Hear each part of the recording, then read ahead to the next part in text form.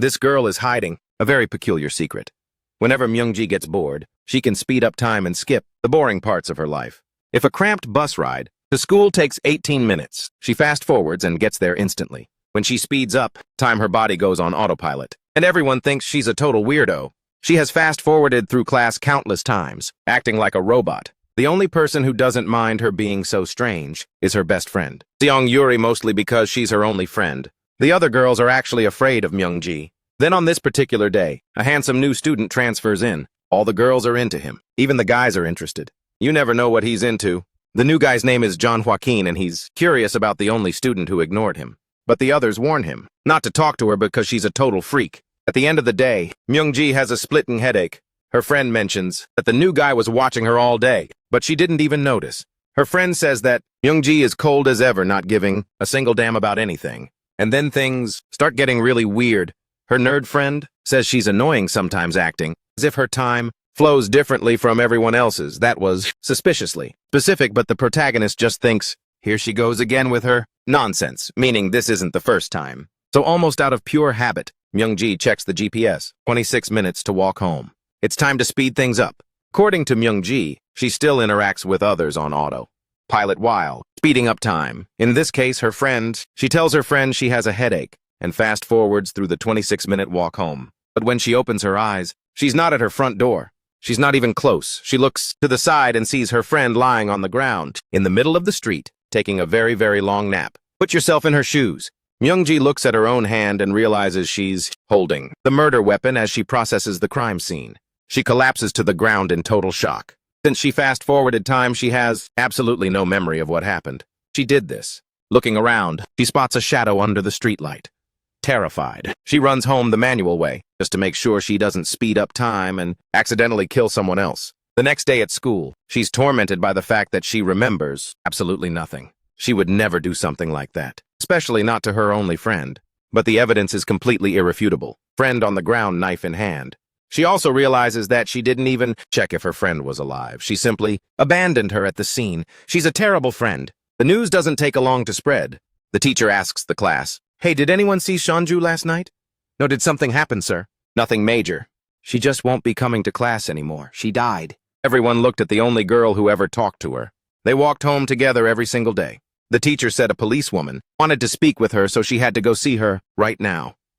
Everyone wondered why, and the new student was also very intrigued. A detective arrives at the school to talk to the victim's only known associate. She introduces herself as Detective Myung from the Violent Crimes Division. She asks if they were close, if they walked home together, if they lived nearby, and if she saw who killed her. The detective knows that Myungji's route passes right by the crime scene, so she gets straight to the point. "Where were you?" "Last night at 10 p.m. Now what, lie or tell the truth?" Myungji's brain is trying to calculate the best move, but she's screwed either way. Suddenly, the new student shows up and says that at 10 p.m. yesterday they were together.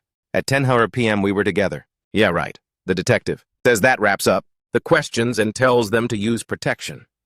Her look says she didn't buy it, but she leaves without asking more. Now, why did the new guy lie out of nowhere to save her Junho? Kim doesn't waste any time. He tells her it must be very frustrating to fast-forward time and remember absolutely nothing of what happened. And he doesn't just know her secret.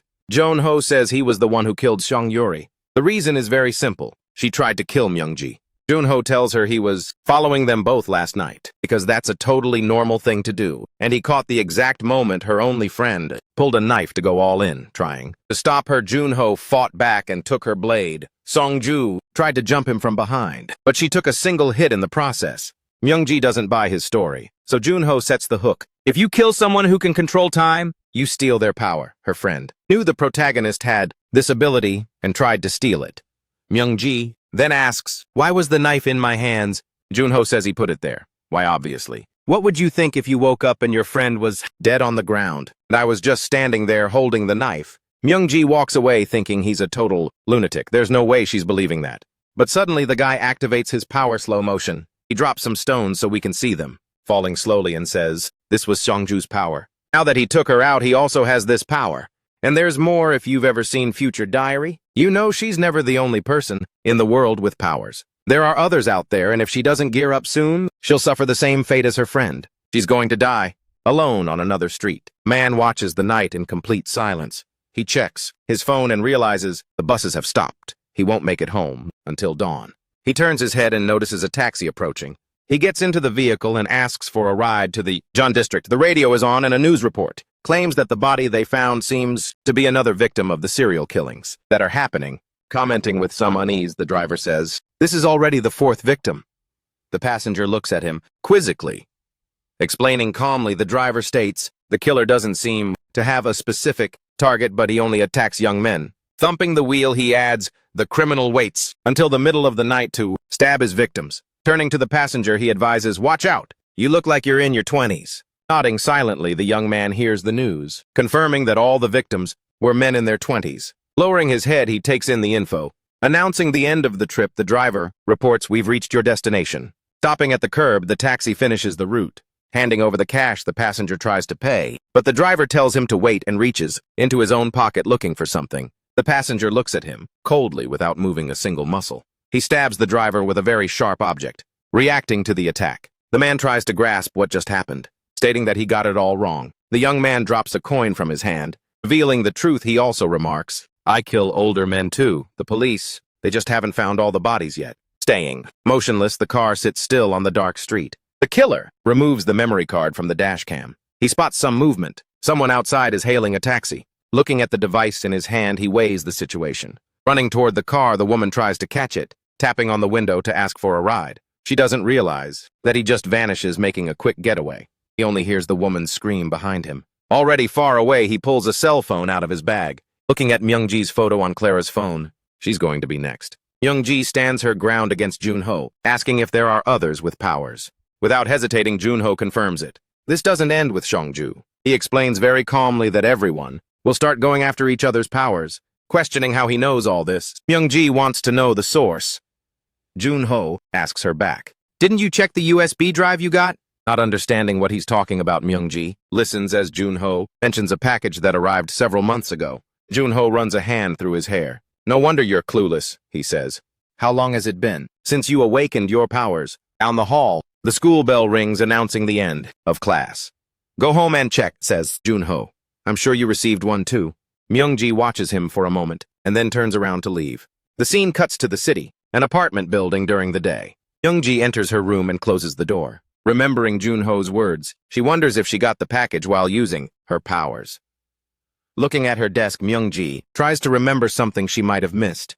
She grabs a box and starts searching through it. She finds a USB drive and wonders if it's the one Junho was talking about. Connecting the device to her computer, she clicks on the video file. Soul.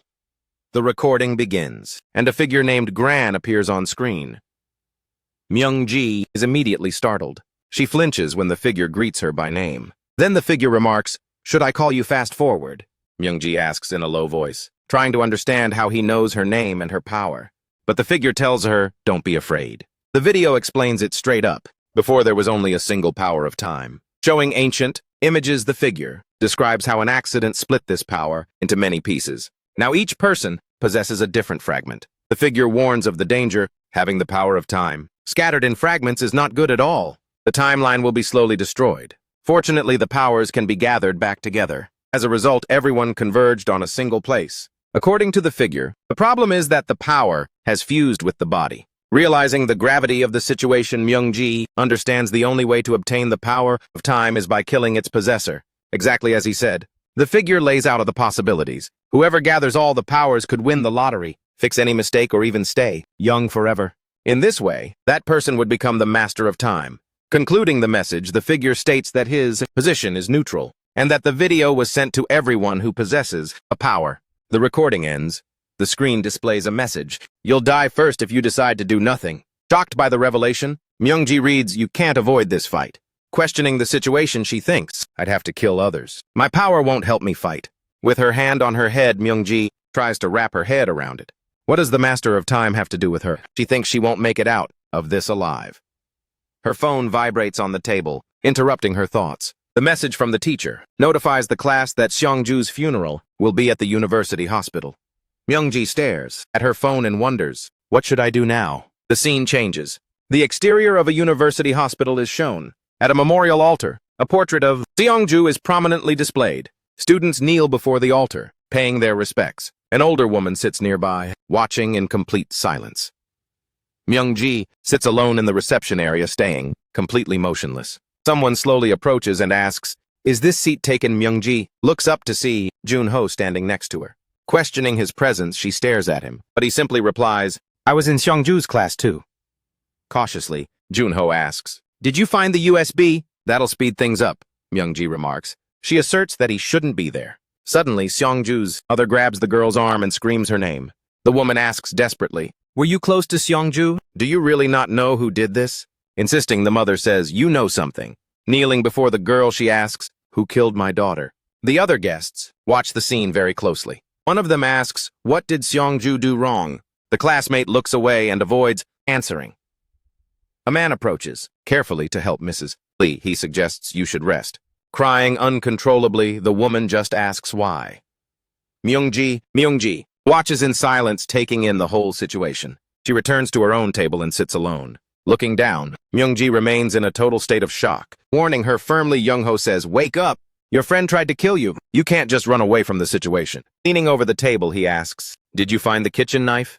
With concern, Myung-ji reacts to what he just said. Myung-ji tries to back away quickly, denying it, but he confirms his question. Looking away, she quietly repeats, "The knife." Opening his backpack without hesitation, Jung-ho reveals the object. "I have it," Jung-ho says. He informs her, "I wiped your prints." Fingerprints. "You'll be arrested if the police find the knife. Your sentence would be lighter since you're a minor." He asks directly why. She asks, looking at him intensely. Myung-ji asks him point blank, "What do you want from me?" He responds, "It's obvious." Calmly wiping his mouth, Jung-ho invites her, "Go out with me."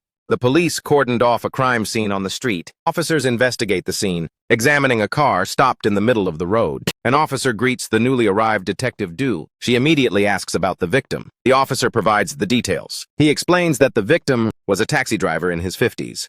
The man was still alive when the call came in, but died in the driver's seat shortly after. Detective Du questions the reason for her presence, reminding them that she's on another case and that the perp still hasn't been caught. Her colleague mentions the progress, states that the autopsy has been completed, reveals the connection: the victim was killed in the exact same way as the student in her case. The detective processes the new info, staying silent for a moment, then concludes firmly it's a serial killer. Myung-ji questions the offer, wondering about the idea of them dating. Jung-ho clarifies calmly, "It's just the best excuse I could find to keep us together." Myung-ji tries to back out, saying, "I don't want to do this," but he reminds her, "Others might come for us again." Jung-ho declares his intentions. "I don't care about becoming the master of time. I just want to survive just like you." Myung-ji shoots him a very serious look. "You killed Seong-yu," she reminds him. She recalls the incident, how he brought the knife to the scene. Understanding the situation, she realizes that if she does nothing, he'll just keep dragging her into all of this. She looks him in the eye. "How can I trust you? How do I know you're not lying when I know absolutely nothing about you?" Jung-ho watches her in silence, remaining motionless for a moment. With a slight smirk, he breaks the silence. "It is hard to trust me." He nods. "Give me your hand so I can find out." Suspiciously, the girl asks, "What are you trying to do?" He takes her hand across the table, making contact. Reacting to the touch, Myung-ji feels her power activating. She sees the impossible numbers floating above everyone's heads in the hallway. Looking around, she asks, "What is that?" Jung-ho explains matter-of-factly, "When I touch people, I can see how long they've lived in numbers. It's like the timeline of a video," he compares. "I can show this to anyone I touch." Jung-ho continued to explain. "When I joined the class, I saw that most of the students had the numbers I expected." He looked away for a moment, remembering something. In a flashback, he saw her in the classroom. She had lived less than 16 years, even after repeating a year. At that moment, he realized that the girl had the ability to fast forward time itself. An older man interrupts their conversation. He asks Jung-ho to help him move the wreath. Jung-ho asks, "What's that?" Looking under the table, the man asks, "Where's the wreath?" He walks with the young man, pointing toward a door. Myung-ji understands why he approached her, but she still doubts if she can trust him. Looking at the backpack belonging to Jung-ho, she realizes she has no other choice because of the knife. Myung-ji lifts her head from the table. She looks to the side. The entrance where Jung-ho had gone is completely empty. She grabs the backpack he left behind. She gets up from the table. Clutching the bag against her chest, she heads toward the exit, thinking she could get rid of the knife. In the hallway, she decides she first needs to wipe her fingerprints. Right then, she bumps into someone. She watches as the backpack slips from her arms upon impact. She sees the contents scatter all over the floor. She looks at the fallen objects. She bends down to pick everything up and apologizes. "Don't worry, I'll get it myself," she says. But Detective Do calls her by name while staring at Myung-ji. Myung-ji asks, "What are you doing here, detective?" She hears that. She came to offer condolences regarding the case. Then she asks, "Why are you shaking so much?" Myung-ji clenches her fist tightly. The detective observes the gesture for a few moments. Then she picks up Jong-ho's student ID and examines it. Holding the card, she states, "This backpack doesn't belong to you." Myung-ji shoots her an anxious look. The woman orders, "Step aside." But the young girl insists on grabbing her things. So the detective says, "I'll help you." She takes a slight step back. The woman's hand slides toward the backpack on the floor. She picks up the fallen backpack and stands up. Holding the backpack, she offers the bag to Myung-ji. The young girl takes back the backpack and says thank you. She feels the touch of Jong-ho on her shoulder coming up from behind. The young man asks, "My backpack." Myung-ji turns to look at him.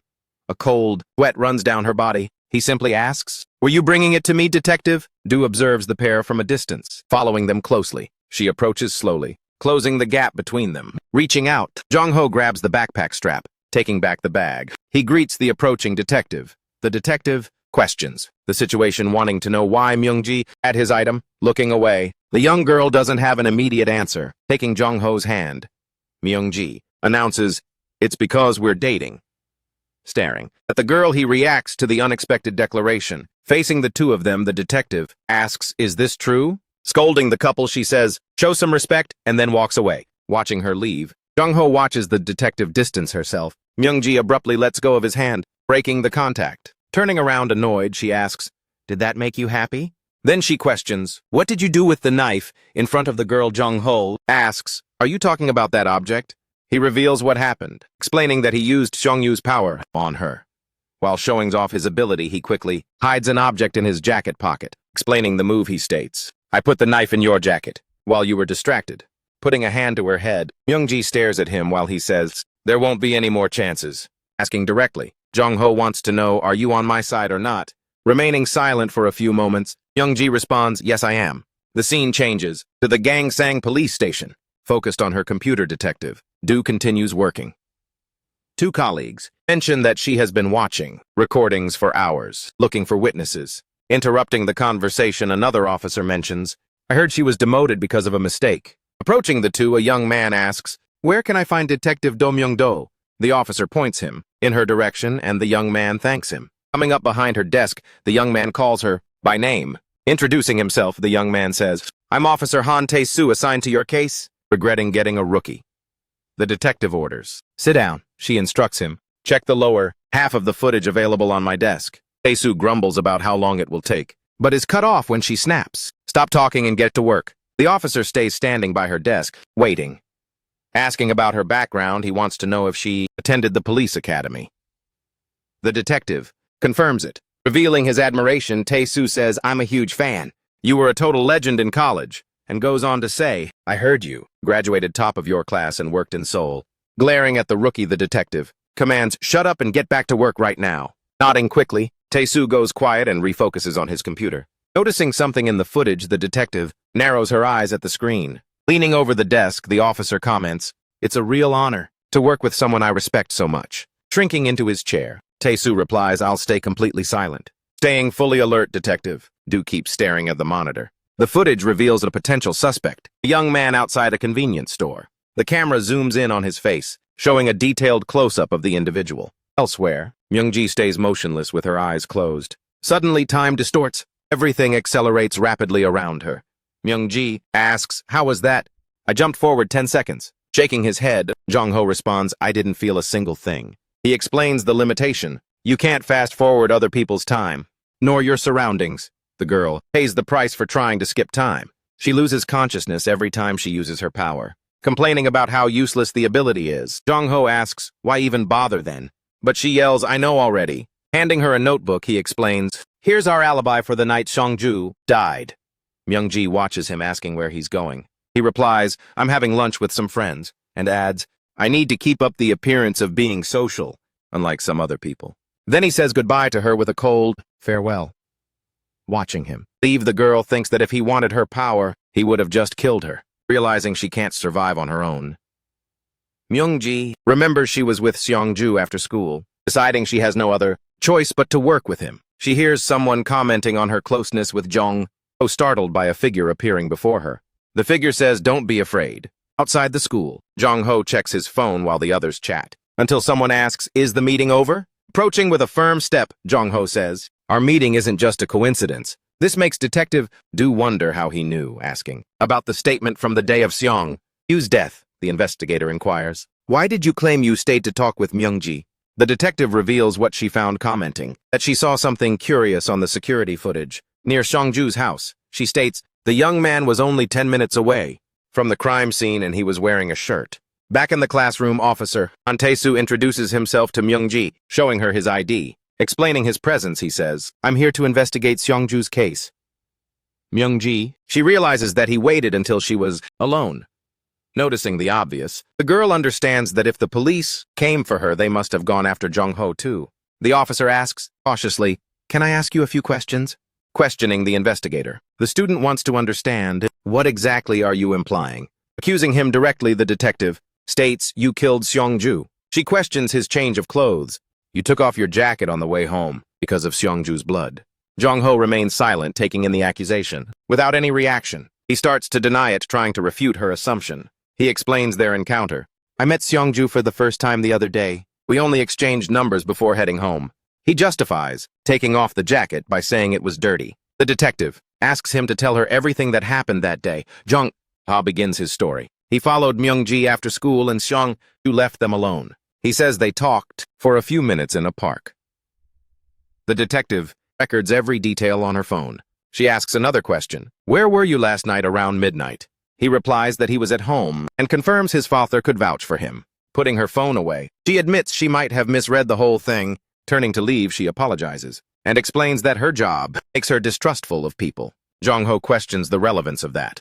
The question about midnight has nothing to do with Seong-Ju. Thanking him for his cooperation, the detective leaves without looking back at all. Continuing on her way, she leaves Jong-ho standing in the exact same spot. Getting into the car where Officer Tae-soo Ham is waiting, Detective Do focuses back on the case. She asks what Myung-ji said. Officer Tae-soo Ham replies that there was nothing suspicious. Comparing her notes with those on her phone, she puts the two testimonies side by side. He comments on her handwriting. The officer is told to shut up once again. The officer suggests that the stories match, and maybe she was wrong, but the detective insists that something doesn't quite add up. She explains the procedure. It's common for some parts to overlap during a cross-examination. But after a deeper analysis, she asks, "How can the words and the sequence used by both of them be so similar?" Falling silent for a few moments, Officer Ham can't find an immediate answer. Concluding her reasoning, the detective states they coordinated their stories before talking to the police. Recalling every detail, she remembers that Myung-ji seemed more shocked than relieved when she approached to help her.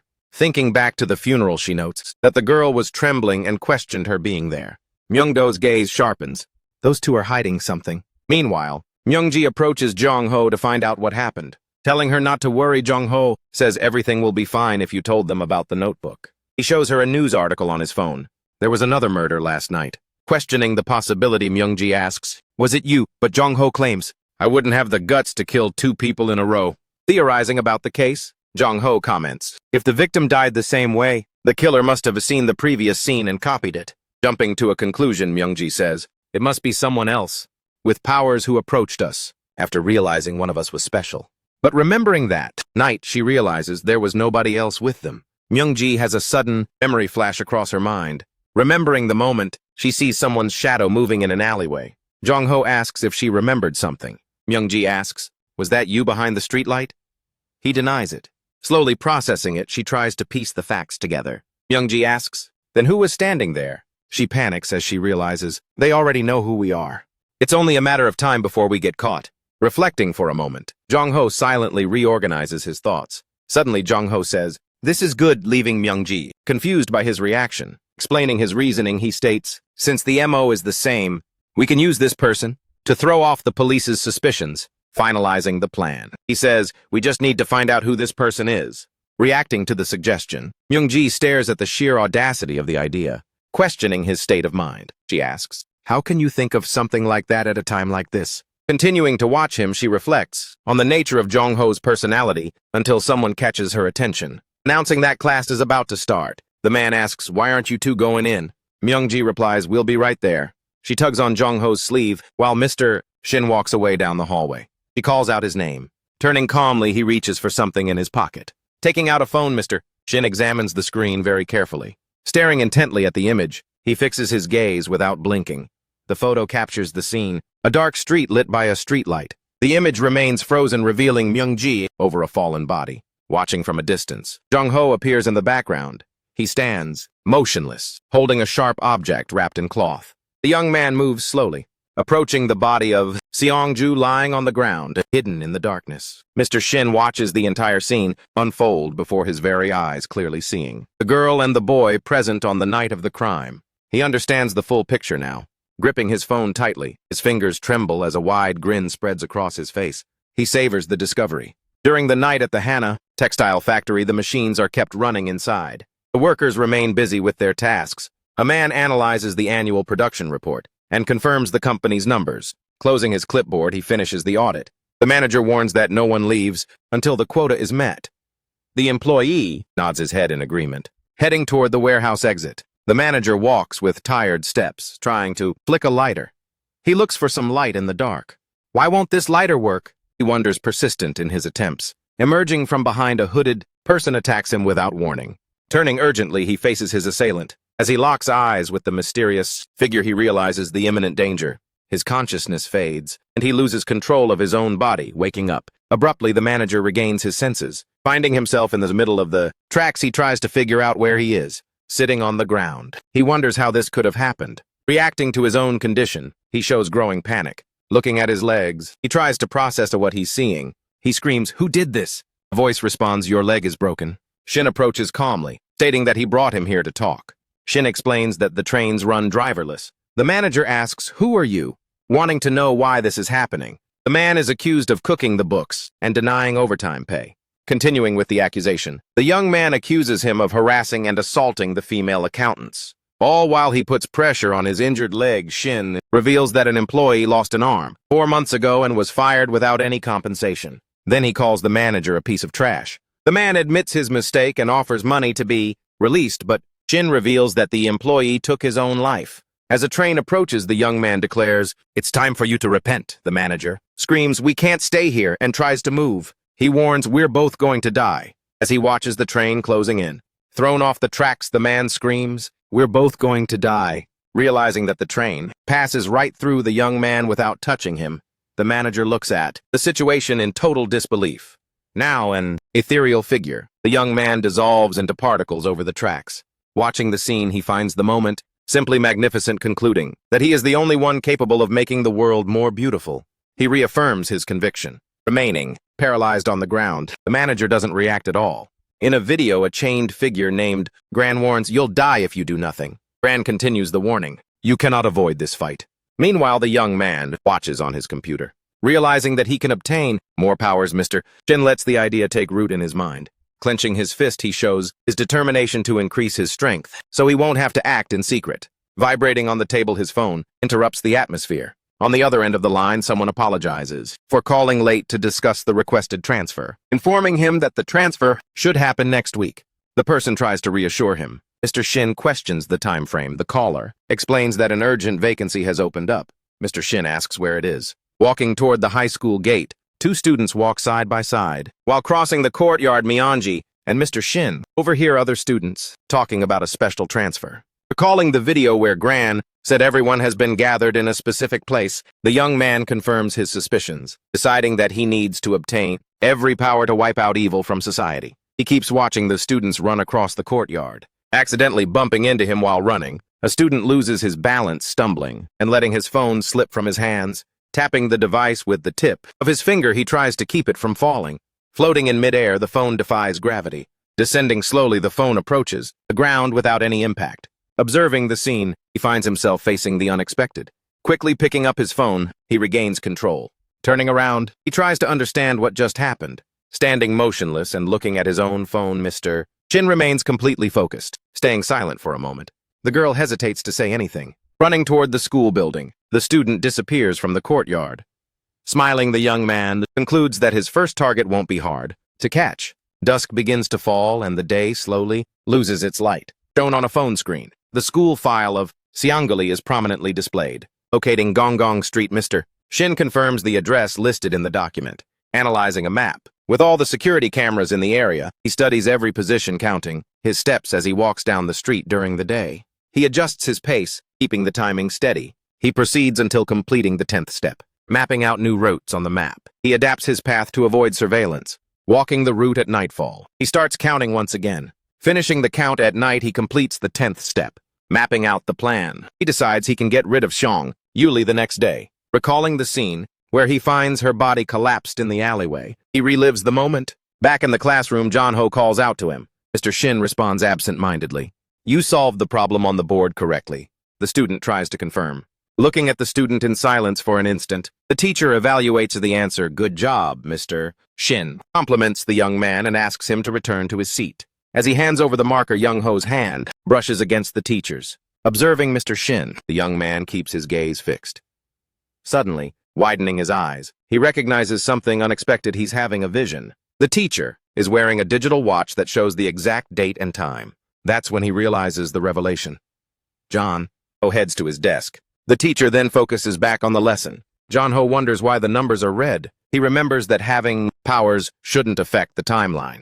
He looks at the digital clock behind the teacher and then checks his own wrist. Noticing a change, John Ho wonders if the teacher just used his power. He notices that only the seconds remain red and tries to understand the pattern with his special vision. John Ho tracks the passage of time. He realizes that the teacher's timeline changes every 10 seconds, identifying a repeating pattern.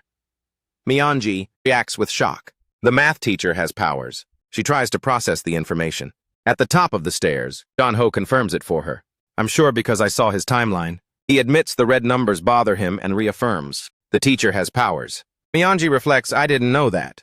They're all being gathered here just like in the video. She considers it a good thing that they discovered the powers, believing that this way they can prevent it. Turning toward her, John Ho asks, how should we kill Mr. Shin?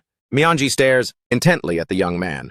He suggests that the teacher's power is linked to a 10-second interval. Stopping him before heading downstairs, she asks, how are we going to find that out? Why do we need to take it that far? She questions. John Ho replies, it's because Mr. Shin has powers. Myeonji argues, we don't need to kill him to get the powers. He claims that's the most obvious thing to do, explaining that everyone starts with just one power. John Ho continues reasoning, saying that everything becomes more dangerous when someone steals powers and reveals. I have two myself. Myeonji insists, we don't know what kind of person Mr. Shin is. Maybe he doesn't want to fight. She suggests at least try talking to him. John Ho asks, how could we trust him? What if the teacher is evil and tries to kill us first? He reiterates his fear. Myeonji expresses that she doesn't want to take the risk and end up hurt trying to avoid the confrontation. Giving up on the argument, Myeonji says, do whatever you want. She turns around to leave. Walking away, she reminds the young man, you said you weren't interested in becoming the master of time. Turning back again, she asserts, John Ho, do you have the guts to kill everyone and become the master? Heading down the stairs, Myeonji leaves him behind on the landing. Watching her leave in silence, John Ho stands motionless. Inside the classroom, a student comments, I still can't believe it. A flower rests on an empty desk. Other students remember how everyone was laughing together just a few days ago. They mentioned that Seongju's mother passed out at the funeral, questioning how Myeonji can be doing so well. One of them suggests she's a psycho upon hearing speculation that she might have killed Seongju. Myeonji tries to keep her cool. Standing up, Myeonji walks past the group of students. The group falls silent as she approaches and leaves, discreetly. Stopping in front of the flower on Seongju's desk, she watches for a moment. Resting her head on her desk, Myeonji seeks a bit of refuge. Staying there with her friend's flower by her side, she tries to pull herself together. In a residential neighborhood, life goes on. Myeonji stops in front of a door, in an apartment hallway, and hesitates. Reaching for the doorbell, she thinks about pressing it. Deciding to leave, Myeonji backs away but then stops once more. As a woman walks up the stairs, she sees Myeonji there. Recognizing her, the woman calls her by name. Inside Seonju's room, her mother apologizes. I still haven't cleaned up this place. Telling Myeonji to make herself at home. The woman tries to be kind. Myeonji thanks her. Left alone, in the room after the door closes, Myeonji looks around. Sighing, she finally mutters, I really did come all the way here. Approaching the desk of Seongju, she examines the objects on it. Picking up a photo strip that shows her with her friend Myeonji, holds the captured memory. She remembers how Seon-yu had forced her to take that photo, even after she refused, and as she relives, the memory a tear falls onto the photograph, staining its surface. Crying, she says it wasn't fun at all. Wiping her tears, she says, "I need a tissue." Taking a tissue from the box on the shelf, Myung-ji tries to recover her composure. Upon seeing a USB drive next to the box, she feels a jolt of surprise. As she picks it up, she realizes that it's exactly like the USB drive she received herself. Holding the object in front of the bookshelf, Myung-ji tries to make sense of what she found. Locking her eyes on a specific volume, titled The Rift in Time, she keeps her gaze fixed. Her curiosity grows as she stares at the book. Pulling the volume off the shelf, she prepares to open it. Flipping through the contents, Myung-ji lets the pages run through her fingers. Her eyes widen at what's written and she gasps. The book turns out to be a diary, full of detailed notes and research about her, exposing secrets. Staring intensely at the information, Myung-ji absorbs the shocking discovery. Walking outside now, she realizes she had it wrong the whole time. Deciding she can't just sit idly just because she doesn't want to fight. Myung-ji understands that the thirst for more power doesn't just go away. Considering the possibility that Seon-ju might have been one of those people, she questions everything. Concluding that she can't trust Mr. Shin either, she reevaluates her thoughts. Continuing on her way, Myung-ji regrets being so harsh with Junho the day before. Wondering if she should apologize to him, she weighs her actions while she's suddenly grabbed by a hooded figure in a dark alley. Myung-ji loses control of the situation. A masked figure advances without hesitation, moving closer to her. Myung-ji watches, the scene oblivious to the danger surrounding her. The assailant's silhouette is projected on the ground. Upon seeing another masked figure running, the girl is alarmed. She turns to escape, trying to flee the threatening presence. The masked figure, watching every move, follows her lead. She turns her head and asks, "What's going on?" Recognizing the figure in front of her, Myung-ji calls out to him, "Mr. Shin." He remains motionless, staring at the girl in silence. She looks away, trying to gather her thoughts. He holds a wrapped object in his hand, keeping a close eye on his surroundings. The words of Junho about the professor echo in her mind. They come back as a warning. She hesitates for a second. She weighs her options and decides she needs to get out of there. Myung-ji takes off running. Running with her heart pounding, she thinks, "I need to get to the main road where there are more people." As she runs at full speed, a cloth is suddenly shoved in her face. Grabbing her from behind, Mr. Shin presses the cloth against her mouth. In shock, she remembers that he was far away just a few moments ago. She starts to fade out while trying to figure out how that was even possible. Feeling an intense pain in her head, Myung-ji completely loses consciousness. Upon waking up, Myung-ji tries to get her bearings. She finds herself sitting in a chair at the top of a building under construction, struggling to breathe. Noticing she's tied up, her body trembles. "Don't move suddenly or your headache will get worse," Mr. Shin warns. He explains that abrupt movements will cause her great discomfort. Keeping his voice calm, she asks where they are. Mr. Shin replies that it's a construction site near Seong-ju's house, a quiet place for them to talk. The professor says there's much to discuss, mentioning they both possess powers. Myung-ji asks, "Was it you watching me that night? And did you also kill the taxi driver?" He confirms it. Mr. Shin answers without hesitation, "Those people were better off dead." He recalls an old scene, visualizing a drunk taxi driver. He remembers another moment, a taxi driver arguing with a passenger over a fare. Too much. He also mentions a case of premeditated domestic violence, explaining that the police had no evidence to take action. The law can't help the victims of the pain caused by these people, he firmly asserts. "Shouldn't someone step in to stop them?" he asks, showing his distress. He concludes that he only does what needs to be done with the powers he has. Finishing his reasoning, Myung-ji listens to everything in silence. While still tied to the chair, she realizes that the tape is loose and sees an opportunity to break free. Deciding to buy some time, she observes his every move. Mr. Shin unfolds a piece of paper, revealing a handwritten letter. Myung-ji reacts as she recognizes her own handwriting. It's a suicide note about Seong-ju's death. He asks rhetorically, "Doesn't the handwriting look identical to yours?" No one will find anything suspicious. "You've always had so many problems," he mentions, realizing that he plans to fake a suicide. Myung-ji's blood runs cold. Trying to stop him, she pleads, "Wait a minute, listen to me." Mr. Shin reaches into his coat pocket while keeping his eyes locked on her. He pulls a cell phone out of his pocket and holds the device up in front of her, showing the time on the screen. He unlocks the phone effortlessly. Mr. Shin suddenly appears behind her. Myung-ji asks, "What are you doing?" He types a message and says, "I'll take this chance to get rid of that rude brat as well." Sending the location, he says, "The boy will understand once you're dead." Grabbing the chair, he starts dragging her while Myungji begs him to stop. Myungji yells, "I don't give a damn about the powers. I'll die if this continues at trying to get him to back off." Then a message from Young-ho Kim arrives. The text asks, "Is it time?" Concentrating with all her strength, Myungji prepares to take action at that very instant. Ripping the tape off her wrists, she creates the opening she needs. Breaking free from her restraints, she gasps for air. Pushing herself back with the chair, she shoves the professor and falls off the building. Falling into the void, she reaches out her hand toward him while thinking about her powers. At the edge of the building, Mr. Shin smirks and declares, "I'll use your powers to transform the world into a better place." Plummeting from the building, Myungji felt the wind tearing around her. As she fell, she wondered if she would really die like this. Extending her hand, she cried out, "I don't want to die, I'm scared." A shout called to her, making her look up.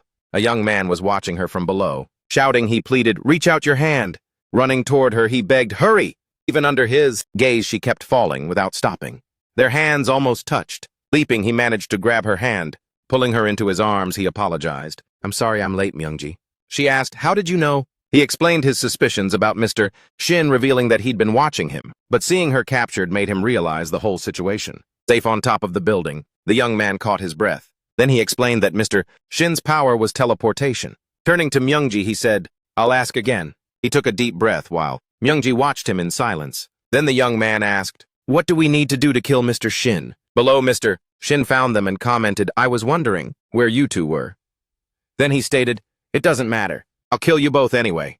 The young man simply declared his power has many flaws, even under Mr. Shin's cold stare. He remained calm, calling Myungji closer. He told her, "Listen very carefully," and explained, "The place where you passed out is about 100 meters from the construction site. Mr. Shin carried you all the way there. Plus, he didn't reach the top floor in one go." Revealing the pattern, he continued, "Mr. Shin used his power every 10 seconds to climb up. He can only use the ability every 10 seconds, limited to a short distance." The young man concluded, "The enemy's power has at least 2 weaknesses." Myungji asked, "A cooldown power?" He confirmed. "My guess about the 10-second window was spot on." Smiling, Mr. Shin simply kept a calm expression. Then he began to laugh out loud. The girl's gaze was fixed on him. The young man was also watching him. Mr. Shin admitted, "You're a sharp one." Having been found out, he challenged him, "Come at me." The young man analyzed the situation, noticing that the enemy wasn't showing any signs of being nervous. Turning toward Myungji, he tried to say something, but the girl suddenly collapsed to the ground. Catching her, the young man realized the drug's effects hadn't worn off yet. The young man glared at the enemy, then charged alone at Mr. Shin. Mr. Shin watched him approach with a relaxed smile. Reaching out his hand, the young man thought, "I just need to touch him to slow him down." But when he tried to grab him, Mr. Shin dodged the attack. Taunting him, Mr. Shin said, "All talk."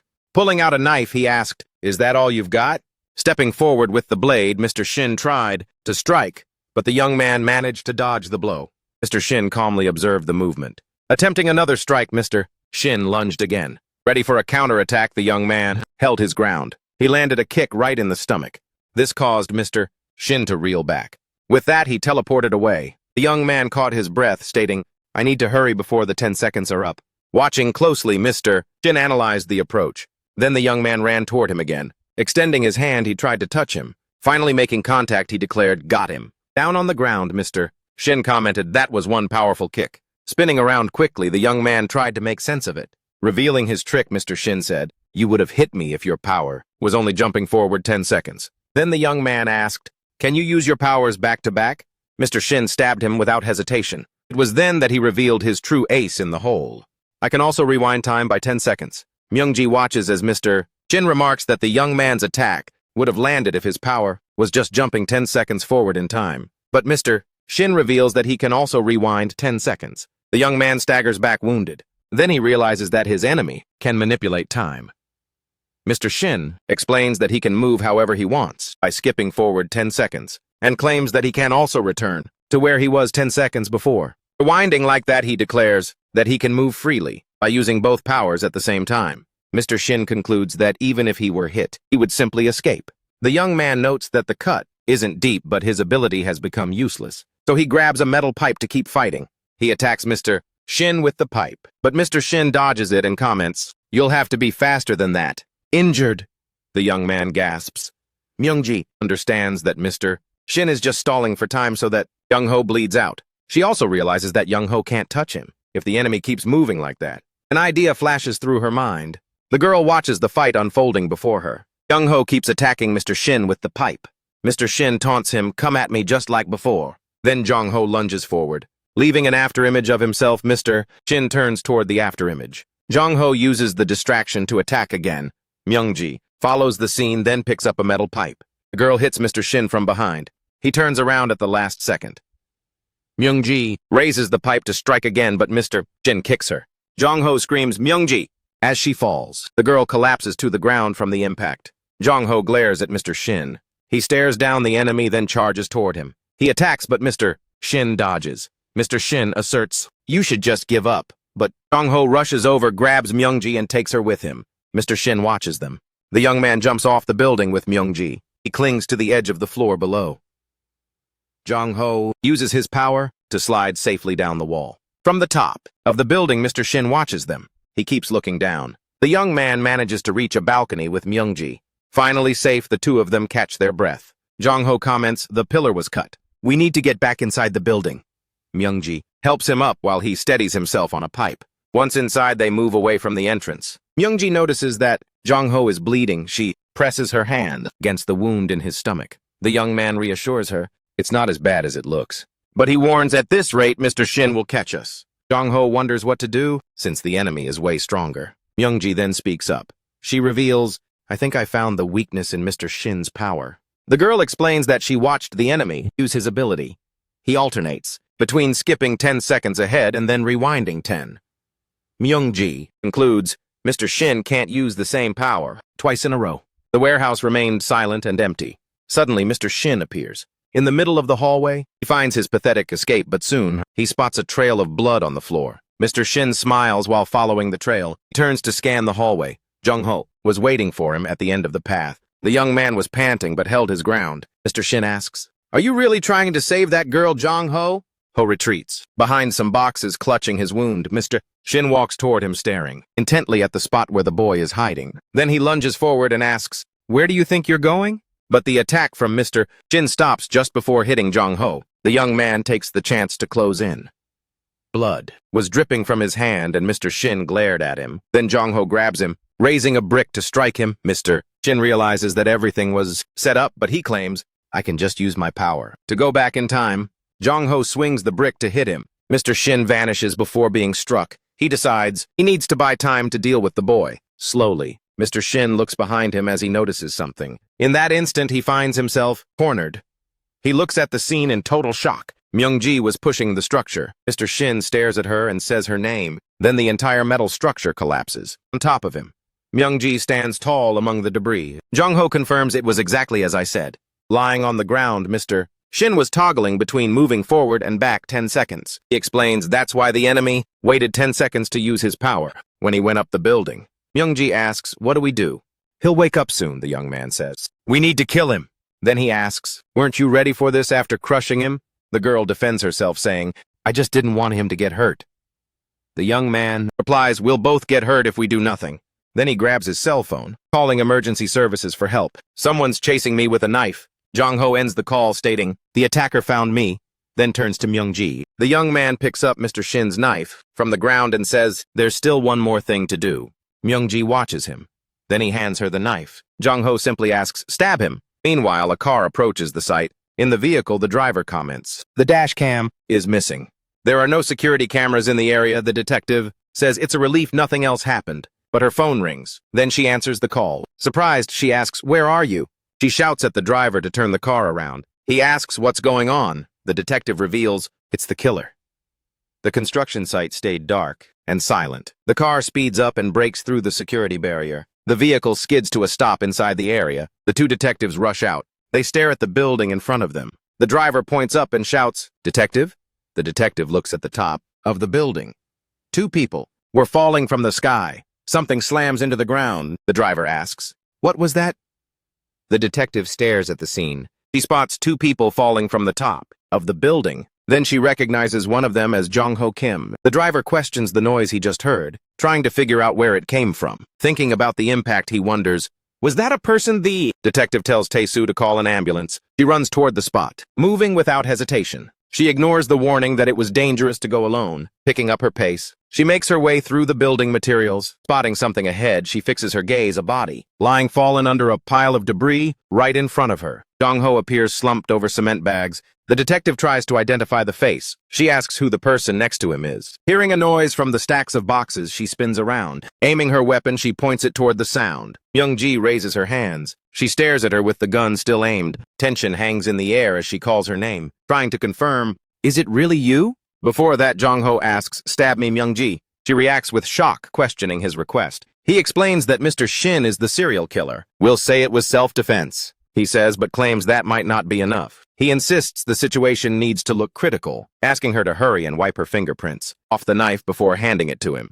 Holding the knife in her hands, Myung-ji hesitates silently, looking away, trying to decide, exchanging glances for a moment. Both remain motionless. Dropping the knife, she refuses to obey. She tries to comfort him, saying, "I get what you're saying, and I know it must be frustrating." But she steps back, stating, "I don't want to hurt another person, just so I can live." Watching her, Jong-ho stays silent, smiling shortly after. Breaking the tension, he reveals, "That's why I decided to join you." He simply asks for her help. Starting to move on the ground, Mr. Shin tries to get up. Grabbing the knife, Jong-ho walks toward the balcony. Myung-ji watches him move forward, looking toward the top of the building as he assesses the situation. The view from above reveals the height of the fall. Myung-ji asks what he's going to do. She watches as the young man leans over the body. Lifting the body off the ground, he throws it over his shoulder. This catches her by surprise. In the distance, a car's tires screech as it approaches the scene. Turning back to Myung-ji, he tells her, "Pay attention." He explains the story. "We'll say we fought with Mr. Shin and fell, not knowing the reason for the attack." He asks if she understood. Myung-ji asks, "What are you doing?" With the body on his back, Jong-ho leaps from his building, gaining momentum. Falling together, the two of them plummet. Myung-ji watches the scene, looking down during the fall. He fixes his gaze on the approaching ground. From the ground, the two detectives look up. A huge amount of cement appears, scattered on the floor. Jong-ho and the other body hurtle through the air. Hitting the ground with a thud, the bodies stop falling. In front of the medical center, an ambulance was waiting. Lying on a stretcher, Jong-ho says, "I'll be fine, don't worry." Saying goodbye, he tries to reassure them. "I'll see you later." Nodding silently, Myung-ji watches him as he's taken away. Approaching quickly, a paramedic calls out, "Step aside." The detective informs Myung-ji, "You can leave once your guardian arrives." She warns her, "Don't leave town. You're not out of the woods yet." Rushing over to the detective, Tae-soo talks about Mr. Shin. He describes the report, revealing that the cause of death was blunt force trauma, likely sustained during the fall, reprimanding her partner. The detective tries to keep the situation under control. "Don't say that in front of other people." Turning to Detective Do, he says, "We need you at the front desk." The detective suggests she go to the restroom first. "Your family will be shocked to see you," she comments, pointing the way. The restroom sign indicates the direction. In the hospital restroom, Myung-ji stands still in front of the sink. She realizes that Mr. Shin really is dead. She processes the shock, and that meant Jong-ho had taken his powers. If that were the case, he now possessed 3 powers. Leaving the restroom, she wonders if that was okay, but realizing she forgot her phone by the sink, she stops dead in her tracks. Turning back, she admits to herself she was spaced out. Suddenly, time all around her begins to rewind. Shocked, she asks what just happened.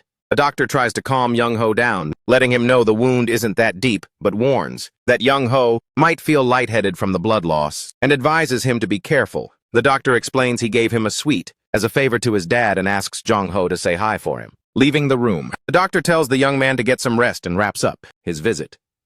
Sitting on the bed, Jong-ho sighs and says that Mr. Shin's case is officially closed. He wonders if he should give the power a try. As he sizes things up, deciding to skip forward 10 seconds, he tests it out, but nothing happens and he wonders what went wrong. Getting up, he tries to figure out how to use his power, newly acquired. Looking for a sign, he has a sudden epiphany and focuses his gaze. The image of Mr. Shin's body, trapped under the rubble, flashes vividly in his mind. Realizing something, he whispers Myung-ji's name. In the hallway, the girl finds herself back outside the bathroom and wonders what the hell happened. Realizing this is Mr. Shin's power and that Jong-ho didn't take it, she takes a deep breath. Staring blankly ahead, she tries to wrap her head around it. She remembers that the only way to get the power of time is by killing the person who has it and faces the truth. Standing in front of the mirror, she realizes what's gone down. This means she had killed the math teacher. Shaken by the revelation, she stumbles back, dragged out of the bathroom by the power itself. She loses her footing. She wonders why the power seems to have a mind of its own while trying to sense its flow. Suddenly it clicks and she looks down the hall, starting to get how the time power really works. She puts the pieces together. Finally figuring out how to use it, she tests her own control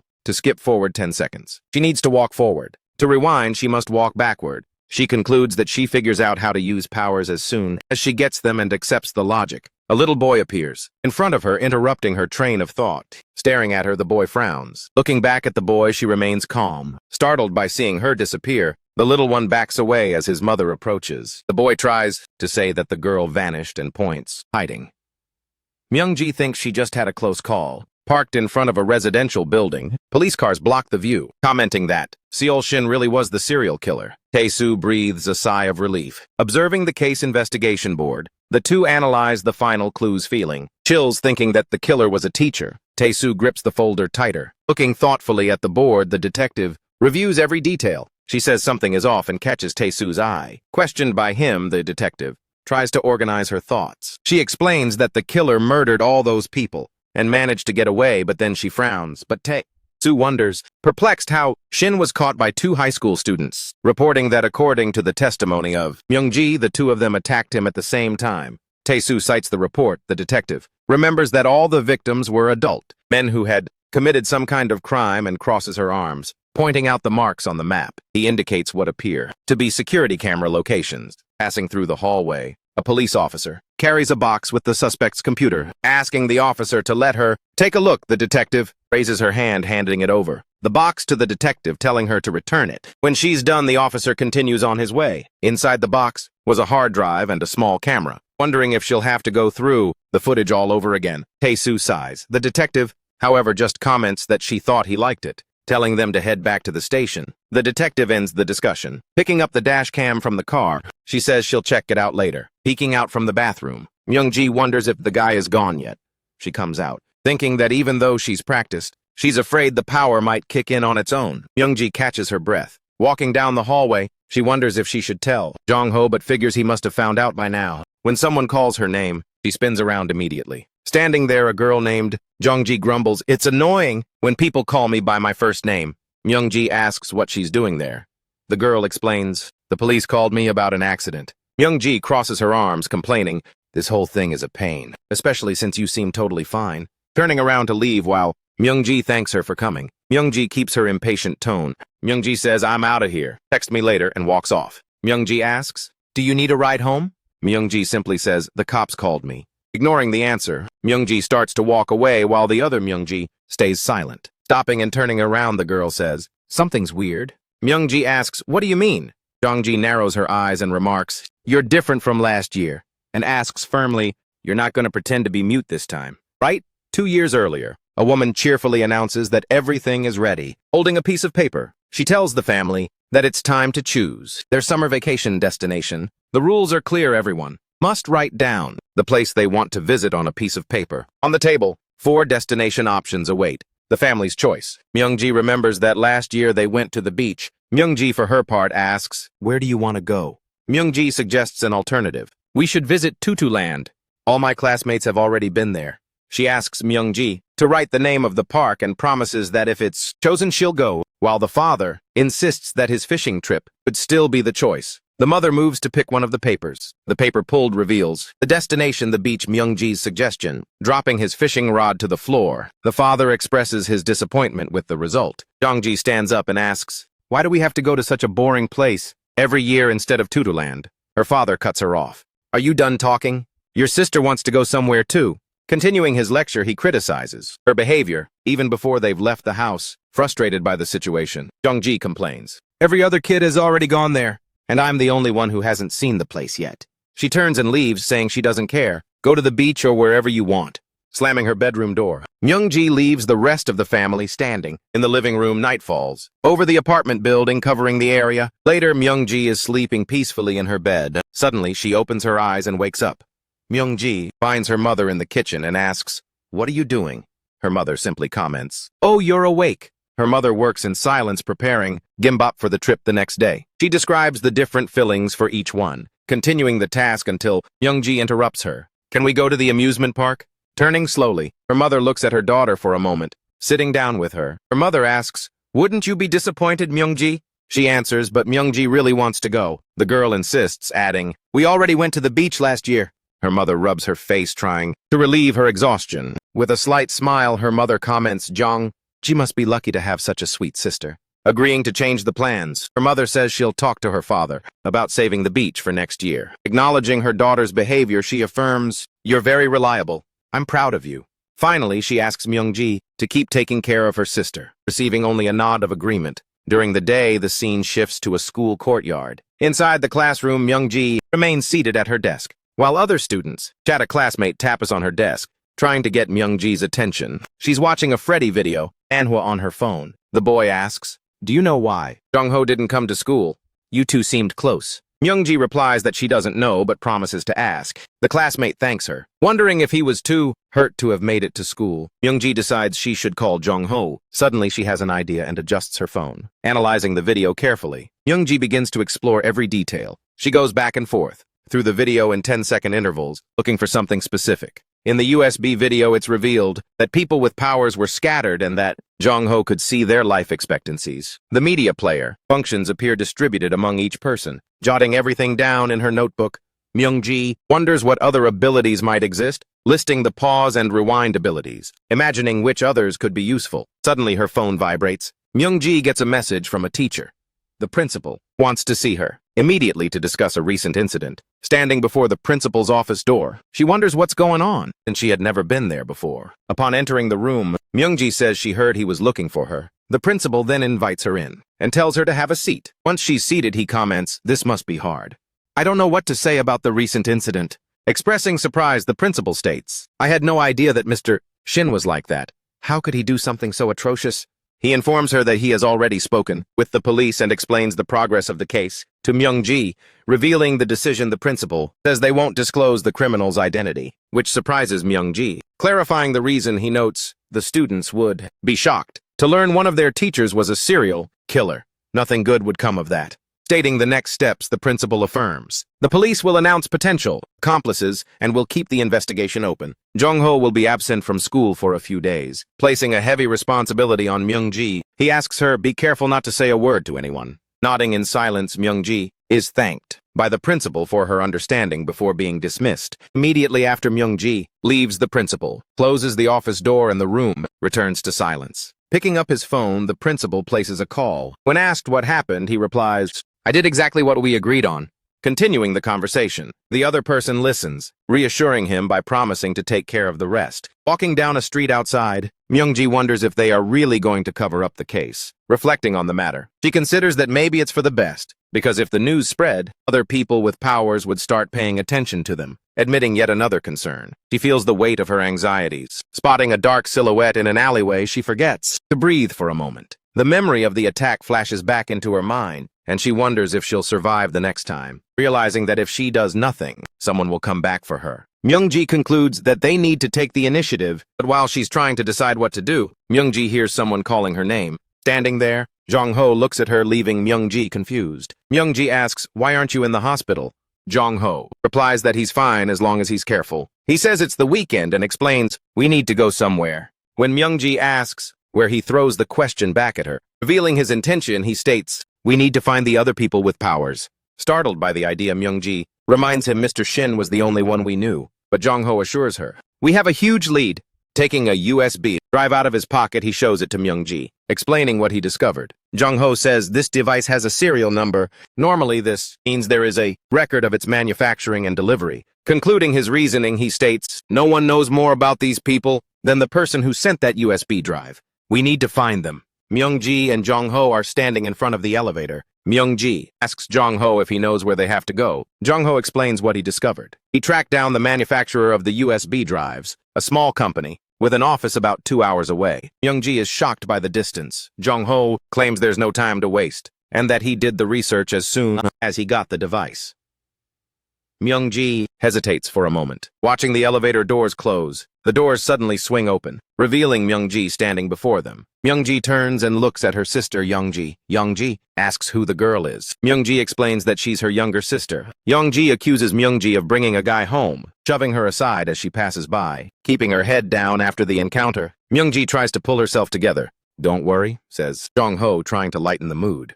Jong-ho comments that the two probably don't get along. Myung-ji, while typing in the door passcode, explains that they had a massive blowout. Once inside the house, Myung-ji asks what the plan is. For when they reach the company, she argues that the company won't just spill who they sent the USB drives to, and asks what his strategy is. Suggesting a strategy, Jong-ho proposes that they pose as college students for a while. Myung-ji greets them with a huge smile, adopting a cheerful tone. Sitting at the table, a man asks, "Are you the students who called earlier?" The employee scolds them for coming on a weekend. Myung-ji assures him it's fine since they came at the last minute. He asks if they are there for an assignment. The girl confirms, explaining that the visit is for extra credit. The man explains that the office is small because most of the work is done at the factory, and then continues the conversation. He goes on to say they only verify sales here and net profit before moving forward. Guiding them to a file room, he mentions that the most they do there is print records or track where orders were shipped. Myung-ji asks if there is a list of all products sold. The employee denies it, explaining that they only keep records from the last few months. Intervening, Jong-ho states, "I recently bought a USB drive from the company, and I'd like to see the record for my presentation." Hesitating for a moment, the employee takes a look at the files. Jong-ho stares intensely at the employee's reaction, his focus unwavering, but the man rejects the request, claiming that the records are confidential even if they don't look it. Jong-ho then asks him to explain more about the sales distribution process. The employee agrees, stepping away to retrieve the information. The man leaves the two youngsters in the file room. Jong-ho signals to Myung-ji, who nods. He whispers that she should give the signal when she finds the documents. Jong-ho watches her turn toward the man and asks if she can use the restroom. The plan is a trick. Myung-ji will pretend to go to the bathroom and use her power to rewind 10 seconds in time back to the file room, walking away little by little. The 10-second countdown begins. She turns around as the count continues, getting ready to use her ability before time runs out. Running down the hall, she completes the count and transports back to the file room. Confirming the plan worked, Myung-ji exhales a sigh of relief and rushes toward the filing cabinets. Quickening her pace, opening one of the cabinet doors, she examines the contents. She finds a device with the serial number she was looking for and recognizes the lead. Grabbing a folder, Myung-ji begins flipping through the documents. She finds an order and shipment spreadsheet from 2020 and flips through the pages. Searching carefully, she finds the product code that matches the serial number of the device. Tracing the line on the document with her finger, Myung-ji looks for the corresponding shipping info. Looking back, Jong-ho watches the office entrance. A man enters the premises. He asks Mr. Hong what he's doing. Mr. Hong explains that he is showing a place to some college students. The new arrival asks where the other student is and hears that she went to the restroom, questioning if there's something to hide in his company. The man seems to grow suspicious, punching in the code to open the file room door. Mr. Hong prepares to head in. Opening the door, he peers into the dark room. Stepping into the file room, Mr. Hong finds no one there. Putting a hand to his face, he tries to make sense of it. "I must be really tired," he remarks, noticing an open file cabinet, waiting on a station platform. Myung-ji and Jong-ho wait for the train. "It's already dark," she says, looking around. Jong-ho wonders if they'll catch the last train home. He says he'll stay the night and argues, "Since we've come all this way, we should find the guy." Myung-ji agrees with the suggestion and accepts the idea. Myung-ji explains she didn't tell anyone she'd be out all night. Jong-ho suggests she just give them a call. Heading down the escalator at Sujin Station, she tries to say it's not exactly like that. Myung-ji explains that since they ran into Young-ji earlier, it would be weird to call and tell her. Looking at the girl, Jong-ho tries to understand the situation. "I never imagined this person behind the USB would be in a place like this," he remarks, sharing his surprise. Myung-ji finishes his sentence. "We're out in the boonies." Walking down a dirt path in the countryside, Myung-ji and Jong-ho walk along in silence. Arriving at a fenced-in building, they find what looks to be the old Sojin station. The sign shows a notice. The station was closed on 01/01/2021. Now people must use the new Sojin station. Observing the abandoned site, Myung-ji takes in the scene. Night falls over the small town, covering everything. Sitting in a cafe, Jong-ho uses a laptop while Myung-ji checks her phone. She shows him her phone screen. The only info she got is that the delivery was made to Sojonri. Myung-ji looks out the window, staring at the dark road outside. Turning to Jong-ho, she asks, "Would the person we're looking for really be here?" He replies that he's checking the video from the USB drive. "Maybe we missed something," he remarks, turning the laptop toward her, explaining he boosted the image brightness. She says the picture looks the same and narrows her eyes. Jong-ho points to the bottom right corner of the screen. In the corner, the phrase "authorized personnel only" catches Myung-ji's attention. She wonders what that means. "It's a public place," she concludes. "Nobody would put a sign like that in their house." He says he tried to restore the voice in the audio. "I can't hear a thing no matter how much I crank it up." Jong-ho yawns and concludes, "We'll have to infiltrate the delivery company." Myung-ji nods. "All I hear is static. There'll be tons of people there." Myung-ji reflects it won't be easy. Suddenly she asks, "Do you hear a sound at the end of the video?" She tries to check something, but he responds, "I don't know what you're talking about." Myung-ji puts her hand to her head, trying to remember where she'd heard that sound before. Standing on the station platform, a train that waits. She realizes the source of the sound. It was the train. The scene shifts to the Guangzhou police station. At night, someone tosses a file folder onto the table. Flipping through the file, an officer concludes, "The case ended in a bust." Another officer enters the room. The first officer reflects that all the evidence was rock solid. The newcomer pats him on the back. "Tae-soo, congrats. Your first case was the big one," he says. "It's a bummer that you can't talk about it because of the gag order." "I can't take the credit," Tae-soo states. The other officer invites him to the first company dinner of the year. "I can hold my liquor," Tae-soo claims confidently and smiles. Looking at the female detective, Do, who is still working at her desk. He notices her concentration. "Detective Do isn't joining us," he asks, waiting for an answer. But the other officer cuts in, "Leave her be. She needs to wrap something up," his colleague insists, but Tae-soo has already checked through all the files. Staying at her desk, Detective Do remains, glued to her computer screen. Her gaze stays fixed on the monitor. She watches the video from the USB drive. Grand's image appears on the screen. Detective Do then understands the nature of that power, the ability to jump forward and back 10 seconds. Back at the abandoned station, Jong-ho tells Myung-ji, "You were right." He explains, "The USB arrived around Christmas last year when the station was still open. That's why the sound of the train was recorded." Myung-ji asks, "Did time jump forward during Christmas too?" "Anyway," Jong-ho suggests, "let's hop the fence to investigate." She climbs up and hops over the wire fence. Jong-ho advises her, "Don't feel guilty." Myung-ji doesn't understand what he means. Jong-ho continues, "Knowing you, I'm sure you're blaming yourself for what happened to Mr. Shin," he reassures her. "There's absolutely no need to beat yourself up." "It wasn't your fault," says Myung-ji, nodding silently. Jong-ho lifts her and helps her over to the other side of the fence. She starts to thank him, but he hesitates before continuing. Myung-ji grabs his arm and confronts him. "This time you took the power from Mr. Shin," she says. He explains, "I was only cooperating with you because I didn't see you as a threat, but..." Jong-ho warns, "If you take all the powers, I don't know how your mindset might change." She lets go of his hand. He asks, "Is everything okay over here?" Myung-ji looks around and questions, "Is this really the place? We only came here because of the train sound." Jong-ho asserts, "Either way, we have to find the owner of the USB. This info is valuable." He continues, "If we find out what the powers are and where they're located, we'll basically be the winners." She observes that there are no other buildings nearby. Myung-ji stops and looks at a sign with a circular logo. She shines her phone light on the sign and recognizes the logo from the video. Myung-ji calls out, "Jong-ho, look what I found." She looks up under the starry sky and concludes, "We've come to the right place." Myung-ji points to an arrow on a sign. Jong-ho agrees to keep going, but he's emphatic, "We can't turn back now." Walking along the tracks, Myung-ji comments on the number of signs. Jong-ho observes, "Whoever did this has been busy since January." Myung-ji asks why there are so many signs and ads. They really stand out. Jong-ho finds it weird that someone in neutral territory wouldn't hide their location. He mentions the USB drive left out, so obviously. He concludes they could have simply scratched off the serial number and expresses his distrust. "The reason doesn't matter," says Jong-ho. "The only thing that matters is that they answer our questions," he adds. "I'll kill them if I have to get the truth." Jong-ho asks if Myung-ji knows the game plan and begins the explanation. He explains that they'll use slow-motion playback and 10-second fast-forward.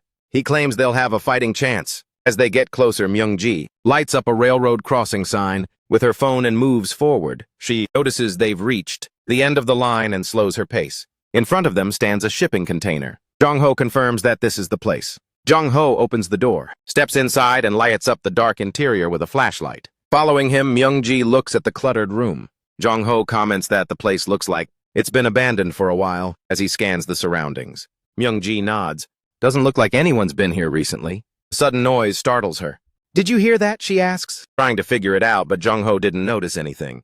Myung-ji approaches a closed door and reaches out to open it. Taking a deep breath, she steadies herself before turning the doorknob. The light from her phone reveals a cat on the floor. Myung-ji stares at the scene as the animal jumps off a box toward her, making her flinch. It was just a cat, she remarks. Suddenly, she feels something hit her from behind. She's terrified to find a mannequin standing right behind her. Screaming in fear at the figure, Myung-ji loses her balance. Jung-ho runs to her. What happened? Helping her up, he says, it's okay. Both look at the fallen mannequin and examine the figure. Myung-ji recognizes it from the video. She realizes it was just a mannequin. Jung-ho turns around, shines his phone light on the area, and continues his search. He finds the film equipment and the mannequin, putting the pieces of the puzzle together. Turning in another direction, he lights up a new door. Opening the door with the authorized personnel, only sign he states, found it. He concludes that's where the video was recorded and adjusts his flashlight. Jung-ho sees a door open and hears a voice. You're some noisy guests. Myung-ji watches the cat walk toward the door. Just opened and she holds her breath. Fast forward the video. Myung-ji orders and focuses, give me the timeline. Jung-ho asks while getting his phone ready. They see someone pick up the cat and then they realize who sent the video. A boy with short hair appears holding the animal. I'm Record. The boy introduces himself, ending the suspense. Jung-ho and Myung-ji stare at the boy who yawns. Was it you who sent the video? Myung-ji asks, looking at them. Record murmurs, don't judge a book by its cover. Record, with a calm voice, explains that they record everyone's memories. With his ability, they claim that these memories will be passed on if his body dies. They state, I'm much older than you two, and practically immortal. Record leaves the comment hanging and having lived. So long, they say they noticed the collapse in time and sent the video before it was too late. How did you know who we were and where we lived? Myung-ji asks. Record responds, that's another one of my abilities. Record reveals, I can see everything you do or say. The statement leaves them both tense. Praising Jung-ho, Record comments, you're doing well and you've already taken care of two. The young man, however, ignores the praise, stepping closer. Jung-ho asks, how many more are there? When and how will time collapse? But Record simply asks, why would I answer that? Questioning them back. Jung-ho asserts, the selection of this time master should be fair. There's no reason to give out that info. Record responds with a sigh. You think I'll just give you answers just because you found me? Record asks, looking at Jung-ho, who is holding his phone. Myung-ji nods and Jung-ho readies himself. The two of them prepare to move in, charging at Record at high speed. They launch their attack. Upon seeing them approach, the boy turns to watch them. You didn't leave me. Any other choice, Record states. His gaze hardens. Myung-ji and Jung-ho feel an invisible impact, hitting their eyes, throwing them off balance. Myung-ji is, suddenly, bombarded by fragments of countless memories, barely able to react. As she struggles to process the flood of information, she gasps for air, collapsing to the ground next to Jung-ho. Myung-ji's strength fades as she clutches her head. Myung-ji gasps. I feel like my head is going to explode. She hears Record declare, I already knew how you'd act. Jung-ho hunches over too, trying to withstand the pain. The boy asks, are you going to try to kill me to steal my power? How dare you say such a thing? Record asks, her voice rising with indignation. Record raises her voice, questioning if they would dare kill her to take her power. Myung-ji and Jung-ho writhe in pain, reacting to the mental assault. With a firm expression, Record reveals her power to force memories into others. She advises them to give up, warning that their brains could melt, but Jung-ho glares at her from the floor, gasping for air. Watching his reaction, Record remains motionless. Touching the ground, Jung-ho tries to pull himself together. Sure answers. Record thus confirming his suspicion. Record sighs, saying she didn't want to do this to them either. The two slowly get up, watching Record. She steps back and says she'll tell them something. Pointing to a diagram of connected blocks, Record presents her next explanation. She explains that she can predict the future. Using the memories she's collected, claiming everyone is her eyes and ears. Telling Jung-ho that his questions were pointless, it leaves him completely confused. She changes the status of some blocks in the diagram, altering the projection. She reveals the final verdict. The questions were useless because they will both die soon. In disbelief, Myung-ji, she asks if they will really die trying to understand. She argues that no one can be sure, but hears Record assure her that it is a fact, like a movie that cannot be changed. Record takes a deep breath, revealing that there is only one way to survive, and that way is for one person to take all the powers for themselves. Jung-ho concludes that this means one of them has to die. He receives confirmation that this was already in the video. Record states that only one person can become the Time Master, and says they are only delaying the inevitable. Turning toward Myungji, Jong-ho sees his partner with her head bowed. Record shows the memory of their handshake and the scene changes. The vision deepens, revealing Myungji's doubts about Jong-ho's true intentions. "No," says Myungji, lifting her face and standing up. Jong-ho asks, "Should we just accept that our fate is already decided?" He hardens his gaze, stating that no matter what she saw, he will keep fighting. Watching him in silence, Record doesn't react. Record warns them that they will be in danger very soon. She emphasizes that they must consider the proposal as it is the only way to survive. Looking at Record in silence, Myungji and Jong-ho hold their breath. Record says goodbye to them, ending the encounter. Suddenly, a figure flashes past the window. A shot rings out, and Record's silhouette vanishes in an instant. Turning toward the sound, Jong-ho reacts instantly. Myungji winces at the sudden noise, losing her breath. Grabbing his partner, the young man dives to the side as multiple projectiles pierce the container. Pushing her to the ground, he yells, "Get down," as more shots hit the same spot. Shattering under the continuous impact, the windows give way. Looking toward the shattered window, Jong-ho tries to wrap his head around it. The gunshots continue hitting the exact same spot, on the floor in a perfect line. Realizing they aren't the targets, he takes a deep breath. Outside, the attack stops, leaving the night silent once again. Jong-ho straightens up, commenting, "Everything stopped." Carefully approaching the window, he tries to look outside. Pointing to a distant building, he says the shots came from over there. Staying silent inside the room, two of them observe. Realizing Record knew he was going to die, Jong-ho speaks softly and Myungji nods her head. The young man connects the dots, remembering the explanation that memories transfer to the next body after death. Myungji takes a deep breath, concluding that Record simply moved to another body. Turning toward the abandoned building where the shots originated, the scene changes. A person tied up struggles to move, trying to move her fingers over a circuit board. Writhing in the chair, next to the recently fired weapon, the woman tries to break free, gagged. She continues to struggle, tears streaming down her face, reflecting her trembling. Suddenly she opens her eyes, revealing Record's gaze. Breaking the ropes that bound her to the chair, Record regains movement, snapping the cable that connected her to the circuit board. With her free hand, she frees herself, tearing the gag from her mouth. She takes a deep breath. Standing up, Record comments, "It's been a while since I've been in a woman's body." Staring straight ahead in her new body, she adjusts her breathing and comments on the 10-second tactic, back and forth, and finds his calm unsettling, announcing it's time to start. Record picks up a small device. The next day, routine tries to return to the school. Myungji walks silently through the hallways. Even though only a short time has passed since Record took his own life, the memory still weighs heavily on her. The tragedy of the building they were in exploding left deep scars. Narrowly escaping, the two survived, returning to the present. Myungji looks to the side. Feeling a sharp pang, she covers her mouth with her hand. Entering the bathroom, she realizes that something has been burning inside her body since Record inserted the memories. Standing in front of the mirror, Myungji pulls down her eyelid to examine her eye. She doesn't find anything wrong and tries to take a deep breath. Suddenly, she stops, feeling the ability activate. Her vision shifts to a basketball court. Myungji watches the scene as a ball bounces in front of her. Picking up the ball, she recognizes one of the memories Record showed her. A fair-haired young man appears before her and asks, "Who are you?" as he shoots the ball toward the hoop.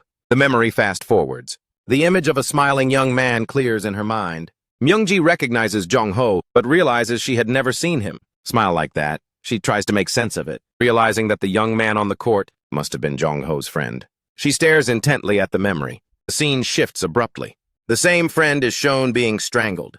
Myungji wonders what is happening. She sees a timer appear over the image. Time runs out and the young man's body goes limp, returning to reality. Myungji gasps in the bathroom, leaning on the sink to catch her breath. She feels the gaze of another student. Coming out of a stall, Myungji asks herself, did Jong-ho kill his own friend to steal the power over the timeline? She freezes, leaving the bathroom. She hears someone call her name. Jong-ho approaches, inviting her to lunch. Meanwhile, another classmate grumbles. Is he eating with her again? The young man just smiles and calls for her to join him. Myungji stares at him, still paralyzed by the memory of the vision. In the cafeteria, the two sit at a table to eat. Myungji looks at her tray without touching her food, trying to pull herself together. Leaning over the table, Jong-ho gets close to her face. He asks, "What's wrong?" trying to understand her silence. Myungji doesn't hide her discomfort and accuses him, "You're annoying me," he reassures her, saying they couldn't get any info from Record. A girl approaches with a tray, interrupting their conversation. She asks, "Is this seat taken?" Myung-ji looks at her for a moment, sizing up the situation. She asks, "Who are you, Myung-ji?" Notices the girl's disappointed expression at not being recognized. The girl introduces herself. "I'm Gae-in from the school paper. We're in the same class." Gae-in sighs, complaining, "Myung-ji, how is it possible you don't know my name? After all these months?" Myung-ji apologizes. The girl from the paper insists, "I'll forgive you if you follow me on socials." She explains, "My goal is to be followed by everyone in school. I handle the PR. I don't have any accounts." Myung-ji refuses, leaving Gae-in speechless. Myung-ji gets up to leave, saying, "I'm busy," but Gae-in stops her, saying, "I have something to ask." Stopping, Myung-ji turns to hear the question. Gae-in grills her about Mr. Shin, who transferred right after Seonju. "I think you know something." Myung-ji apologizes, "I can't help you." Turning around, she walks away from the table, leaving Gae-in and Jong-ho behind. Jong-ho sighs, commenting, "You shouldn't have asked." He says he also wants to join the school paper, and asks, "Is there an opening?" Walking through an outdoor area of the school, Myung-ji tries to calm herself down. Stopping when she hears someone approaching, she holds her breath. The detective shouts, "Found you." Myung-ji waits, asking, "What do you want?" The detective replies, "The case is closed and Mr. Shin is Seongju's killer." She watches Myung-ji's reaction. "I see." Myung-ji tries to drop the subject, but the detective claims there are too many unanswered questions. The detective frowns. She finds it strange that the police haven't released a statement about a serial killer targeting students for no reason. Concluding that it's all very fishy, the detective takes a deep breath. She reveals, "I found a USB drive inside the home of Mr. Shin." The detective watches Myung-ji intensely. Myung-ji recognizes the object.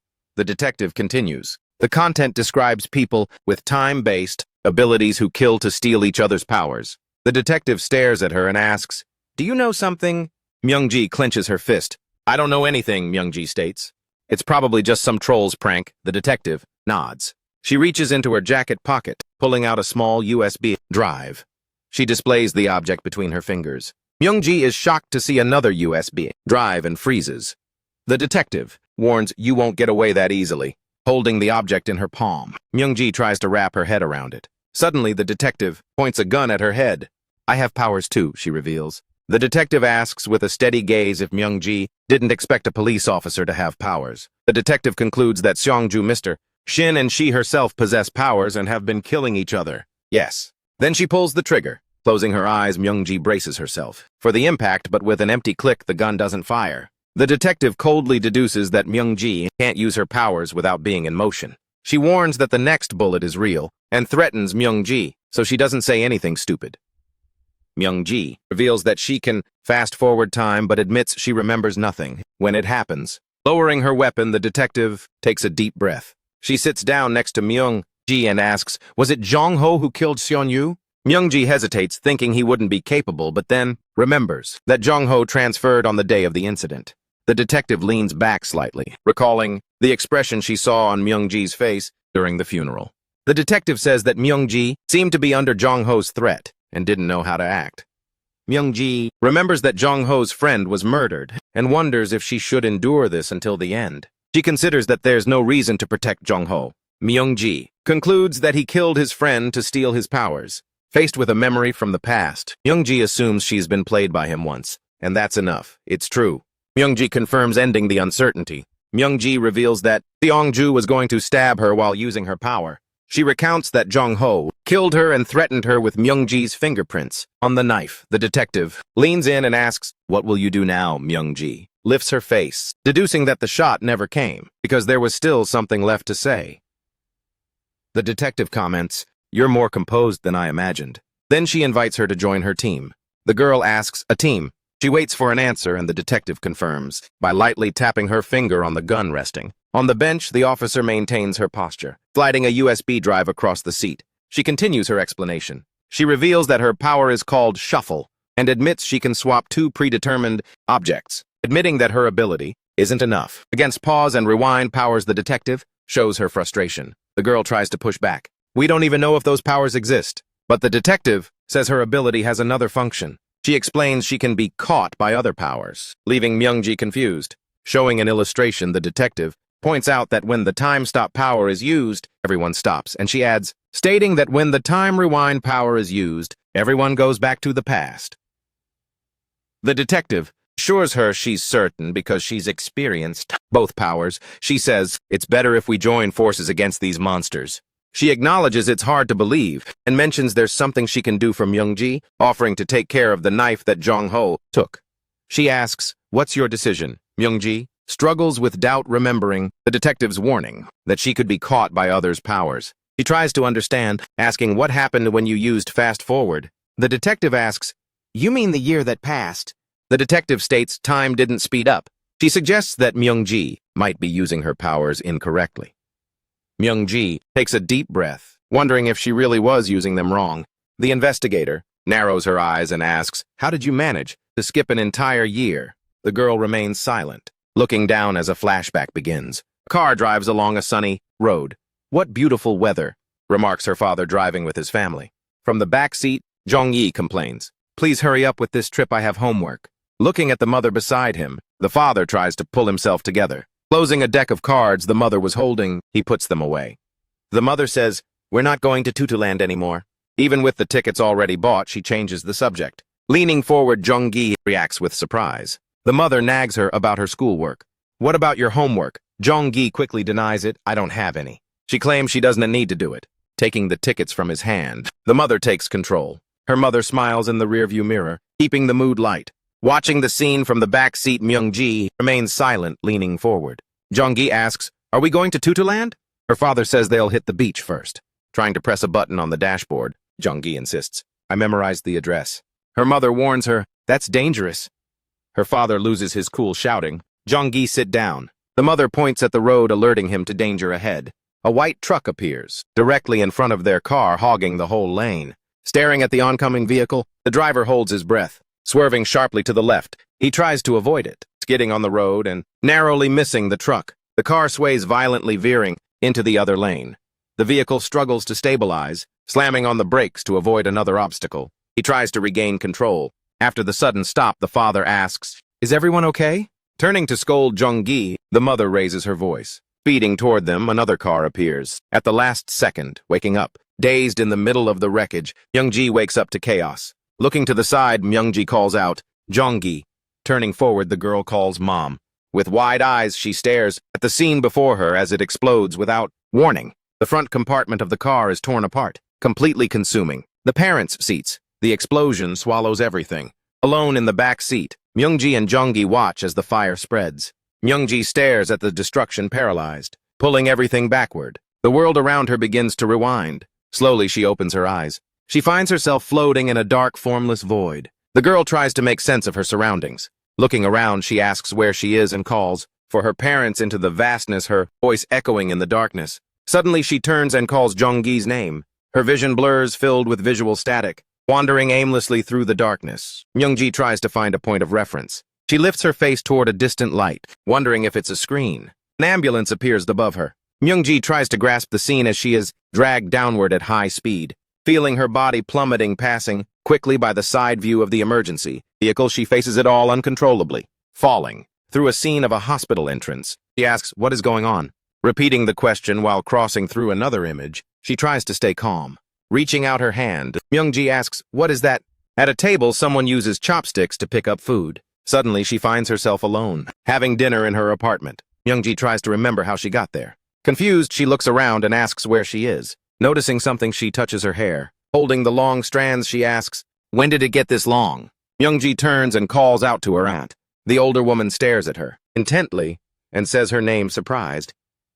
Myung-ji feels a pang in her chest. Her aunt asks if she just spoke, but Myung-ji responds without understanding. The woman runs toward her, closing the distance in an instant. Hugging her, the aunt says, you're back. Myung-ji just asks, what's going on? The scene cuts to a photo from her parents' funeral. Myung-ji stares at the portrait in silence. She reaches toward the photo, touching the air as if reaching out for them. Beside her, her aunt puts a hand to her face. The aunt says, Myung-ji, you're here to see them. It's been a year. The woman takes a deep breath. She continues, Myung-ji, it's okay now. And they can finally rest in peace. Back at the apartment, the girl calls out to Jong-gi. She turns to her aunt and asks, where's my sister? Walking toward an apartment building, Jong-gi moves along the sidewalk. Stopping for a moment, she quietly observes her surroundings. Getting out of a newly parked car, the aunt quickly shuts the door. Shouting her sister's name, Myung-ji's voice is heard with urgency. Running out of the building, she tightly hugs Jonggi. Myungji apologizes, saying, "It must have been so hard for you." But her sister violently pushes her away. Myungji falls to the ground and hears Jonggi cursing at her. Jonggi asks, "What do you want now?" Then she brings up the year Myungji faked being sick. Jonggi asks, "Did you think I'd appreciate that? I pretended not to know anything this whole time." Trying to intervene, the aunt takes a step forward, but Jonggi yells, "What do you want me to do about it now?" Looking down, Myungji remains silent. In a classroom, a teacher introduces her. He explains she's back after a gap year, asking the class rep to look after her. The teacher gets immediate agreement from the students. Standing in the middle of the room, Myungji observes her surroundings without reacting. Whispering, two students mention her parents' death and her hospitalization. Myungji overhears the comments, quietly taking in the words. All over the room, rumors about her hospitalization spread, along with how she feigned not knowing her own sister.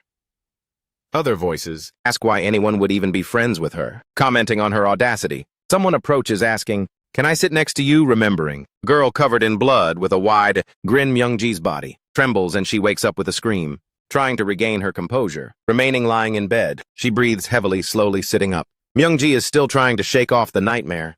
Her cell phone vibrates on the nightstand. Myungji turns to pick it up. She sees two messages from Detective Mi Yue Hong. On the screen, the detective says she'll handle what they discussed and asks for Junho's address.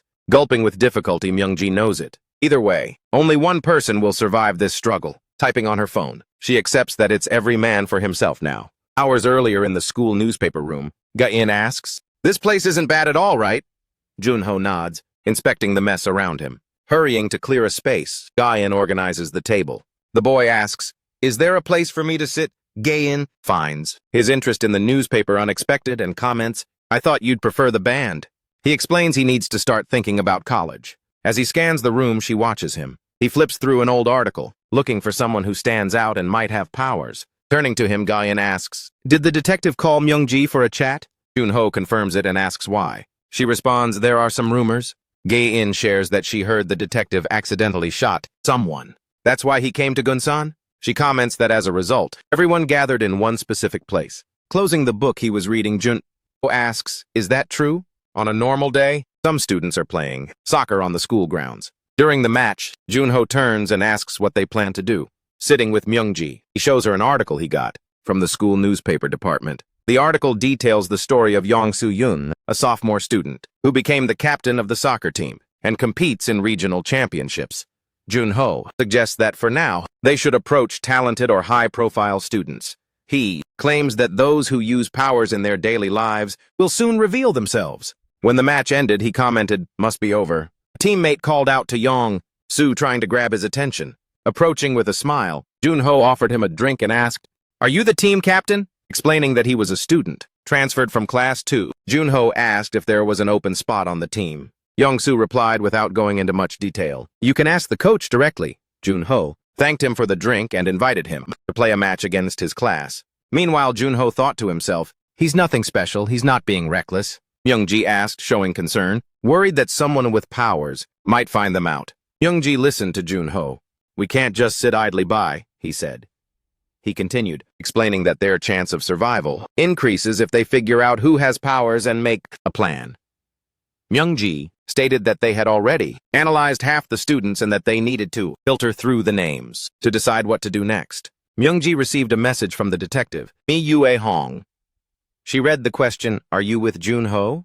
Looking at her phone, Myungji typed a short reply. The detective asked Myungji to keep him busy and warned her, "I'm going to get the knife today." Appearing suddenly, Myungji asked about the detective, questioning her about their conversation from the day before. Junho listened to Myungji. "The case has been closed and there's nothing to worry about," she said, standing up. Myungji changed the subject to the school newspaper, claiming she was only there to get information, complaining that Ga-in wouldn't stop talking about them.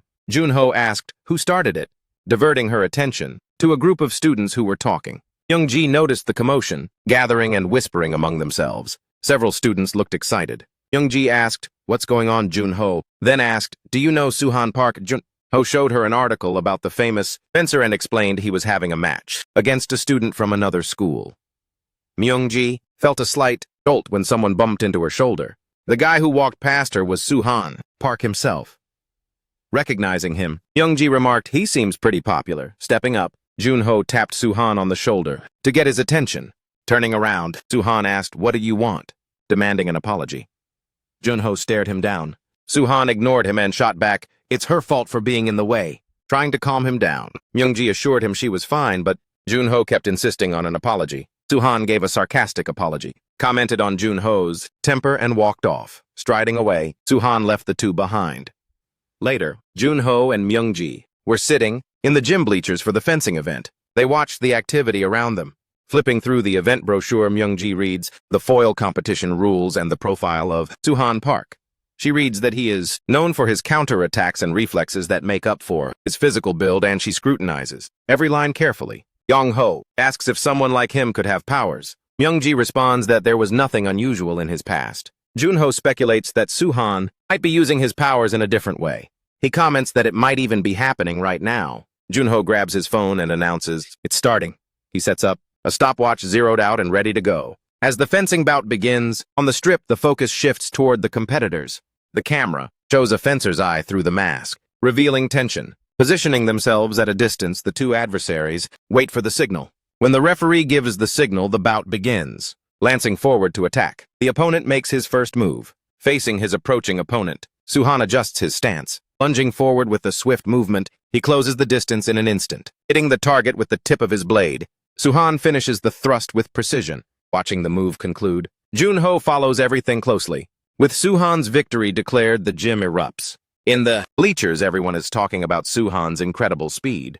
Myungji points out that he moved the split second his opponent started the attack, confirming with the stopwatch that the bout lasted only 5 seconds. Junho frowns, overlaying the image of Suhan on the strip with another time count. The screen reveals hidden data. The timer exposes the impossible, showing that his actual time had increased by 7 seconds. Junho locks his gaze and states, "Found him."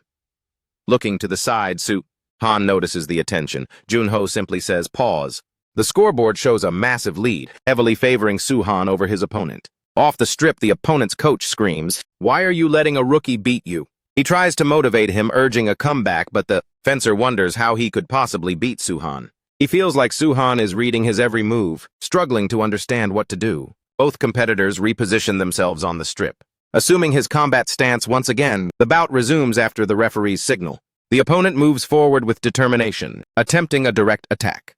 Suhan swiftly moves to the side, neutralizing the thrust with his eye visible through the mask, showing total concentration, while he dodges his opponent's attack. Suhan creates an opening, executing several precise lunges hitting his opponent's chest. The final score signals the end of the round, confirming the victory for Suhan. While the crowd cheers, Suhan takes off his mask and receives compliments on his skills. Watching the scene, Myungji says, "That's impressive." Junho explains Suhan uses his power to shave off seconds, concluding his analysis. Junho says that Suhan stops, time to evaluate his opponent's position, then uses the power again to counterattack. Reacting to the revelation, Myungji takes in the discovery about Suhan's power. "That's a terrifying power," Myungji comments. She notices Suhan's salute on the fencing strip. Outside, students chat while leaving school. Guy and Kang approaches from behind, catching up to Junho and Myungji. And asks excitedly, "Did you two come to see the fencing match together?" Junho replies that he's also part of the school paper and came to gather material. This impresses her. Guyan comments, "Suhan is the face of the school." She says he's completely different from last year. Myungji asks why. Guyan explains he used to be a delinquent. She reveals he used to get into a lot of fights, but now he seems focused only on fencing. Guyan adds, "I still find him charming because he's so good at fencing." She emphasizes her point and says an excited goodbye. "I'm going to go take more photos," before heading back to the club room. Myungji asks what they'll do now. Junho confirms his plan. Suhan is powerful because he can stop time. He claims that in order to survive, they need one of two skills. Yong-ho shows concern. Including his line of thought, Yong-ho says, "We need the power to pause or rewind." Inside the journalism club room, Ga-in remains seated at a desk, typing away on her computer. She celebrates that the article about Suhan will guarantee the front page of the paper. Ga-in beams at the results, checking the time. On her phone, she's startled by how late it is. Rushing out, she wonders, "When will Suhan follow me back on socials?" In the hallway, a girl calls out to Ga-in. Stopping her, the girl asks, "Are you Ga-in Kang?" From sophomore class 2, Ga-in confirms. Ga-in questions the motive, trying to figure out what temporal powers would be. Then the other student pulls out a pen and states, I'm just gonna check for myself. Gayen tries to stop her backing away, but the girl lunges forward, her grip tight. Gayen loses her cool. The mystery. Student doesn't hesitate to stab her own hand with the pen. Staring Gayen down, she keeps a cold expression. Shocked by what she just witnessed, Gayen flinches. An object is hurled toward her. Gayen tracks its path without blinking, watching it fly through her field of vision. The unknown student holds a bloody wrench, making the danger clear. Gayen is now on the ground, severely injured.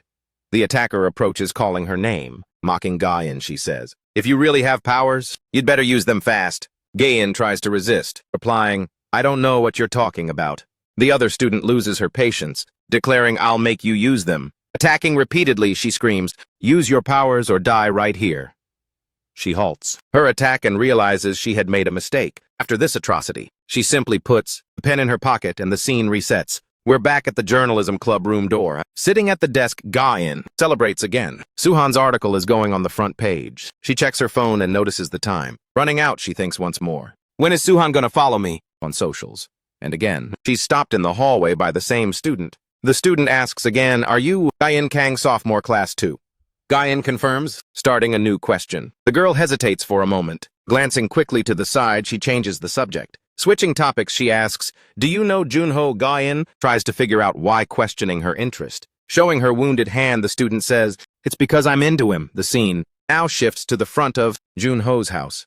The detective watches Junho leave for school. She knows the house will be empty until 7 p.m. She concludes she'll have plenty of time for her plan and gets ready to make her move. Climbing the concrete wall, the intruder lands silently in the backyard. Inspecting the untouched lawn, she concludes nothing was buried there. Taking a small object from her pocket, the detective tosses it onto the grass. Approaching one of the side windows, she starts examining the structure, lightly touching the glass. She tests the surface. The object she threw returns to her, and the detective catches it midair with precision. Inside the house, she begins to inspect the living room. Walking through the rooms, she searches for something with determination. Crouching down, she checks under one of the furniture pieces. Continuing through the residence, she keeps searching with her phone in hand.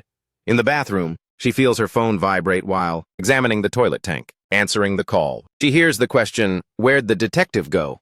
She answers, "I'm cutting class." The person on the phone asks, "Did you look into Yong-ho?" She confirms, "Yeah, there was an incident." She explains that one of Yong-ho's friends vanished before he moved and they still haven't found him. Then she resumes her analysis. Continuing her report, she mentions that Yong-ho was the prime suspect, but he was cleared due to lack of evidence. She asks for a photo of the missing kid. The voice on the other end asks, "Why investigate a cold case?" The detective replies, "It's a follow-up investigation," and warns, "I might be late." Ending the call, she puts her phone in her pocket. Finding a picture frame with a photo of Yong-ho and another boy, she wonders who the other one is. Her phone vibrates again. She notices a new message has arrived. Detective Idu immediately looks at the screen. Receiving the photo, she sees it's the same boy who appears in the picture frame next to Yong-ho. Meanwhile, in the journalism club room, the girls are chatting. Staring at the phone screen, Myung-ji follows the message exchange. Reading what was sent, Myung-ji asks, "What happened?"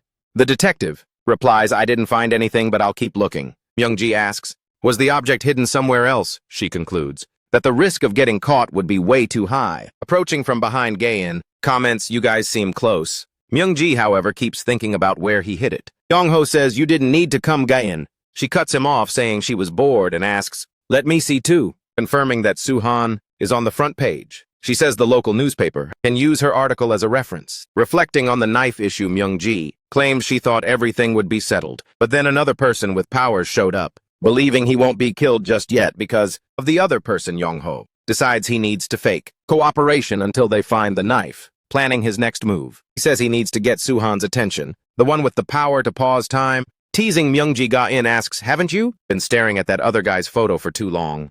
This makes Myung-ji nervous, offering to move a stack of papers for Gayen. Yong-ho hears her comment.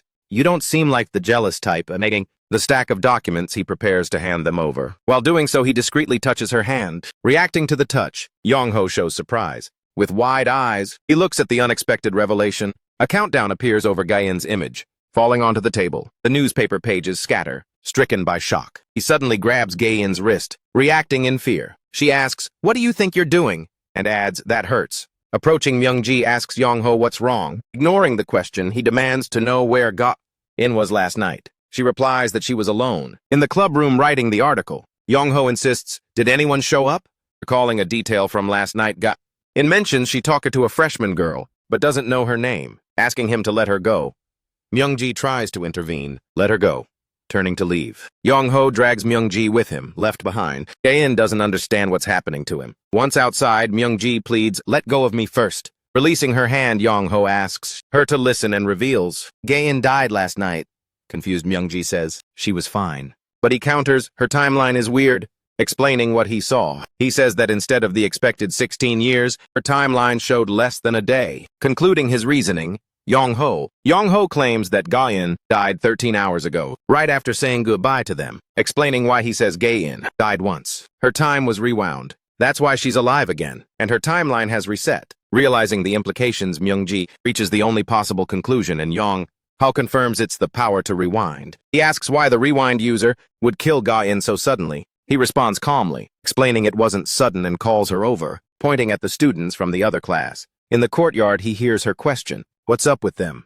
Watching a teacher organize the students into a line, Yong-ho asks for her hand. He takes the lead and grabs Myung-ji's hand, looking at him in surprise. She can't hide her reaction. Yong-ho reveals the truth. He explains that the rewind user killed every single student, following the list to test if they had powers. He concludes their mistake was getting distracted, trying to find someone else with powers. Recalling a crucial detail, Myung-ji remembers that Gae-in is the first person on her attendance sheet. Realizing the gravity of it, she understands. They started killing people in her class. They'll be next. She decodes the meaning the girl Gae-in ran into is the rewind user. She despairs, not knowing what to do. Yong-ho simply replies, "I don't know." He collapses to the floor. He laments, "You have the strongest power. I thought we'd have more time to get ready." He points out the limitation. Our powers aren't enough. We can't go up against the rewind user. Now watching the scene, Myung-ji realizes she's never seen Yong-ho so scared. Although she also fears this power, Myung-ji wonders why he's even more shook. She links his reaction to the past. This connects her to the memory of her friend who went missing. Deciding to avoid the subject, she concludes she can't ask anything about it. Choosing another approach, she suggests, "How about we look for Suhan Park?" She argues firmly that even with the power to pause, Suhan would feel threatened by the rewind power. It would be good to have him as an ally.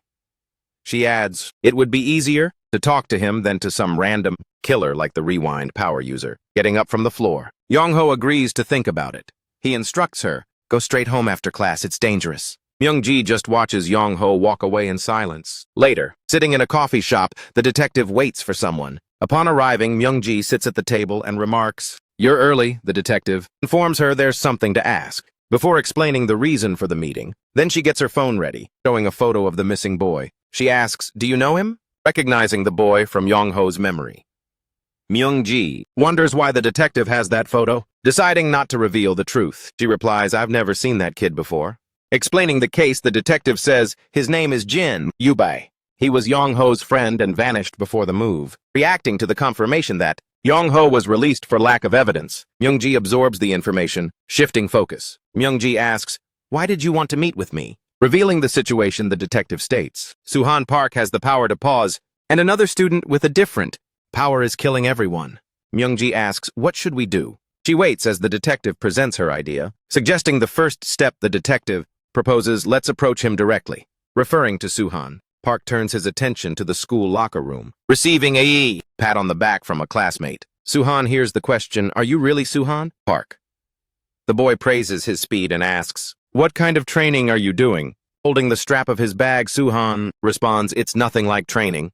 Turning toward his classmate, he claims, "I was born with this skill, there's nothing to tell." Without understanding the comment, the other student looks confused, walking away alone. Suhan ignores the insult thrown by his classmate, who is held back by another guy. Walking across the pedestrian bridge over the highway, he remains isolated, walking while reading an article about himself. On his phone, he maintains a smug smile. Called by Myung-ji's name, he turns to face her. Approaching with the detective, Myung-ji says, "We need to talk for a second." Recognizing her as the girlfriend of the guy with the attitude, he gets confirmation from the detective. Suhan states, "I already apologized. I'm not interested in her." He asks, "Why did you follow me?" Turning around to leave, he claims, "I'm a very busy person." Being stopped, Suhan hears Myung-ji say, "I saw you leave. You managed to dodge your opponent in no time." She concludes her observation. "It was like you stopped time or something." At seeing his reaction, the detective observes every detail with attention. Turning around again, Suhan confronts them both. "Who are you guys really?" He seeks to understand the situation. Looking at him seriously, Myungji doesn't look away. Come talk to us. Suhan stops and asks, what do you want? Myungji says she'll get straight to the point. She reveals, the rewind power user is looking for you. Suhan looks surprised. Myungji explains that he's using his power to hunt you guys down one by one. He'll kill you when he finds you. She warns that at this rate, Suhan won't be safe either, but she's firmly interrupted. Suhan asks, how would they find us? Where did you get this info, Myungji? She explains that there's a power that shows how long someone has lived in a certain timeline. This timeline resets whenever a person dies. She continues saying they've seen students whose timelines have been reset, yet they're acting like nothing happened. Myungji boldly declares the rewind power user is killing students. Suhan asks, they're killing people without even knowing if they have powers. Myungji confirms it. Suhan concludes that talking is pointless. He asks what they want to do. Myungji invites him to fight alongside them. She argues that it'll be tough for the enemy to deal with all their powers at once, especially someone who can stop time, like Suhan. Suhan nods calmly. It would be hard for most power users to face someone with rewind abilities. Myungji insists, if we team up, it'll be different. But she's cut off. With a smirk, he declares, I want to stay out of this. Myungji asks, what did you say? Suhan is already walking away. On the walkway, the detective notes that the ability to turn back time is terrifying, but Suhan turns around and asserts, my time stop power can take on the rewind user? Then he suggests, instead of joining you, it'd be better to just kill you both right here and take your powers. He watches Myungji's silent reaction to the threat. Suhan just says, I'm kidding, and calls her a chicken, explaining his position. He mentions that his future as a fencer is already set. He doesn't want to risk it. Myungji responds, to be honest, we're the ones who are desperate in this situation, not you. Suhan then says, I don't care. You two should handle this yourselves. The detective shoves Myungji aside and says, forget it. Pulling out a revolver, she cocks it while turning around. Suhan asks, what's that you gonna shoot? The detective aims her gun at Suhan, saying, this is a waste of time, let's just get rid of him. She continues, explaining that Suhan stopped time at least a dozen times during the match. Then she remembers a woman, injured and screaming. The detective states, either way, we're just taking your power if you don't plan on joining us. Suhan taunts her, you must not know my powers. The detective threatens to blow his head off. Smiling, Suhan tells the detective, shut it. Bullet speed won't matter if I just pause time. The detective dares him, try me. Suhan gets serious and glares at his opponent. They are shown dropping from the walkway. The revolver cocks. Suhan focuses his gaze, locking onto his opponent. Suddenly, a shot rings out. Myungji watches the scene with a stunned look. Suhan wonders to himself, she actually fired. I can't believe she's a cop, looking at the mark on the floor. He realizes that the bullet was definitely aimed at his forehead. He reveals that he can't move freely even when time is paused, but claims he can dodge a bullet in motion. The scene cuts. Suhan jumps away from Myungji and the detective. Suhan smirks and says, you'll never land a shot, as long as I can pause time. The detective nods and aims her gun at Suhan again. Myungji tries to step in, pleading with the detective. Stop it so we can just talk. Suhan challenges the detective, gonna shoot again. Fair warning, I won't just be dodging this time. Myungji realizes that neither of them is backing down. Considering it all a waste of time, Suhan sighs. The detective thinks, they can't hit me as long as I avoid the line of fire. Gearing up, she takes aim to fire once again. Commenting on the situation, the detective says, he really does have the power to pause. This must be the first time I've seen anything like it. Then she reveals, my power is shuffle. I get the same effects as whoever uses their power, describing the tingling sensation in her body. When using the power, the detective leaves Suhan stunned. She dares him, unleash your power, and try to dodge, since you only need to move your arms. I'm grateful for your power, says the detective, watching how Suhan uses his pause ability. But her gun remains aimed directly at Suhan's face. The revolver fires. Myungji manages to save Suhan from the shot. She pulls him back, making him fall as he's dragged away. Myungji knocks the detective's gun away, ending the shootout. Suhan questions Myungji, how were you able to move during the pause? Myungji replies, it was exactly like he said, revealing her fast-forward power. Myungji admits, I've been using my ability the wrong way this whole time. Jongho, reflecting on her words, asks, aren't you using your powers incorrectly? As she wonders if her power is useless or if something's missing, she feels a gun pointing at her. But then she remembers something changed after watching Suhan's match. Beside her, Yeonho watches the start of the competition. He then decides to try using fast forward in a different way. The referee gives the signal for the fencing match to begin. She watches the competitors' movements carefully. One of the fencers lunges quickly at the other. Suddenly, time seems to freeze around the victorious athlete for an instant. Turning around, she asks Yanho, "Did you catch that moment?" Confused, she doesn't get what happened and calls him by his name. She turns to the side. It's at that moment that she finally realizes what happened. She stays silent for a second, processing the information. She is Myungji, who can't use fast forward on her own, but instead needs to combine it with other people's powers. The fast forward user claims, "If I activate my powers beforehand, I can move during the pause. I'll have more freedom than those two who can barely move." Myungji on the ground tells him to choose. Cocking the gun, she demands, "Decide if you'll fight against rewind." Then she points the gun at him and asks, "Would you rather die at my hands?" Night falls over the city. In a notebook, notes detail the powers of Suhan, Park and Jae Inju with a mention of Myungji Yang. Sitting at his desk, Yanho runs a hand through his hair. Suddenly his phone vibrates on the table. The screen shows a message from Myungji with a request, "Meet me at the park to talk." Upon arriving at the park, he finds her. Myungji says, "I'm here." Yanho asks, "What's going on?" "I told you not to go out alone, Myungji." Then she reveals, "I just met with Suhan Park." He questions, "You went alone?" Myungji responds, "I was with Detective Du." He stares at her, asking, "Since when have you been meeting the detective? What have you been doing behind my back?" She lowers her head as he asks, "Aren't you tired of all this power stuff?" Myungji confronts him, asking, "Are you planning to take my powers too?" Showing her phone, she questions, "How could you say that?" Yanho's eyes widen at the sight of the screen. The device shows a photo of Yin. Yubei, she asks, "How do you know Yin?" I already know everything, Myungji," he claims. "When Record showed me the memories, I saw you kill your friend." Confronting him, she repeats his own words, how it was easier to take the blame. "Whose side were you really on?" She continues, "You used a knife to threaten me. I don't even know what to think anymore." Facing him, the young woman declares, "I can't trust you anymore."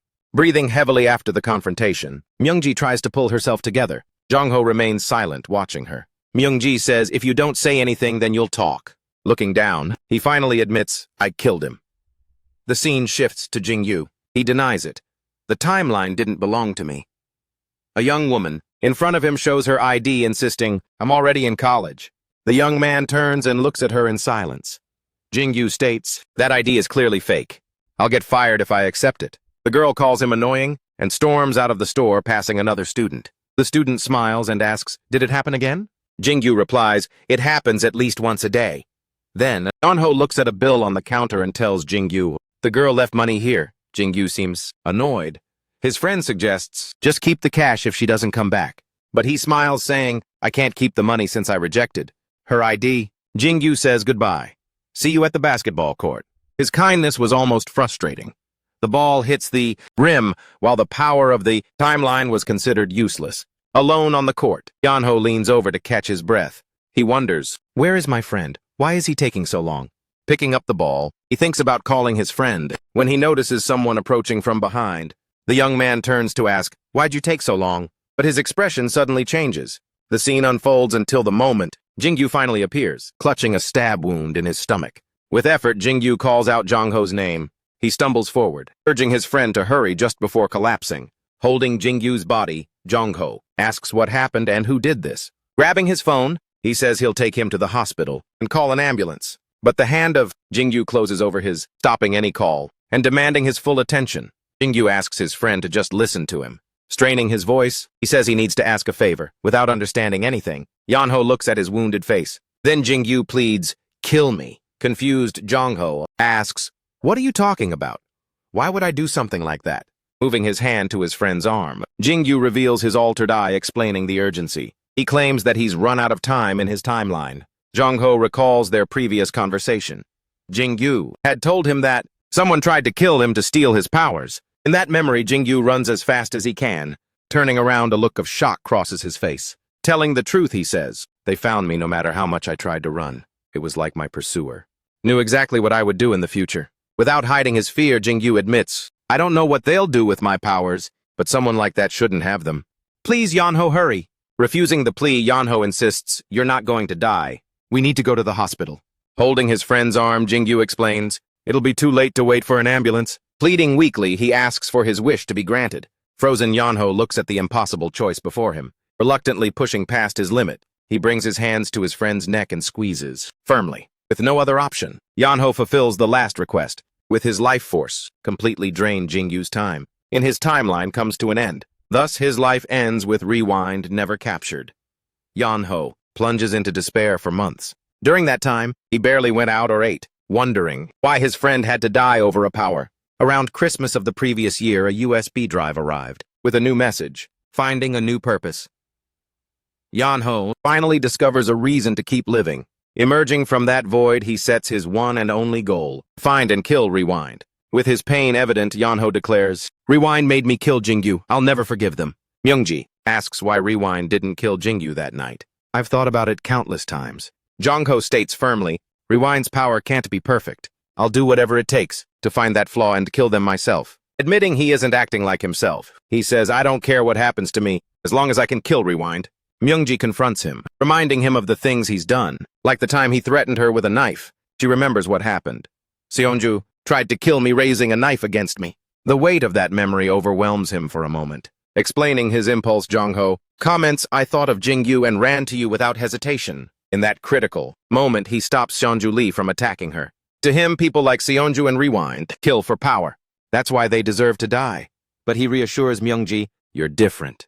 Recalling what he saw, he says, "You felt bad for Seonju's mother, even though you were completely innocent." The woman screamed, asking who killed her daughter. Responding calmly, Myungji says, "I get what you're saying, and I recognize the frustration, but I don't want to hurt anyone else just to keep living." Turning his face away, he just listens to her words. Thinking of Jingyu, Jongho remembers the moment his friend said he couldn't keep the girl's money. Jongho then explains, "I got rid of the knife after that day," he adds. "The knife was just the quickest way to convince you. I promise I won't betray you or force you to cooperate." Myungji stares at him in silence for a few moments. After that, she says, "I'll believe you for now. Meet me at the cafe near the park tomorrow." Revealing her plans, Myungji comments, "I'm meeting Suhan and Detective. Do." While various faces flash through her mind, she looks at him with determination and declares, "We'll catch Rewind together." While Myungji gets ready, her sister asks, "Where are you going?" Calmly, Myungji replies that she's going to the street cafe. Jongji asks what time she'll be back, but Myungji warns that she might be late. Myungji just watches her sister leave. For a moment, she remains in silence, finding the question strange. Upon leaving the house, Myungji reflects on her sister's behavior. Finally, Myungji enters the cafe. One of the guys at the table comments, "You're late." Jongho and the detective are also there. Suhan invites her to sit down. Myungji pauses for a moment, looking at everyone present. Then she approaches the table. Suhan asks, "Do you think this place could be dangerous?" He remarks that nothing bad happens in a cafe in broad daylight. Detective Emi Miyando informs them that they have verified the date and time of death of Jingyubei. She explains that time was rewound at that moment. Their friend's death couldn't be a coincidence. Miyando confirms that what Yanho said last night was true. Myungji listens in silence without reacting. Jongho then suggests they talk about Rewind. He reveals her identity, Jae Inju, a first-year student at the school. Her mother is the CEO of the NB Group's biological facility. He continues by explaining that she moved to Ganzhong shortly before high school. In the last 2 months, Jae discovered something. Jongho states without hesitation, she killed all the first-year students. Miyando adds that when analyzing the timelines, Jae-in was killing 4 to 5 students a day. Now it's her class's turn. She gives them the details. Jae-in is at the top of the list. Myungji repeated a year and Yeon-ha transferred to the school. Considering the order of the list, Myungji concludes, "We've got about 3 days until Jae-in finds us." Jongho comments that they need a plan. Myungji, however, reminds them that Rewind can go back in time as much as she wants. She notes that they can't use normal methods, since any attack would just be undone. Myungji suggests that they must find a way to kill her in seconds. Beside them, Suhan yawns. Suhan interrupts, "I find this conversation pathetic. I'm done listening to this BS." He claims, "There's no reason for them to meet like this." Leaving, Yanho confused. Then, Suhan reveals, "I've already fought Rewind and I won." Myungji questions Suhan, waiting for an explanation. He reminds her, "I'm the school superstar and Jae-in came after me because she was suspicious." Calmly, Suhan explains that it all happened at the start of the school year. He recounts that he had just started using his power right as he was gaining fame. Suhan was in the gym when he turned around, and Jae-in appeared there walking toward him with a smile. At first, Suhan thought she was just a fan, but he soon realized something was off. Suddenly, a bruise appeared on Jae-in's neck. He noticed the mark hadn't been there before. A fencer like Suhan, however, would recognize it instantly. It was a small round bruise, exactly the kind of mark left by the tip of a fencing foil. Suhan deduced, even if I don't remember it, she attacked me and I must have reacted by stopping time. Confidently, he says, she can't do anything if I stop time. But Detective Miondo firmly interjects. She comments, that only proves you didn't die. Not that it's a way for us to win. Suhan asks them to let him finish. Revealing one more detail, he explains that Jae-in put her hands behind her back as if she were hiding something. Turning toward Yeonho, Suhan exclaims, you're still slow to catch on, aren't you? Suhan explains that when using their powers, there are always two conditions. The first is the will to activate it. The second is a specific action, which for him is clenching his fist. Therefore, every time he uses his power, he needs to think about pausing time and clench his fist at the same time. He demonstrates and explains that without clenching his fist, he can't use his powers even if he wants to. Suhan asks if it isn't the same for everyone. From this, the triggers are revealed to Jongho, Myungji, and the detective. Noticing the pattern, Myungji concludes that Jae-in also needs a specific action. She is hiding what it is. They conclude they need to prevent her from performing this action, so that time doesn't rewind. Miondo reminds them they only have 3 days until Jae-in gets to Myungji. The only chance is to figure out what that action is. Later, in a late-night study room, Hanbin Shin sits at her desk. From afar, Jae-in watches her thinking. When is she going home? Walking down the hallway, she thinks she needs to check numbers. 19, 20, and 21 before the day ends. Jae-in stops for a moment and looks through a classroom window.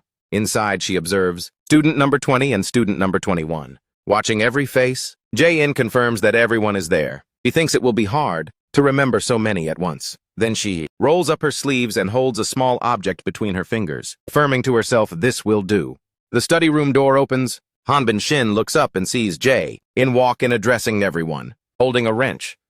Jae-in asks, by any chance do any of you have powers? A new day dawns and the schoolyard begins to buzz. Inside the classroom, Myungji remains lost in thought, ignoring the chatter of her classmates around her. She feels a subtle sense of relief believing that everything turned out fine yesterday. With the help of Detective Do and Suhan, Myungji imagines the situation will surely get better. But Jae-in's obsession with finding people with powers makes this hunt predictable. Myungji considers herself safe, knowing her turn on the list hasn't come yet. With a sigh, she tries to find a solution before that moment arrives. Suddenly, her name rings out in Yoonho's voice. Yoonho approaches the desk with a serious expression. A problem's come up, he warns, catching her attention. What happened? Myungji asks, trying to grasp the urgency. He takes her hand, making her flinch. Myungji follows the gaze of Jongho toward a classmate with glasses. The girl's timeline has already been reset to 0. Why did number 22's timeline end? She asks, trying to understand the risk. She was probably with number 21, explains Jongho. Jae-in sped things up. At this rate, both realize that their turn will come as soon as tomorrow. A student with a small card between his fingers looks restless. Myungji identifies him as number 28. Seeing him walk away, he tells Jongho, number 7's timeline has been reset. Jae-hyun will go after the next one. A taxi screeches to a halt at the curb next to a student. Detective Do jumps out of the car and slams the door. Myungji and Jongho exchange looks, recognizing the woman approaching them. Sorry for the sudden arrival, she begins hurriedly. I need to go to Seoul. She informs them, leaving Myungji confused. The detective recounts that in a previous case, she was chasing a suspect. During the chase, she ended up shooting someone. Remembering the moment, she is seen aiming her weapon at a man who was holding a woman hostage. But because of the time stop powers, and with the rewind, the hostage was hit. I was demoted because of that, she reveals, and I received a formal complaint. I won't be long, she assures, but I can't stay with you guys right now. With a downcast look, she says goodbye. I have to go. It's okay, Myungji replies. Anyway, we wouldn't be able to do anything about the rewind right now. The car drives off while the detective continues to apologize. Myungji tries to calm down, concluding that with Jongho and Suhan, they just need to watch out for Jae-in's trigger action. Her phone vibrates, showing a call from Suhan. She answers, not understanding why. Where are you? Myungji asks, trying to understand his refusal. I'm not going, Suhan replies. Why? She asks. He explains that he got a sponsorship offer from a major company and has a meeting. Think of it as a date, Suhan suggests. Anyway, we wouldn't be doing anything today. He reminds her that his life is more important and hopes she understands. Suhan is called for the meeting with the CEO. Coming, he announces. I promise I'll be there next time, he says, hanging up before Myungji can respond. With the call over, Myungji feels like someone is deliberately interfering with her plans. We can't trust anyone else, Jongho comments. Everyone has their own interests. Deciding to leave that for later, Myungji agrees to first find out more about the powers of Jae-in. At that moment, Jae-in appears before them walking along the sidewalk. Myungji fixes her eyes on her, following her movement. Jong-ho glares at the girl, remembering that she was the one who killed Ying-yu. "Calm down," Myungji asks. "We'll just follow her from a distance." He takes a deep breath, accepting the plan. Myungji takes Jong-ho's hand while observing the timeline of the student walking ahead. Jae-in turns the corner and disappears from view. Then the young woman rolls up her sleeve. "She's heading into the alley," Myungji warns. "We have to hurry." The two follow in the direction Jae-in went. She slows her pace, approaching student number 28. Myungji watches everything closely without looking away. In seconds, the boy's timeline runs out. Hiding Myungji confirms his timeline was reset just moments ago. She tries to control her breathing, concluding that Jae-in just used her power. Jae-in looks at the student and keeps her hands behind her back. Behind her back, she uses a pen to pierce her own palm. Watching from afar, Myungji notices the wounds and asks what they mean. Young-ho connects the dots, concluding, by the number of wounds, that this is the rewind action. It turns out she can't remember the moments when she rewinds time. When she uses her powers, her memory goes back in time, but her body remains.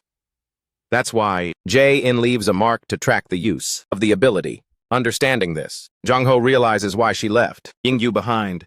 In her haste, Jae-in forgot to mark her own body. Recalling that, Jae-in was holding a fountain pen. Myungji asks if that's the trigger for the ability. Finding the object unusual, he suggests watching closely when she goes after the next target, but he's suddenly interrupted. Turning around abruptly, Jae-in walks in their direction, asking why they're still watching. She shows irritation. Taken by surprise, the two stand, frozen before the direct confrontation. Jae-in says, "It's not your turn yet. But since you're here, it doesn't matter anymore." As she speaks, she reaches into her pocket. Panicking Jong-ho realizes they don't have enough information to confront her. With a smile, she approaches and begins to speak. Looking to the side, he desperately looks for an escape route. Turning his attention to the passing students, he tries to think fast. A classmate calls out to Young-ho. It's the captain of the soccer team, asking him to come and play. Young-ho then asks if he can join in. With her attention diverted by the commotion, he hesitates, remaining silent for a moment. The two watch the outcome. Turning toward Young-ho, the captain says, "You can go, but it's not like you're on a date." Then he puts his arm around Myungji and claims she's a huge soccer fan too, knowing that he can't remember events after rewinding. Time Myungji deduces that she won't cause trouble with so many guys around. Watching the interaction, he stays quiet. Then she turns around and walks away from them. Calling out to Myungji, Jong-ho signals for her to leave. "We need to be careful until Detective Du returns," she says. "We should talk to Suhan. Again, it'll be tough with just the two of us." He sighs. As night falls over a modern house, the atmosphere shifts. Stopping at the front door, Jae-in hesitates for a moment. Hearing a sound, she looks out of the corner of her eye. Appearing in the hallway with a cat in her arms, a woman glares at the young girl, confronting Jae-in about the time. The woman reminds her of the important meeting, then blames her daughter if the deal doesn't close. Jae-in looks down. "I don't understand how things work in this house," the mother says. "You're just like your father," she continues, "still being irresponsible even in high school." Meanwhile, Jae inactivates an object. But before her mother can finish the sentence, a swift movement strikes her face. Staggering from the impact, the living room chandelier sways above them. Falling to the floor, the woman puts a hand to her face. Bleeding, the daughter states, "Your mouth has always been the problem. You can't go a single day without forcing me to do this." Jae-in says, her voice hardening. The mother pleads, "Wait!" Jae-in then promises, "I'll be your sweet girl again." Restarting the scene, she appears, standing before the woman. Hearing about the important meeting once more, Jae-in looks down as her mother blames her if the deal doesn't close. Continuing her criticism, the woman doesn't notice the blood dripping from Jae-in's hand, asking if her daughter is listening. The mother tries to get her attention. Jae-in responds, yes, apologizes, promises to do better, and asks, "Have the guests arrived yet?" Moving through the neighborhood, night blankets the streets. Sitting in front of his computer, Young-ho stays focused, reflecting that Myungji seems to have had a rough day. He takes a deep breath, thinking that things turned out well thanks to her. Young-ho concludes that he can't leave her alone in danger. He decides he needs to try harder to uncover something. On the monitor, an article details Suhan Park's career as a fencing prodigy and his meeting with the president of NV Bio. Young-ho considers him stuck up, always acting on his own whim, and wishes that Suhan wasn't the user of the pause power. Suddenly, a detail in the article catches his eye. Young-ho, wondering what he just read, tries to confirm the information. Elsewhere, Jae-in's mother comments, I saw the announcement that today's deal was a success. Arriving at a terrace, Jae-in apologizes for her lateness. The young man waiting for her says no problem. Reviewing the info that Jae-in, the rewind user, is the daughter of the CEO of NB Bio, part of the NB group. Jong-ho leans back in his chair. He realizes the truth and gets angry with Suhan. The line in the article about the meeting between Suhan and the president of NB Bio confirms his suspicions. On the terrace, Suhan says, I just got here. In the schoolyard, Yong-ho and Myung-ji exchange a few words. Then Suhan approaches the two from behind. He tries to start the conversation, asking if something had happened the night before. At the same time, the two turn and confront young Suhan. He takes a step forward, asking them to try to understand him. But Yong-ho says that's enough. Yong-ho confronts him, stating they know he is on Jae-in's side and asks, are you acting as a double agent, Suhan? Reminds them he already said he puts his own interests first. He declares he's not on anyone's side. He asserts, I'm on my own side. Myung-ji frowns, arguing that Jae-in is trying to lure him with a sponsorship. She tries to make him understand, warning that after Jae-in kills them and steals their powers, he'll be next. But Suhan denies it.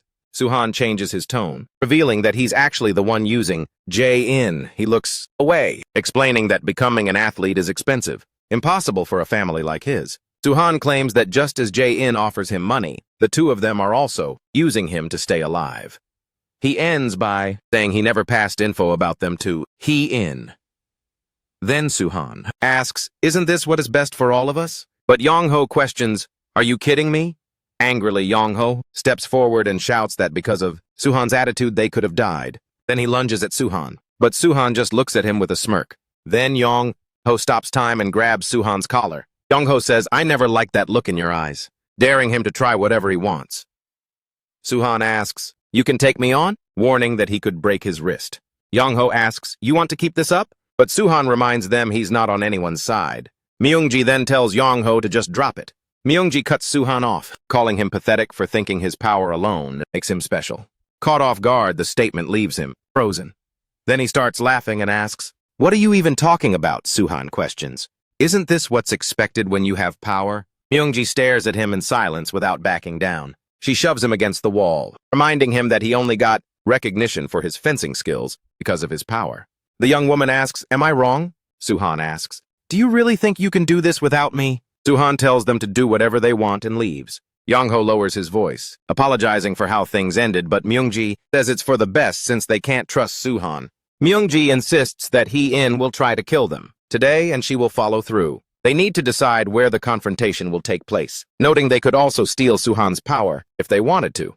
Yong-ho narrows his eyes. From a distance, Suhan simply says, I know. But Myung-ji asks, how would that make us any different from He-in? The scene shifts to the school gym. The atmosphere is silent. In the locker room, a student sits on a bench. Playing on his phone, the young man looks up from his device and notices someone standing in front of him. It's Suhan. Remembering that he told the student he was simply born with his power, Suhan takes a deep breath. The student retorts without hesitation, calling Suhan an arrogant jerk. Suhan, surprised by the insult, asks, what do you want? The student, dressed in fencing gear, asks why Suhan is there since he doesn't usually show up for practice matches. He warns, I'm not going down so easy this time. Remembering what he had heard, Suhan decides to prove something to himself. Suhan claims he can win without using his power. He says he just wants to sharpen his skills. Accepting the condition, the student prepares alongside Suhan for the match. The referee gives the start signal. The opponent thinks it'll be an easy win, but Suhan quickly hits him in the back with a precise strike. The student turns and asks, Suhan, haven't you warmed up yet? Behind his mask, the student wonders if the fencing was always this fast. Knowing that the effective hit time is only 0.3 seconds, he adjusts his focus. In a split second, he is struck repeatedly. The opponent's mask falls to the floor. The student questions the score of 12-0, approaching Suhan, who is now sitting on the ground. The student says, I won't let you mock me like this, threatening to tell the coach what happened today. The student ends the conversation. The scene shifts to a bustling city street. Following the flow of people, walking together through the crowd, Myung-ji and Yong-ho remain alert. Moving through the crowd, Jae-in watches her targets, remembering that Suhan mentioned a sophomore with powers. Jae-in picks up her pace, then follows the two, knowing they are the last ones left from Class 2. Watching them from a distance for a moment, she evaluates every move. She continues, following them as they go up some stairs with a fixed gaze, realizing they're heading somewhere certain. Jae-in speeds up, running toward them. She tries to catch up, entering a narrow alleyway. Jae-in finds no one there. Looking around, she wonders what happened. Hurrying through the alley, Jae-in exclaims, "They were just here." A voice from behind her says, "Looks like you don't like surprises." Calling her by name, Myungji says, "Jae-in-ju."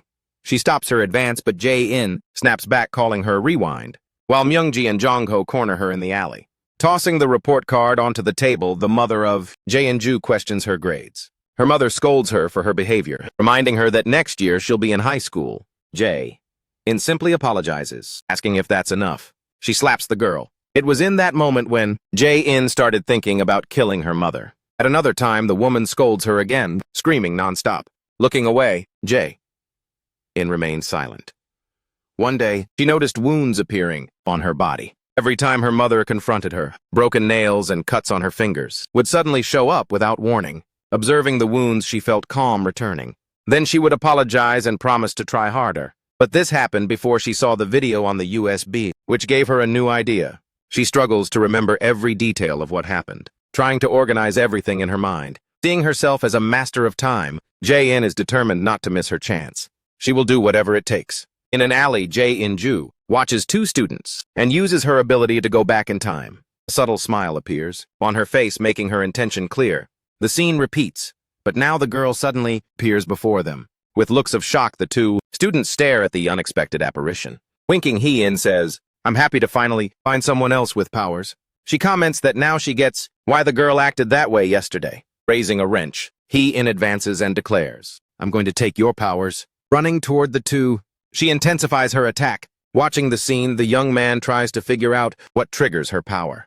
But then he remembers the girl was always holding a fountain pen whenever she used her abilities. Moving quickly, the other student rushes forward. Realizing which object he needs to grab, the student zeroes in on the target. Attacking with the wrench, Jae-in initiates the confrontation. Dodging the blow at the last second, the girl escapes unscathed and then charges at Hee-in. With one hand reaching out, she tries to snatch the pen her opponent is holding.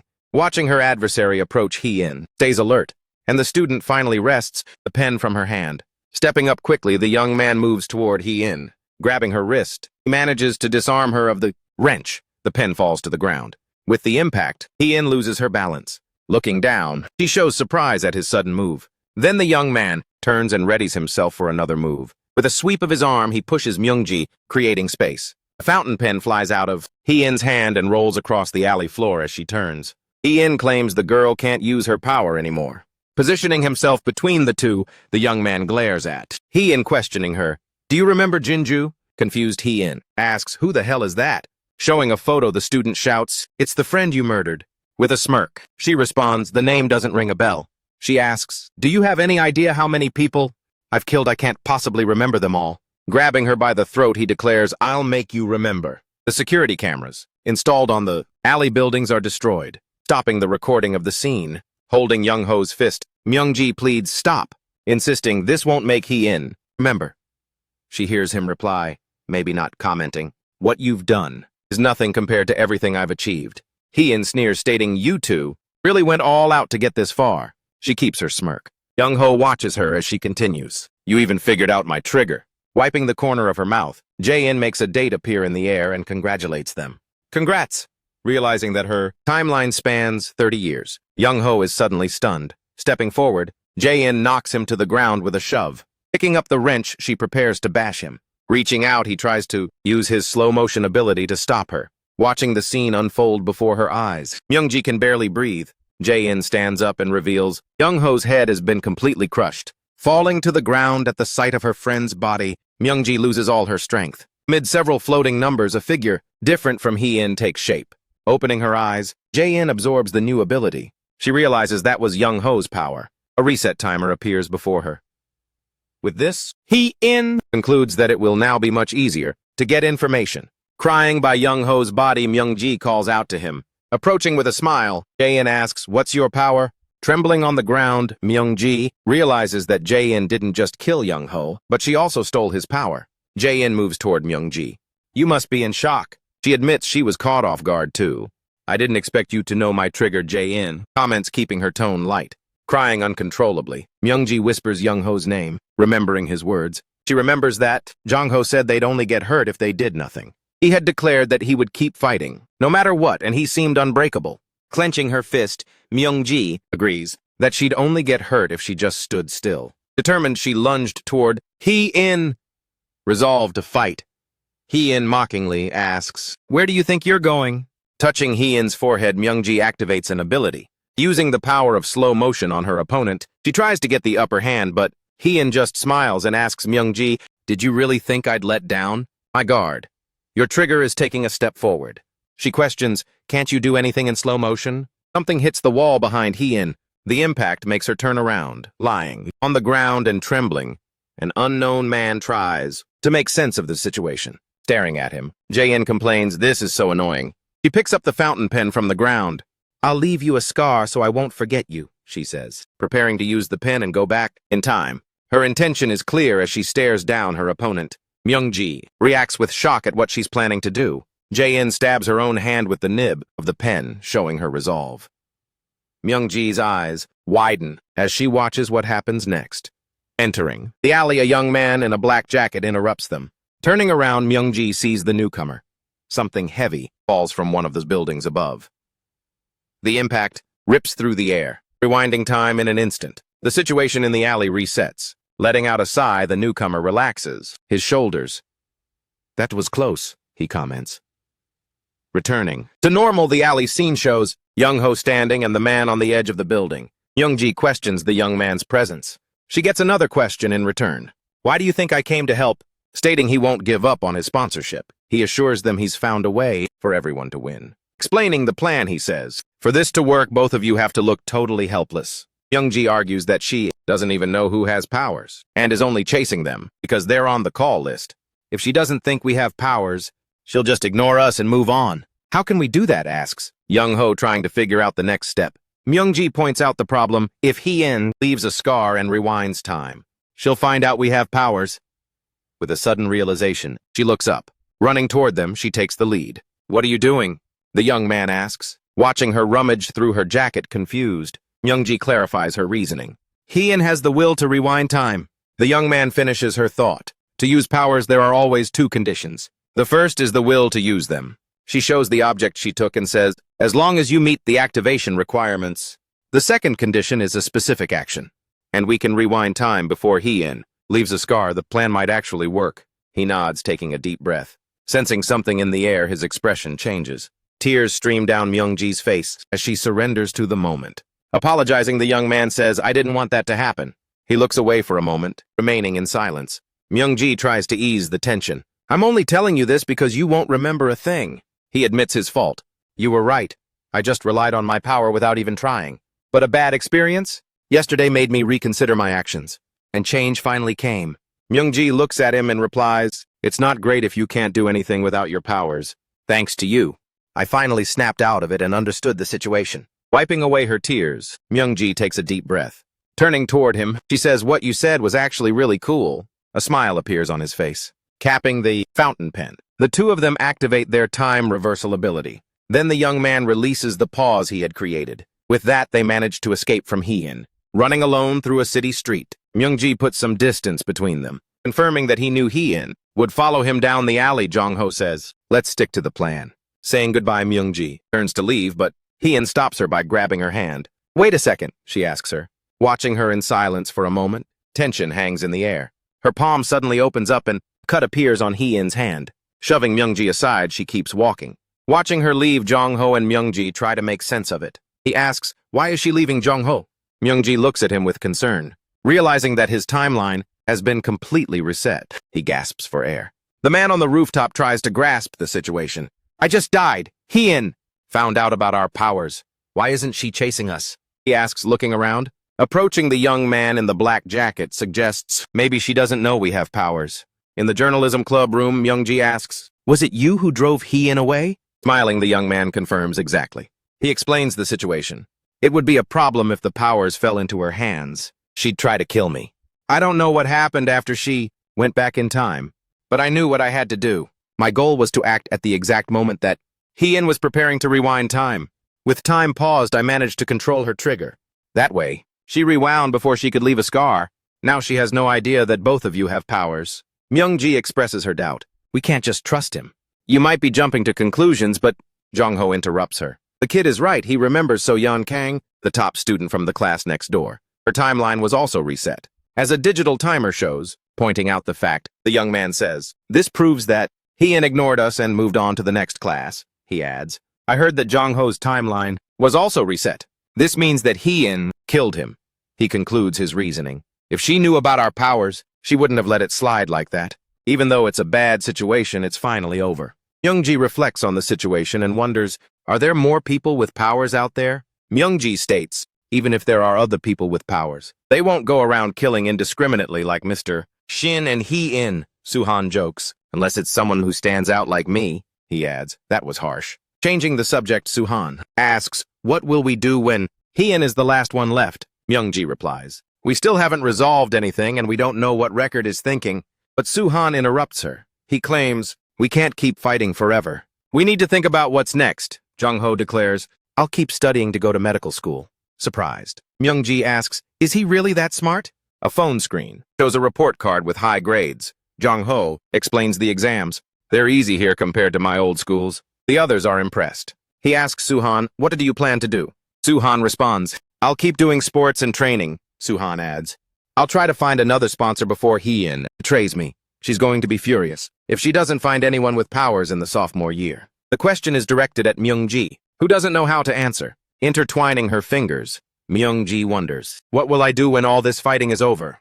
Myung-ji admits she's never thought about it before. Questioning her own future, she remembers a simpler time and wonders, "Will things go back to how they were?" Jin Kang announces, "I've got practice." She says goodbye and leaves the journalism club room. As she opens the door, she's startled to see Suhan. He reassures her, "Go ahead, I was just leaving." Back in the room, Ian asks Jong-ho, "How did you get close to Suhan?"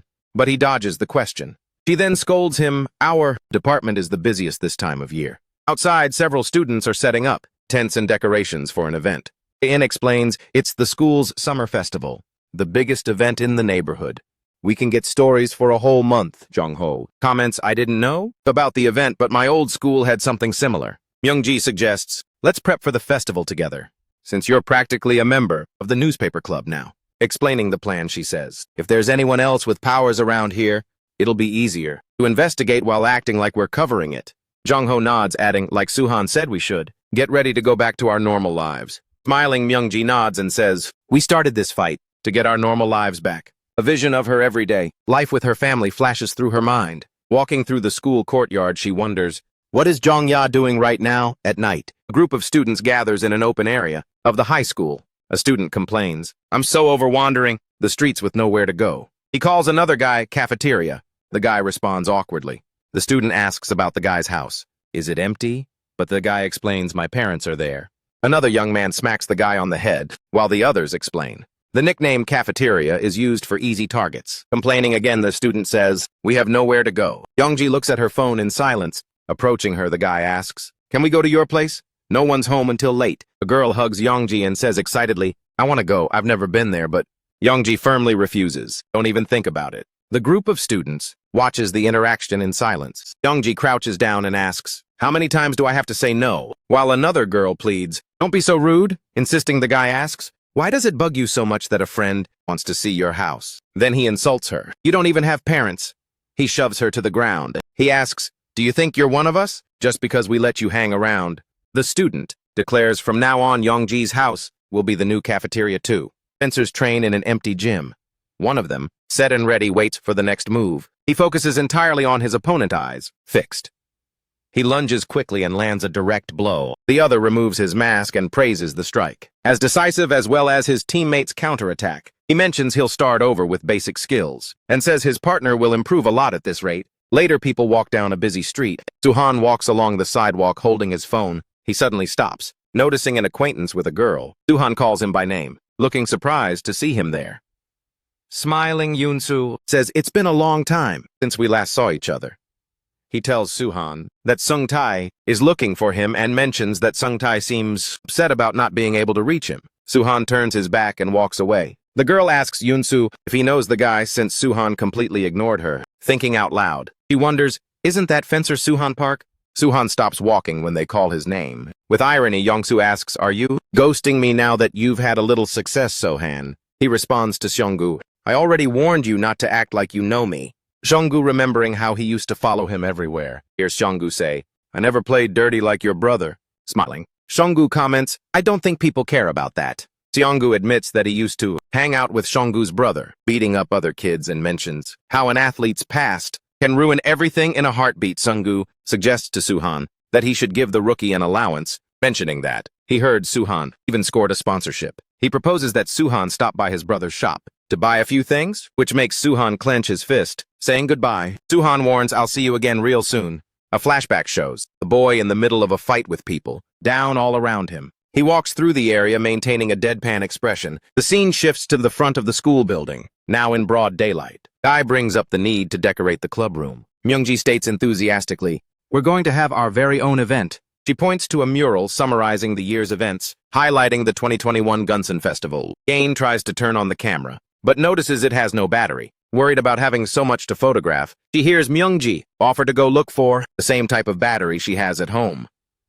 Myungji says, I'll be right back, and runs out of the room. Watching her friend leave, Jongho keeps a subtle smile on his face. Once settled on the bus, Myungji fiddles with her phone. She asks Sohan about an interview for the festival. Sohan replies that it could be tonight or tomorrow night. Myungji considers the situation, thinking that they'll be busy with the decorations and still need to finish the paper cutouts. She decides it's best to check with Jongho before confirming a time. Startled by the announcement for the next stop, Myungji realizes she's already there. Getting off the bus, a thought makes her stop in her tracks. As she walks down the street, she wonders, when was the last time I used my fast-forward power? Quickly, a subtle smirk appears on her face, while she calmly fixes her hair. Upon reaching the door of the apartment, she kicks off her shoes to go inside, opening the shoe rack. Myungji looks for the battery she promised to bring back. Startled by a loud noise coming from inside the apartment, she jumps back for a second, thinking the sound is weird. She remembers that no one is supposed to be home right now. Grabbing a hammer, Myungji shouts, Who's there? Then a girl appears in the living room. Reacting with a scream, Myungji recognizes Jongji and hears her ask, What was that noise? And why are you holding a hammer? Myungji asks what Jongji is doing home at this hour, and notices she's hiding an envelope. The envelope, stashed in a drawer next to the bed, in the bedroom, catches her eye. Pointing at the object, Myungji asks, Is that our emergency fund? Answering with irritation, Myungji tries to grab the money back. Myungji blocks her, grabbing her sister's wrist, while Myungji insists, We're not touching that money. Myungji snaps, Auntie gave that money to us. Myungji shoves her hard to the floor to break away, clutching her arm. Myungji feels the impact of the fall. She looks at her sister in silence for a moment, unfazed. Calling Myungji by name, Myungji hears her, suddenly accuse her, All of a sudden you're acting like the big sister. A bit later, Myungji's phone rings. The screen stays lit up, showing that Myungji's call has ended. Myungji remembers her sister's bruises and wonders if she's being bullied. She reflects on how she went unnoticed the year before, admitting to herself that she was too scared to do anything. Myungji overhears two guys talking about the cash the new cafe brought in and understands they plan on giving it to Seonghwa. A girl comments, I feel bad for Jongji. She became a target after saying something out of pocket to Seonggu's girlfriend. Other guys laugh, joking that one of them tried to get with the girl before. Myungji interrupts them. Approaching the group, she demands, Give the money back. One of the guys asks, Who even are you? While another recognizes her, identifying her it's Jongji's loser sister. Antagonizing her, the leader orders, Scram. You might end up crying just like your baby sister. The guy's eyes widen in shock as he realizes what's happening. Myungji hits him with the lightning-fast strike, knocking him to the ground. She firmly repeats, I said give the money back. The guy's head snaps back, stunned by what just went down. Myungji squeezes his wrist, staying in control. Held by another guy, she hears him question her actions. Do you even know whose money this is? He asks, shouting. He warns her about Songgu-jeon and compares her to her own sister. The first guy tries to take charge, ordering them to hold her down. He moves to attack her, raising his arm with force. Myungji faces his move with determination, ready to react. Suddenly, the guy who was holding her punches the one coming at her, changing everything. The attacker turns around, confused, trying to process what happened. He had just decked his own friend in the face, losing it, collapsing to the ground. The young man is questioned by the other guy. Rubbing his face, he tries to wrap his head around what just happened. Myungji stands over the fallen guy, asserting her presence. Don't mess with Jongji again, she warns him. Next time it won't end well. Grabbing the envelope with the cash, Myungji secures what she came for. She turns around and walks away, leaving the guys behind. Myungji wonders if she really just won a fight against those bullies. She evaluates her own courage. Even though she used her powers in public, she believes Jong-ji will be okay after this. Wondering what happened. The guy suspects she has superpowers. We're screwed, he concludes, worried about what they'll tell Song-gu. The guy feels the weight of the situation. Back in the club room, Myung-ji sits at a table with Gaeun. Gaeun asks her to fold a piece of paper. Myung-ji nods her head. A subtle smile appears on Myung-ji's face. As she lightly holds the paper, Gaeun watches her in silence for a moment, looking intrigued. You seem more cheerful, Gaeun comments. Maybe it's because my worries are gone. Myung-ji replies. Gaeun hints that the reason is her handsome boyfriend, leaving Myung-ji confused. Everyone at school saw you holding hands. Gaeun explains, catching Myung-ji off guard, denying it. Myung-ji crumples the paper and announces, I'm going to interview Suhan. A black car waits parked in front of the school building, walking down the street. Myung-ji is still annoyed by Gaeun's comment. Myung-ji mutters to herself, believing that Jong-ho only walks with her because they're in the same boat. He is not my boyfriend. Myung-ji grumbles, bumping into someone. She turns around and realizes it's her sister, Jong-ji. Myung-ji approaches to question her, but Jong-ji starts by saying she needed to talk to her. Myung-ji stares at her sister. Jong-ji's face shows bruises and a serious expression, revealing her condition. What happened to your face? Myung-ji asks. Jong-ji grabs her sister's collar and pulls her close, clutching the fabric, asking, What did you do? Questioning why Myung-ji got involved, Jong-ji yells, Did I ever ask you for help? Those jerks are gonna mess with me for the rest of my life. Because of you, she claims with tears in her eyes. Myung-ji tries to explain that she only wanted to help, but she's cut off by Jong-ji, who asks, Did you think everything would just end by hitting a few of their goons? Shoving her sister, Jong-ji screams, Leave me alone! I don't need your help. Wiping away her tears, Jong-ji notices people around them are staring. Jong-ji? Myung-ji? Tries to step closer, but her sister runs off. Standing on the sidewalk, Myung-ji remains motionless as her sister disappears into the crowd. At a cafe, Myung-ji finally meets up with Suhan. We were supposed to meet 20 minutes ago. Suhan points out, questioning her lateness. I'm sorry. I'll get ready quickly, Myung-ji says apologetically. I'm busy too, but I cleared some time for you, Suhan says, scolding her. Suddenly, Myung-ji puts her head down on the table and starts to cry. Startled, Suhan turns to her, not understanding her reaction. With tears streaming down her face, Myung-ji continues to sob. Suhan asks, What's wrong? It's not your fault. Myung-ji denies it. Myung-ji explains that she's not crying because of him, but because of her sister. My sister hates me. I just make everything worse when I try to help, she sobs, trying to pull herself together. I knew Jong-ji was hanging with the wrong crowd, and I think they're shaking her down for money now. Myung-ji adds, trying to steady her voice. Do you know the names of those guys? Suhan asks, trying to get a handle on the situation. One of them mentioned the name Song-gu-jeon, Myung-ji replies, calling the moment. Myung-ji asks Suhan to call Yeon. Sohan's wondering what the heck Yeon's doing, claiming that as an only child, he can't help her with the problem between sisters. As an only child, I can't help you with a sister issue. But deciding that enough is enough, Sohan declares, I'm going to teach Song-gu a lesson. In a dark tunnel at night, the scene unfolds among damp shadows. Seong-gu and a girl are walking. He's laughing, satisfied after scaring off some kids who ran away. Suddenly, Seong-gu stops. A look of confusion washes over his face. Snack wrappers and an empty bottle are scattered on the ground, showing that the food is all gone. Approaching Jong-gi, he calls her an idiot. She repeats something under her breath. He calls her cafeteria girl. Yoongi flinches shyly at the nickname. Who gave you permission to stop? He demands. He grumbles that it's her fault. They're drinking under a bridge like losers. You should have used your allowance to help us out. He claims, letting the accusation hang in the air. Change your excuse, he suggests. The current one isn't working. He tells her to say, I don't have a mom or a dad, so I don't know how to help my friends. Keeping his gaze fixed on Jong-gi, he watches her hesitant silence, mocking her lack of cooperation and her rude expression. He pressures her relentlessly. Forced by the situation, Jong-gi begins to repeat the humiliating phrase. In the background, other students laugh. Before she can finish, she gets a hard slap that echoes through the air. Jong-gu calls her the absolute worst and laughs, saying he can't believe she actually obeyed him. Bring the money tomorrow, he orders. Otherwise, I'm coming for you and your sister, he warns. Reprimanding the two boys for getting beaten up by a girl, he warns, next time I won't be so easy on you. One of them tries to explain, but she came out of nowhere. Seong-gu cuts him off, telling him to shut up. Noticing that Jong-ji is still there, he asks, You still hanging around the same spot, Sohan? Myung-ji and Jong-ho step into the light, revealing themselves from the shadows. Jong-ji is shocked to see her sister. The other girl then asks, How do you know, Suhan? Turning around, Seong-gu comments that he heard Suhan had turned his life around. You're hanging out with a bunch of losers. He mocks throwing the insult without hesitation. Myung-ji, Jong-ho calls her, catching her attention, and states that they can take care of the bullies bothering Jong-ji, but explains, "You'll have to settle things afterward." Myung-ji agrees with the idea and accepts the upcoming responsibility. "You need to get involved if you really want to help your sister." Jong-ho declares, reinforcing the decision. Laughing at the situation, Jong-gu says, "I can't believe Suhan brought people who don't even know how to fight to this fight.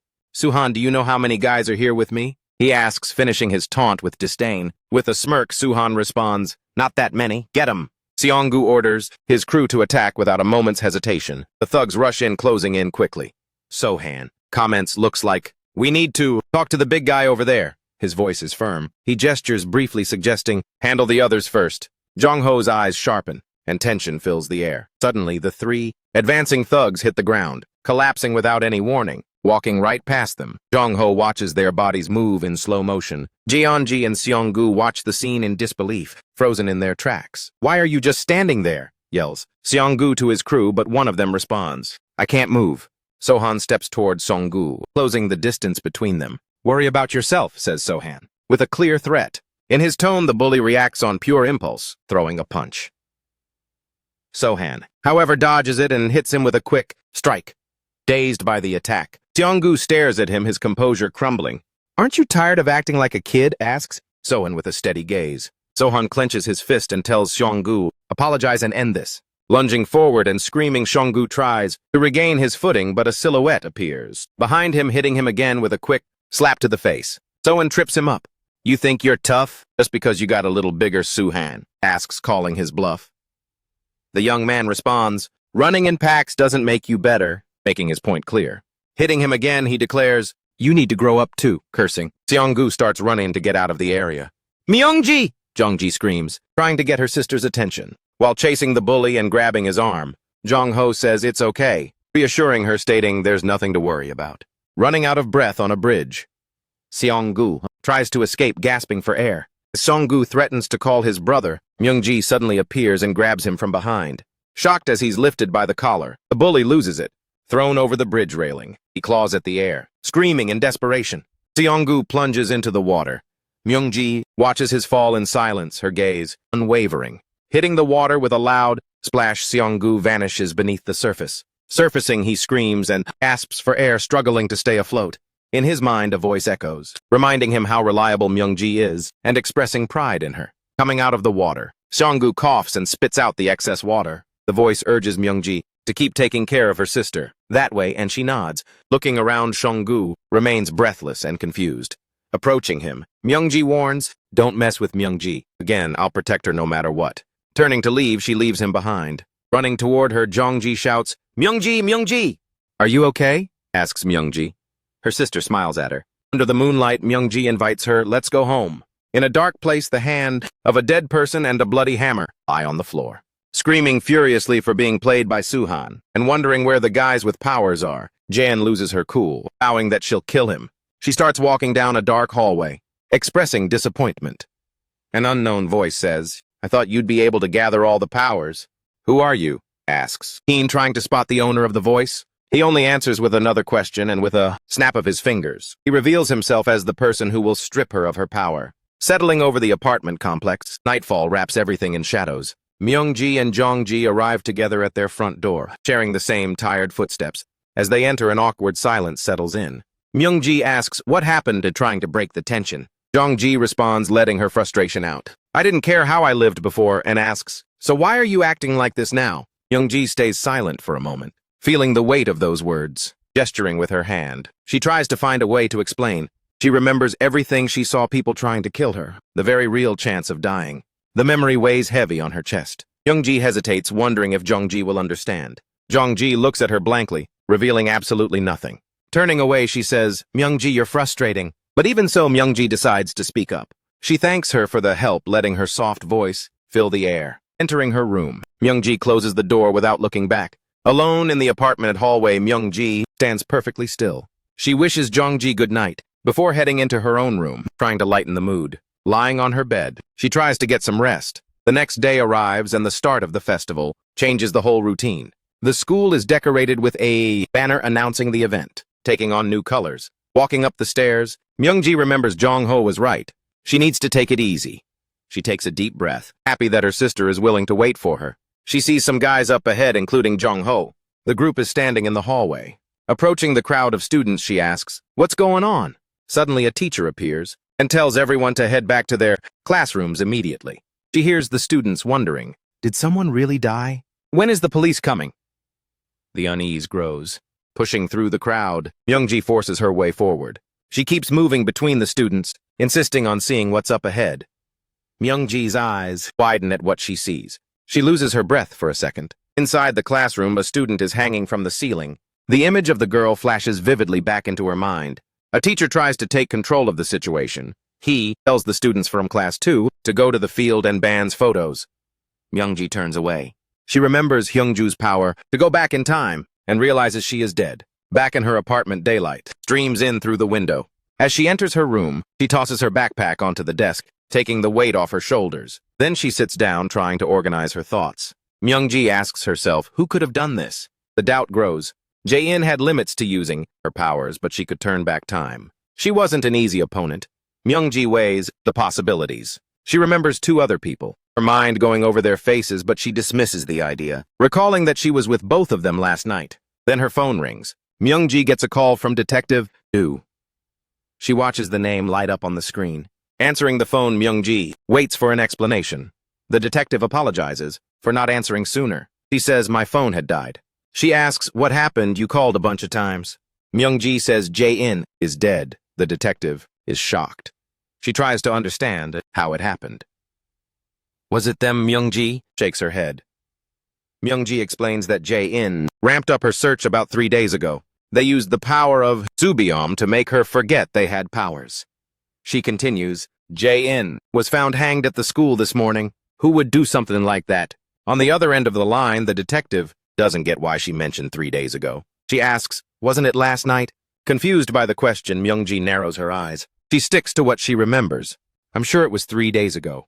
"How could you not know?" Detective Du explains, "I felt like time stopped 3 days ago. However, the power to turn back time was used last night." She reveals that Jong-ho's timeline was reset. This would be impossible if time hadn't been reverted.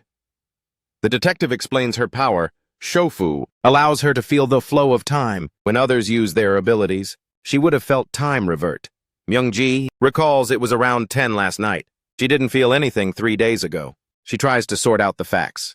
She remembers that Hae-in can't keep her memories when going back in time. That's why she gets why Hae-in leaves a mark for herself. Myung-ji, she concludes that the detective also loses her memory. It's only natural she wouldn't remember using her powers. Shocked by the revelation, Myung-ji loses her breath for a moment. Myung-ji reaches a final understanding. Jae-in wasn't the real power holder. She was murdered by someone who can go back in time and remember everything. A meeting takes place at the police station. 4 people are sitting around a large table in the conference room. A man in a suit slides a file across the table, presenting a request regarding Detective Ma Yeon-do. The senior officer questions the additional disciplinary action, but the man claims the situation is different. He asks, "Why are you bringing this up after all this time?" The man replies that it's because someone got hurt. The officer considers it an overreaction, but the man insists, saying it's standard procedure. Detective Du watches in silence. An older woman also presents her testimony about the case. Outside, the officer comments on their rude attitude. He wonders why they're digging up something that's already in the past. Myung-do remains silent. "Don't worry," he tells her. "I'll try to talk to them again." She takes the blame and thanks him for the help. The officer asks how things are going over there. She replies, "It's the same as always." The detective says her goodbyes. "I have a few things to do before I head back. It was good seeing you. I know it wasn't some obsession with the case, like everyone says," he states, watching her. The officer then advises her, "Take care." Ma Yeon-do responds to her superior and continues walking. Then she walks away from the police station building. A voice calls out to her, making her turn to see who it is. It's the older woman from the hearing. The 2 of them stand face to face on the sidewalk. Giving a bow, Myung-do apologizes. "I'll accept my punishment," she says, but the woman stops her before she leaves. "I never asked for disciplinary action," the woman claims, keeping her gaze steady. Turning around, the detective asks, "Then who was it?" The woman responds, "We need to talk." They sit down in a cafe to discuss the matter. The woman begins by explaining that she received a call about 2 weeks ago. She explains that a high-end law firm offered to take her case, claiming they do pro bono work from time to time. In a flashback, the woman is seen turning down the offer over the phone. But while she was at home, the doorbell rang. Walking toward the door, she peeked out to see who was there. In the end, some people from the law firm visited her. They insisted it was for her own benefit, but their approach sounded almost like a threat. Sipping her coffee, Detective do wonders why a law firm would get involved in a closed case with nothing to gain. The woman explains she had no choice but to agree, but the whole situation felt off. She then hands the detective a business card from the firm. Reading the name on the card, Myung-do sees one law firm. The detective remarks, "I have something to give you too." She opens her hand, revealing a small earring. She lets the woman stare at the object. The memory of being held hostage with a knife to her throat floods her mind. Remembering Myung-do aiming a gun at the attacker, she relives the scene and the image of the detective walking with a police colleague. That night comes back to her, looking shaken after the incident.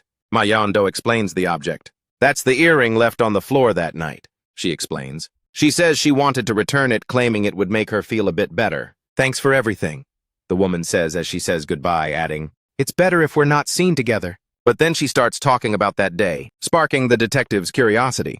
She mentions she had cooked a stew for her family that morning, but since she didn't feel like cooking, she just reheated leftovers before going back to sleep. The morning was the same as always, just like the day before. After being shot in the ear and undergoing surgery, she returned home. Seeing the stew her family had left in the pot, she simply stared at it. She remembered her husband, who always shaved before leaving for work, and her daughter running up from the first floor after forgetting something. Nothing was different from the day before. She thought tomorrow would bring an identical morning, but she realized she was being foolish. Feeling grateful to receive another day, she takes a deep breath. "The person who threatened me with a gun was a killer," she says. "She'd be dead if it wasn't for the detective. If the price for that was just an ear, then I'm satisfied." Holding the earring, she remarks, "I didn't imagine the detective felt this way." She promises to talk to the law firm one more time. Getting up from the table, Myung-do prepares to leave. As she walks away, she hears, "Thank you." Sitting at her desk, Detective Do begins to investigate, analyzing the business card for one law firm. She notices there are a small group of lawyers, recently established, noting that there isn't much information about them. She also observes a lack of involvement in suspicious incidents, deciding to investigate the specific lawyer who handled the case instead of the firm. She clicks on a link on her computer, and what she finds shocks her. Continuing her investigation, she keeps her eyes glued to the screen. It's already night and she's still in her office, unable to believe her eyes as she realizes that the weakness is tied to the power of going back in time. She stares intensely at the screen. Suddenly, there's a knock at the door. A voice from the other side says, "You're very sharp," and calls her by name, Detective Do. From the other side of the door, a voice remarks, "You've uncovered a lot in a short time." Naturally, the voice continues, "It was strange for a law firm to investigate a case that was already closed." Myung-do grabs her gun and asks, "Who's there?" The voice identifies himself as Rewind. "I'm the person you were trying to take out." Myung-do questions the reason for the visit. "Did you come to apologize for ruining my life?" The response is immediate. "It wasn't a mistake. Time reversed the moment you fired, and you wrote it off as an unbelievable coincidence." He goes on, recalling the killer who took a hostage right in front of Myung-do. "The shot went wide because time rewound at that exact instant. Because of that, you were punished and transferred to Guncheon." The door opens and a man appears. He states everything was part of the plan. "You moved just like a pawn." The man in the suit enters the office and asks, "Did you really think I came here to apologize?" Myung-do points her gun straight at him without hesitation. She stares at his smirk with a steady gaze. She fires several times, initiating the attack. The man in the suit falls to the floor from the impact of the shots. Trying to keep her composure, Myung-do keeps her weapon firmly aimed, controlling the situation. He gets up slightly surprised. "You shot me as soon as you saw me." Myung-do replies, "But I didn't hit anything vital." She presses the barrel of the gun against his head, closing all distance. Myung-do questions his claim that it wasn't a mistake. "Why do you say it wasn't a mistake?" A memory of her past as a star officer flashes through Myung-do's mind. She screams in desperation, "Why would you do that? Why couldn't you just kill me?" Carrying the weight of that incident, she has struggled with those memories every single day since. The detective presses him, demanding an answer. He remarks, "Everyone experiences grief at least once." Calmly, he describes the process: denial, anger, bargaining, and depression. In the end, everyone accepts reality. He adds a bitter reflection, "But losing something precious makes acceptance far too cruel." Myung-do asks, trying to understand. What are you talking about? He responds. I'm not ready to accept reality yet. Time rewinds to the previous moment, putting Myung-do back on her feet. Aiming the gun, Myung-do states, it's useless. My power remembers how time flowed. She pulls the trigger without hesitation, restarting the confrontation. The man nimbly dodges the shot. Moving quickly, the bullet hits the wall right behind him, missing its mark. Myung-do wonders how he managed to avoid the shot. She remembers aiming at different vital points. Myung-do tries to make sense of the situation, concluding that she would remember if he had used time reversal power. She fires again, trying to hit him, but he dodges once more. Suddenly, the man lunges forward and grabs the barrel of her gun. He stabs the detective's shoulder, with a sharp object forcing her back. Immediately, Myung-do recoils from the impact, feeling a stinging pain. He reveals that the object is a pen. Observing her reaction, your power is complicated, Myung-do. You move during the pause, and you remember everything when time resumes. He details Hae-in's ability. It wasn't about reversing time, but about creating an infinite loop of a certain period. Memory was lost with each repetition, leaving only a single mark behind. It was enough to nullify her power. He delivers a kick to Ma Yeon-do's fallen body, maintaining full control of the situation. He watches Myung-do collapse to the floor, revealing, your trip to Seoul allowed me to take Jae-in's ability. Myung-do's belongings spill out of her bag, scattering across the floor. Standing still, he watches the detective lying on the ground. Myung-do tries to process the revelation. If he took Jae-in's ability, then they were all wrong. She remembers that she needed to tell him about the weakness she saw in the power. Gasping for air while sprawled on the floor, Myung-do tries to regain some control.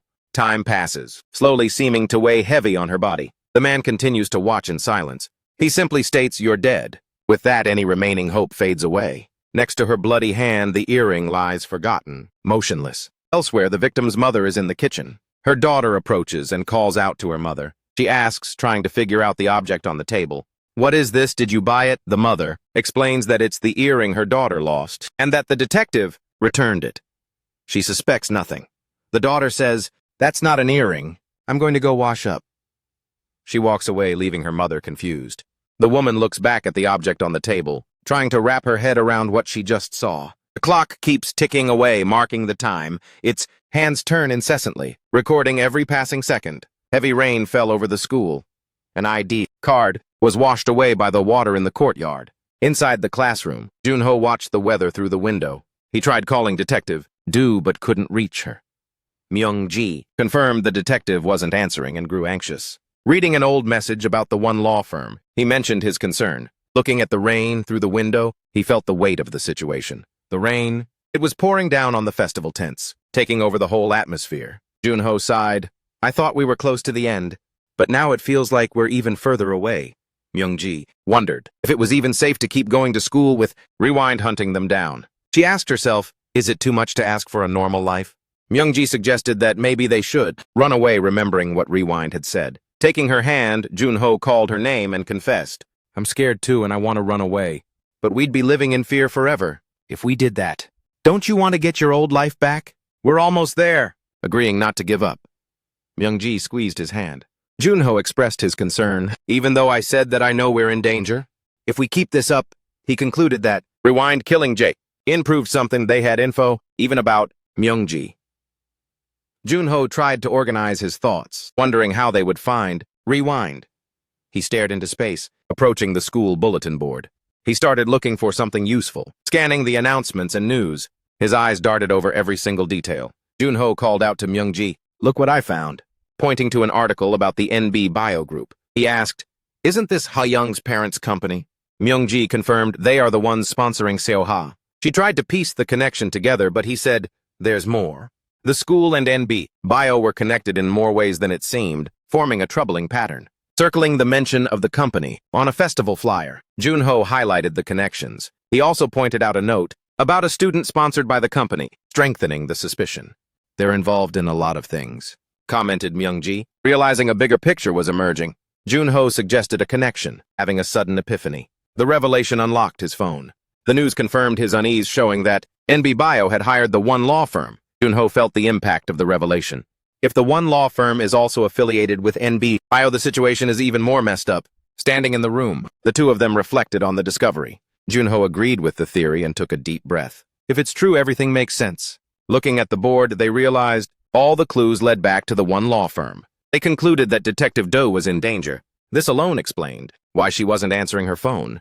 The thought weighed heavily on both of them. Over the school loudspeakers, an announcement summoned all students and teachers to the memorial service for Jin-Yu and Song-Yul Lee. The voice requested that everyone gather in the auditorium, maintaining a solemn tone. On the stage, the school principal faced an audience of students and staff, everyone sitting and bowing their heads in a sign of respect. Myung-ji and Jun-ho attended the ceremony. On the stage, photos of Hyun-ju and Song-Yul Lee hung over the silence. Myung-ji tried to make sense of the timing, wondering why Rewind would show up right now. She grew uneasy, wondering why they were on display instead of hiding their crimes. The principal continued his speech, expressing regret for the tragedy that befell the two students, announcing his resignation and taking full responsibility for failing to keep them safe. He concluded his term. "Can they do that?" Myung-ji asked. Jun-ho replied, "The school must be taking all the heat." Someone tapped Jun-ho on the shoulder, making him spin around. He looked at the person's face, and his eyes went wide. The principal prepared to introduce his replacement. He watched as someone pulled Jun-ho forward. The voice on the stage, it was revealed that the man had founded the school 14 years ago, creating a palpable tension. Holding Jun-ho's hand, Myung-ji asked, "What's wrong?" He had just heard that the man was the main director of the school's foundation. The man was also the chairman of the NB group. The revelation left Myung-ji stunned. Walking up the steps to the stage, the new director stepped forward. Jun-ho shuddered to hear that he was the representative of the One law firm. He barely reacted.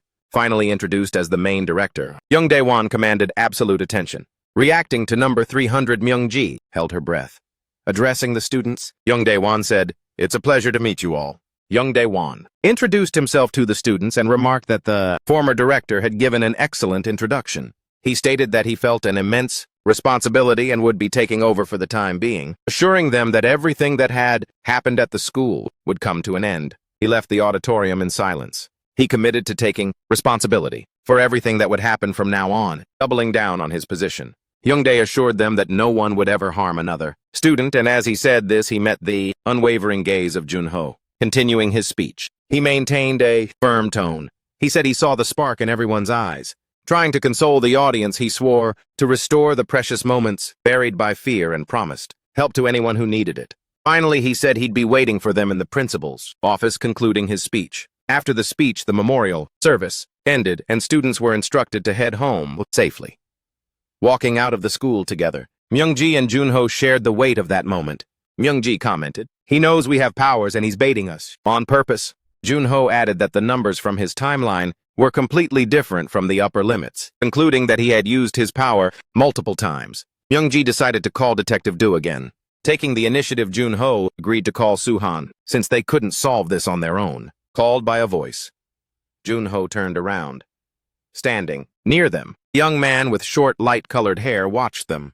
Myung-ji recognized him as the detective's colleague, Do, and noticed he looked different. The young man asked Jun-ho to come with him for a second, keeping a very serious expression. Myung-ji stepped in. "We have nothing to do with Jae-hyun, and we have an alibi for that day." He clarified this isn't about that. Then he mentioned the incident that happened in Bundang a year ago, the disappearance of Jin-gyu Baek. Upon hearing Jin-gyu's name, Jun-ho reacted, losing his breath for a moment. The scene cuts to the Gangdong police station. In an interrogation room, the officer explained they had found new leads, and that this was a follow-up investigation. "Were you investigated last summer regarding the disappearance of Jin-gyu Baek?" he asked, requesting his testimony again. Images of past events flooded Jun-ho's mind. While he tried to pull himself together, "I was supposed to play basketball with Jin-gyu that day, but he didn't show up or answer his phone. I just went home," he recounted. "Isn't that why he was reported missing?" the officer questioned. Following protocol, the officer delivered the final blow. "We believe we found Jin-gyu Baek's body at the river pier." Visibly shaken by the news, Jun-ho felt like the ground was disappearing beneath his feet. "The time of death matches the time of his disappearance," the officer estimated. Was Jin-gyu drinking or depressed? Jun-ho denied it. "Did anyone have a grudge against Jin-gyu?" he asked, receiving another negative response. Concluding the questioning, the young officer took a deep breath and stood up, lamenting the loss of a close friend. "Jun-ho, you can leave once you've pulled yourself together." Remaining seated in silence, Jun-ho stared blankly at the table. Leaving the room, the officer found Myung-ji. Calling out to her in the hallway, she rushed toward him, trying to understand the situation. He reassured her. "Don't worry, we're just taking a statement from Jun-ho, but I also have something to ask you," he said, his tone changing. Hesitating for a moment before speaking, he seemed to weigh his words. He reveals detective. Who was murdered? The news completely stuns Myung-ji. He continues. She was killed in Seoul last night. We haven't found the culprit yet. Myung-ji reacts firmly. It was Hyung Dae-won. The detective was killed while investigating him. Touching his arm, the officer tries to gather his thoughts. Was there something between you and Sergeant Do? He asks, looking for clarity. A memory surfaces. He comments. It was strange that she stayed in contact with you after the case was closed. He remembers you were the student who was almost killed by the serial killer Seol Shin. I think the detective was just following the case. He takes a deep breath. Now I need to know the truth. Pulling from his pocket a plastic bag with a watch inside, he shows the evidence. Myung-ji recognizes the object as the watch the sergeant wore all the time, and the shock hits her hard. The officer declares, my personal feelings aside, they could be involved, but I want to catch the killer more than anyone. He explains the victim's mother came and gave me the watch. She didn't know how her daughter ended up with it. Do you know what this watch means? He asked Myung-ji, waiting for a response. Realizing that this was the last item Detective Do left behind, Myung-ji squeezes her hand tightly. She realizes that the detective was murdered for investigating No Dae-won, and she used her power to leave that clue. The truth fits. With a sudden realization, she holds her breath. Still sitting at the interrogation room table, Junho stares into space. He puts the pieces together, concluding that Rewind found the body on purpose to pressure him and rattle him, recognizing that he was responsible for Jin Yu's death. Junho's stomach churns. He decides that he can't let it get to him and he shouldn't stop to think, forcing himself to stay focused. The weight increases knowing that Rewind is the CEO of NB Group, the one law firm, and the lead director of his school's foundation. Over the image of No Dae-won, the number 300 stands out and consumes his mind. Suddenly he wonders if someone's timeline can stop perfectly at a single number, trying to make sense of it. He realizes it's almost like it can't go past 300 and feels a chill. Myung-ji shares the oddness, noting that the watch is broken and keeps ticking at the exact same point. Together, they wonder what it means. In the school locker room, Soo-han packs his gear into his locker. A teammate comes up from behind, calling his name. He asks if Soo-han has some time before practice to grab a bite and play some games. Soo-han politely declines, explaining that he already has plans. The teammate asks if it's a date. Something like that, Soo-han replies, promising to go next time. Later, Soo-han walks alone through a crowded market street. He moves through the crowd, passing between stalls and following the narrow alley of vendors. An older female vendor greets him. Soo-han approaches the stall. She asks him if he's coming from practice. Take it easy, she tells him. Soo-han, holding a box of produce, asks, Mom, take a break. I promise I'll get you out of this neighborhood when I win a gold medal. His mother smiles slightly and responds, I like living here. She explains, it raised you like this, and I've kept the shop since your father was alive. We don't need anything bigger. Soo-han asks, why did you bring up Dad? We can take him with us when I make big money. His mother asks, don't get into any fights and keep practicing. I'll support you until you win that medal. I don't fight anymore, Soo-han assures her. The scene moves on. As he prepares to leave, Soo-han hears a voice calling his name. He turns sharply toward the direction of the call. Across the street, a husky young man watches him in silence. Recognizing the face, Soo-han asks, is that Seung-tae? Soo-han's mother greets him cheerfully. The visitor smiles, but Soo-han cuts her off. Soo-han states, Seung-tae, you should leave. He tries to steer him away from there. Soo-han steps back a few paces, reminds him of their agreement to live separate lives, and asks, are you here because of Seong-gu? Seung-tae takes a deep breath, confirming he heard what happened. Soo-han questions him. Are you here to avenge your younger brother? He challenges him to a fight. In response, Seung-tae bursts out laughing. Soo-han is confused, surprised by the reaction. Seung-tae shakes his head, saying, I'm not here for that. He explains, I knew my brother was acting out of control. I was just too busy to step in. Without understanding, Soo-han asks, what are you talking about? Seung-tae shows sincerity, simply thanking him. He recounts, back home, everyone was below me. But when I came to Seoul, nothing went my way.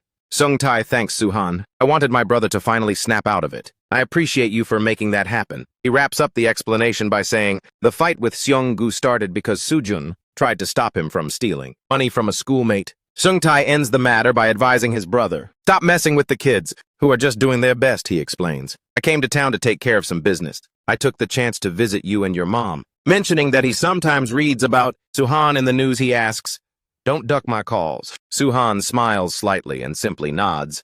Seung-tae says goodbye and heads out, asking, Hit me up when you're in Seoul. In another part of town, a man in a suit answers. A call in a fabric store. He informs the person on the phone in a low voice, I found who you were looking for. The scene changes to the front of a large, modern gym. Moments later, Suhan enters the locker room and looks for his spot. A teammate asks, did you eat yet? He mentions that Suhan got there early. Suhan remains silent, giving no answer. Turning to his teammate, Suhan asks, what's up? Did something happen? Down the hall, other students slam. A locker door shut.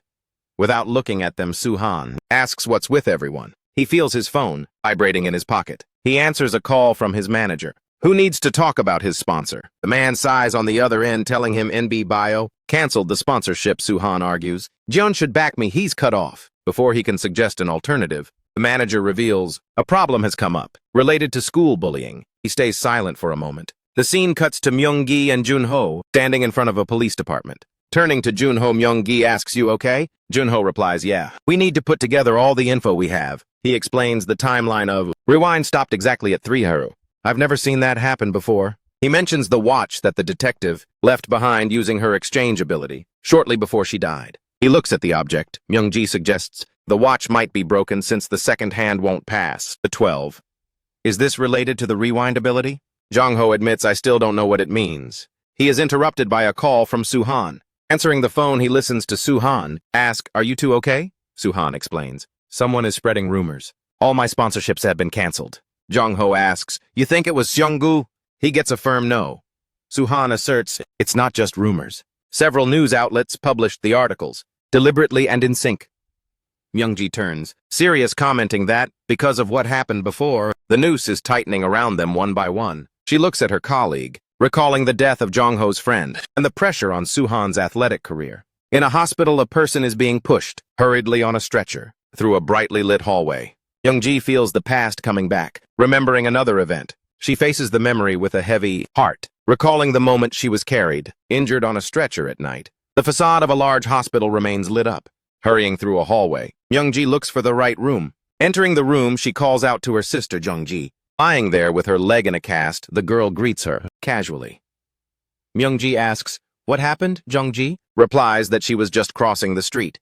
I never go to the library anyway. This is a sign that I shouldn't be studying. Jung-ji jokes. Myung-ji calls out to her sister again, by name, and looks at her, intently keeping a steady gaze while Jung-ji falls silent. Clutching the bedsheet, Myung-ji says, no, Jung-ji. Elsewhere, an older man. She claims it wasn't an accident. She assures them that Rewind was behind it. Jung-ji asks why her sister is overreacting so much. Myung-ji simply wipes her face and replies, I'm just glad you're safe. Watching her sister in silence for a few moments, Jung-ji takes a breath. Hondo calls Myung-ji and gets ready to continue.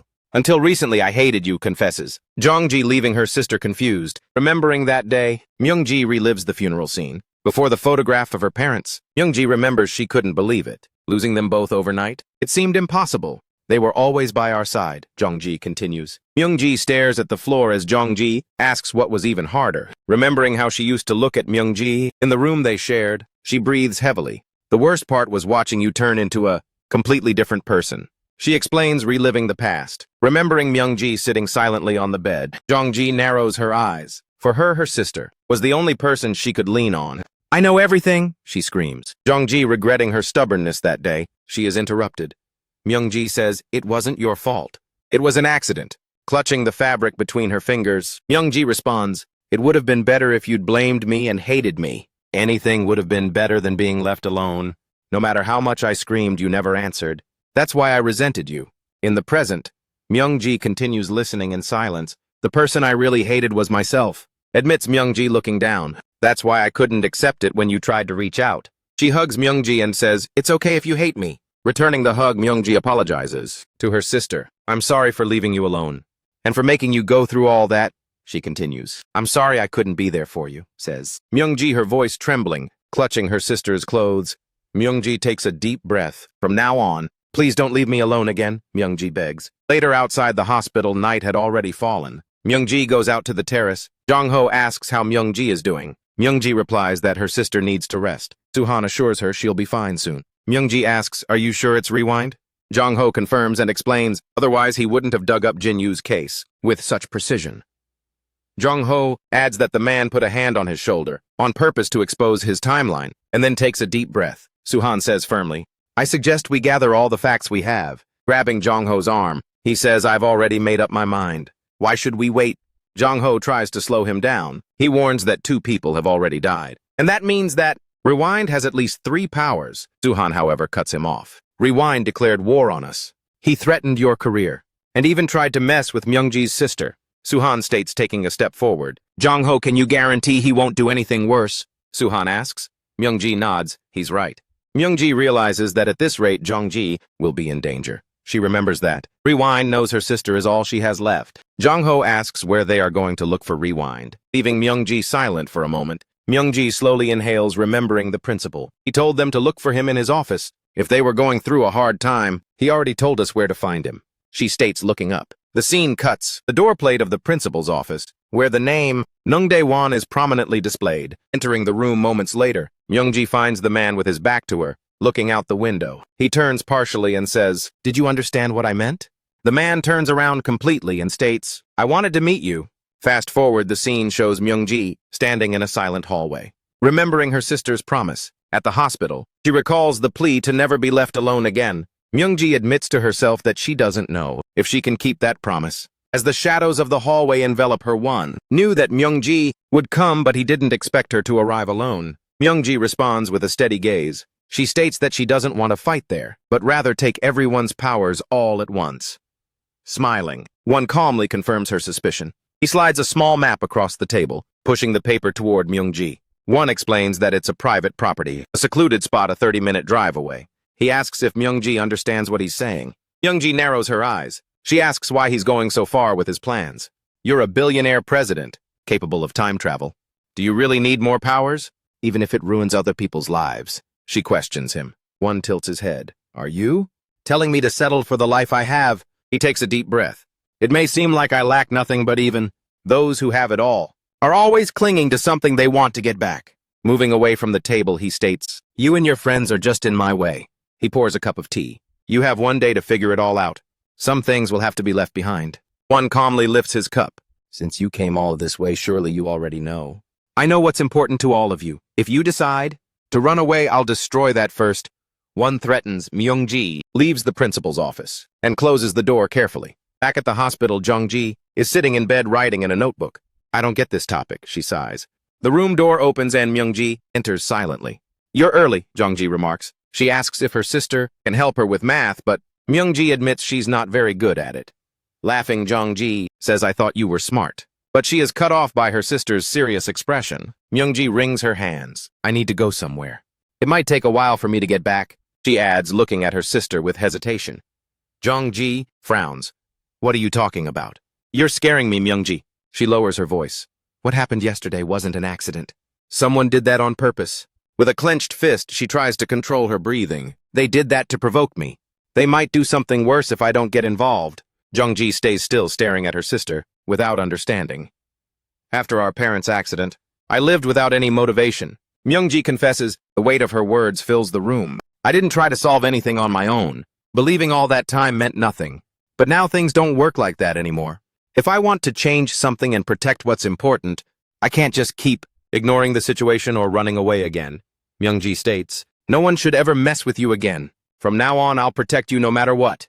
I need to face everything head on and fight." Myungji concludes. Jongji watches her, unable to react. Shortly after, she questions, "What were we talking about yesterday? You promised me you'd never leave me alone." "Now I can't explain anything right," Jongji laments. "Just when we could finally be together, you can't go back. How am I supposed to live alone again?" she asks. Then Jongji reaches her hand out to her sister. "Why do you need to get mixed up in something like this?" Myungji hugs her sister and makes her a promise. Myungji repeats the words while Jongji calms down in her arms. "I'll be back," she assures her. Later, a taxi pulls over on a rural road. The driver announces, "We're here. You'd better get home early." The car drives off, leaving Myungji alone on the road. At that moment, Jong-ho calls out to her. "So, Han and I were waiting for you." As they walk together, he asks, "Were you able to talk to your sister?" Myungji responds, "I couldn't explain anything, right? So I just promised I'd be back. But I'm afraid that something might happen." Jong-ho tries to reassure her. "Don't worry. Regardless of Noonday's abilities, it's still 3 against 1-1. Holding the card, Sohan takes the lead. "The way is this way," he indicates. They arrive at a large, abandoned industrial complex. "It's just an old factory," Myungji remarks. Young-ho adds, the place is perfect for covering up any accident. The three of them enter the spacious interior of the building. Young-ho observes, there's nothing special here. Sohan asks, what's the plan since we only have a few hours? Sohan points out, there's a lot of stuff scattered around, but one hasn't set up any devices. That shows massive confidence. Jong-ho starts to explain that one intends to link his abilities, but Myung-ji interrupts him. She announces, I have a plan. Myung-ji holds up her cell phone toward the two of them. Jong-ho looks at the device curiously. On the screen, a news story appears about NB Bio's new research related to Alzheimer's medication. The scene cuts to one's face. Myung-ji claims that this is the key to defeating Rewind. The scene begins at the facade of a modern, corporate skyscraper. The building is fully lit up. A black car waits silently on the street. Inside the office, Noonday One turns around and heads toward the exit. Now seated in the car, he receives the new NB biomedication from the driver, but Noonday rejects the bottle. He comments that he won't need it anymore and asks to go back. The vehicle leaves without delay, pulling away from the building. In a busy game room, several people are sitting at tables. A man with his back turned completely dominates the space. He has a massive pile of chips in front of him. It's noon, day one. He asks for the check with a cigarette between his fingers. Someone approaches from behind and places a hand on his shoulder. The man congratulates him on his big win. He suggests to Noon Day that he should go home discreetly to avoid any trouble. Noon Day recognizes the voice and identifies the newcomer as Hong Su-shin, the butler of the Ugiro clan house. Then Noonday remarks, your wife, the one who works at a restaurant? She's going to have an accident the day after tomorrow. I recommend you head home early. The other man asks Hong Su-shin, do you know one? He hears an irritated denial. Hong Su-shin grabs him and demands to know, how the hell did you know what my wife does for a living? A young man is thrown with force, landing right in front of them. The scene returns to a protest. The same young man appears, fallen while a man in a suit watches him as he uncomfortably walks away. Hong Su-shin remarks, that guy gives me the major creeps. The young man looks at him, intently maintaining a very serious expression. Flashing back to the past, Noonday remembers that he discovered his abilities by pure chance. Like rewinding a cassette tape, walking down the street with headphones on, he snapped his fingers to the beat of the music. Suddenly, a speeding car rushes toward him. He turns, his body sharply, realizing the imminent danger. In an instant, Noonday snaps his fingers again. He is thrown backward, landing in a seated position on the asphalt. The car goes whizzing past the spot where he just was and continues on. Noonday remains unharmed on the ground. After that day, his life changed completely. The ability began to consume him. He could get absolutely everything he wanted with ease. He even enjoyed winning hands in poker. But although he achieved all he desired, he found absolutely zero happiness. Life became a total drag. This flashes him back to the image of himself, fallen on the ground during the protest. Still on the ground, he asks himself, should I just go back in time? A voice calls out to him as he slowly gets up. A young woman holding the small flag watches him closely. She leans in a bit and asks, are you okay? He stares at her for a suspended moment. He feels like time has stopped all around him. For the first time, he looks toward the future instead of the past. He calls out to Sanmi. She greets him with a smile, simply saying, hey there. Running toward him, she apologizes for being late and asks, where are we going? He takes her by the arm. He takes the young woman to a crowded amusement park with a big carousel. She says she had always wanted to visit this place. Noonday responds, it's still too early for surprises, at her. That night they arrive in front of an elegant restaurant. Inside the venue, he hears the young woman remark, I've only ever seen a vibe like this on TV. Sitting at the table, Noonday announces, I made the reservation a month ago. I have something to give you. He offers a box with a necklace and earring set. Happy birthday, he wishes her. Surprised by the gift, she asks, how did you know? She whispers his name. Realizing that he knows absolutely everything she likes, Noonday affirms this with conviction and adds, I can give you whatever you want, Sanmi. She closes the box, slowly, and takes a deep breath. He asks, you didn't like it. She responds that she loved it. The young woman says she loved everything about that day. It's like you staged the whole thing. Knowing exactly what I wanted, she remarks, teasingly accusing him. You went back in time again. Didn't you? She claims she knows.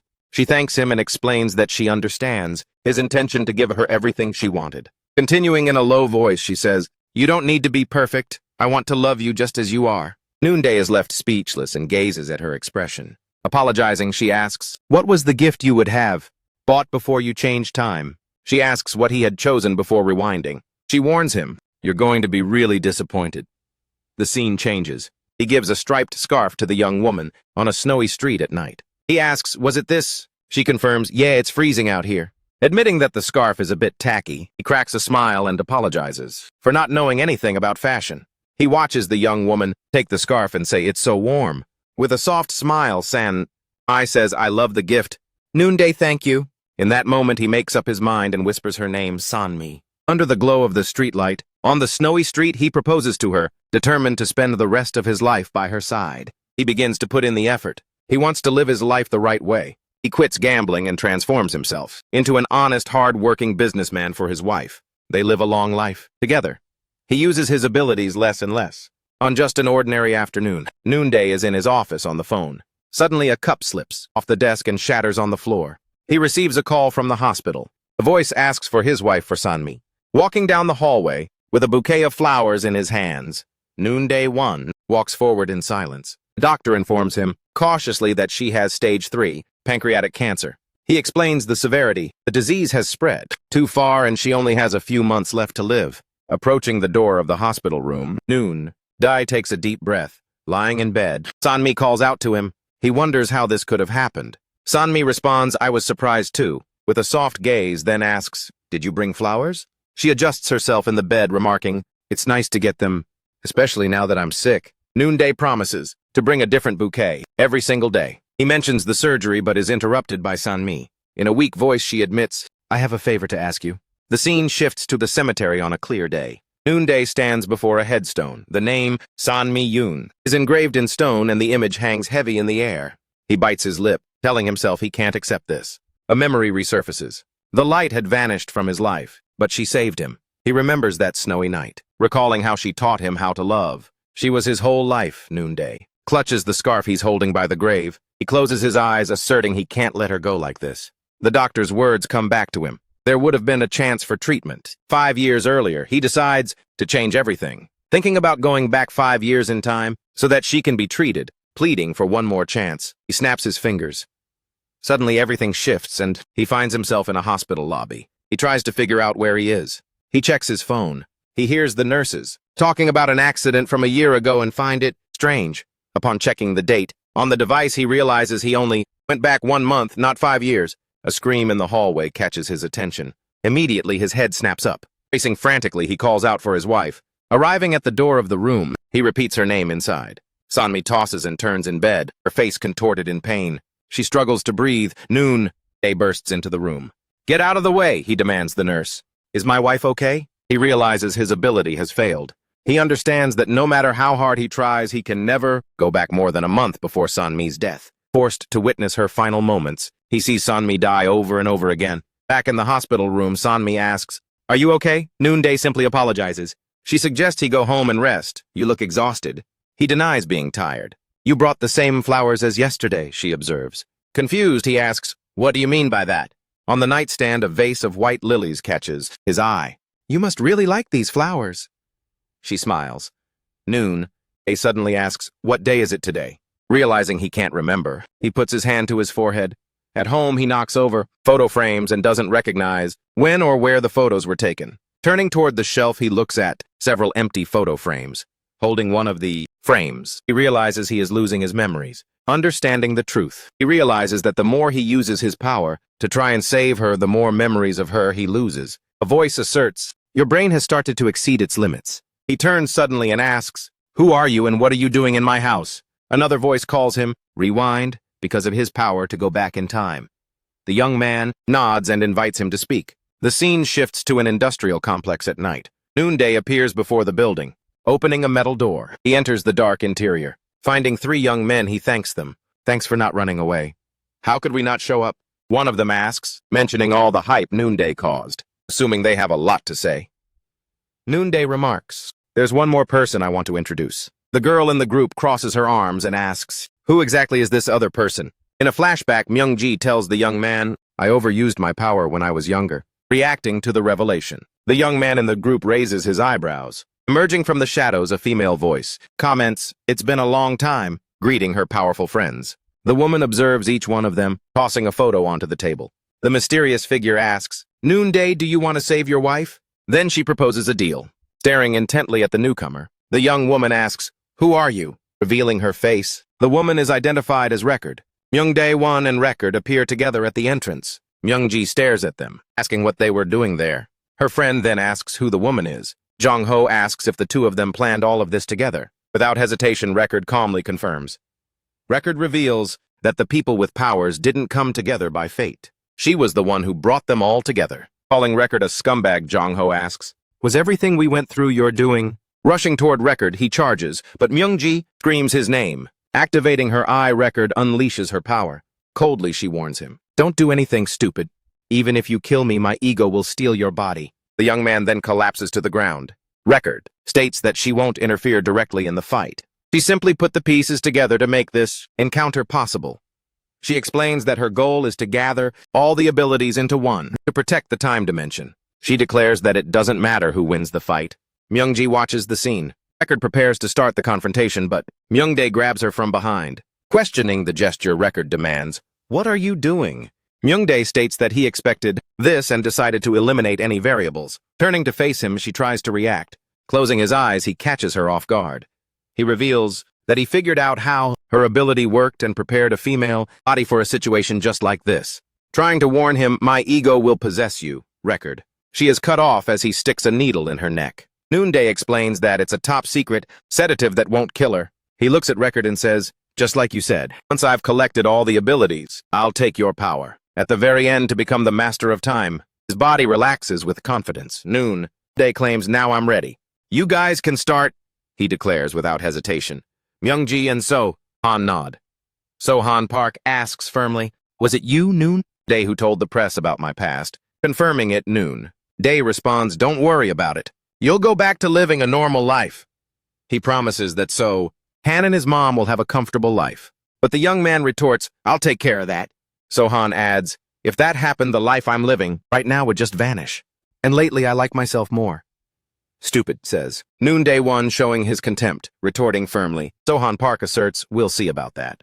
The word Alzheimer's flashes through his mind. A cell phone screen reveals something major. News about new research from NB Bio for Alzheimer's treatments. Showing the phone to the others, Myung-ji exposes Noonday-won's condition. A technical analysis states, Noonday-won's timeline doesn't exceed 300 years. Concluding logically, the girl with her hair tied back explains, because he piles up more memories than a normal person, he can't go past this limit.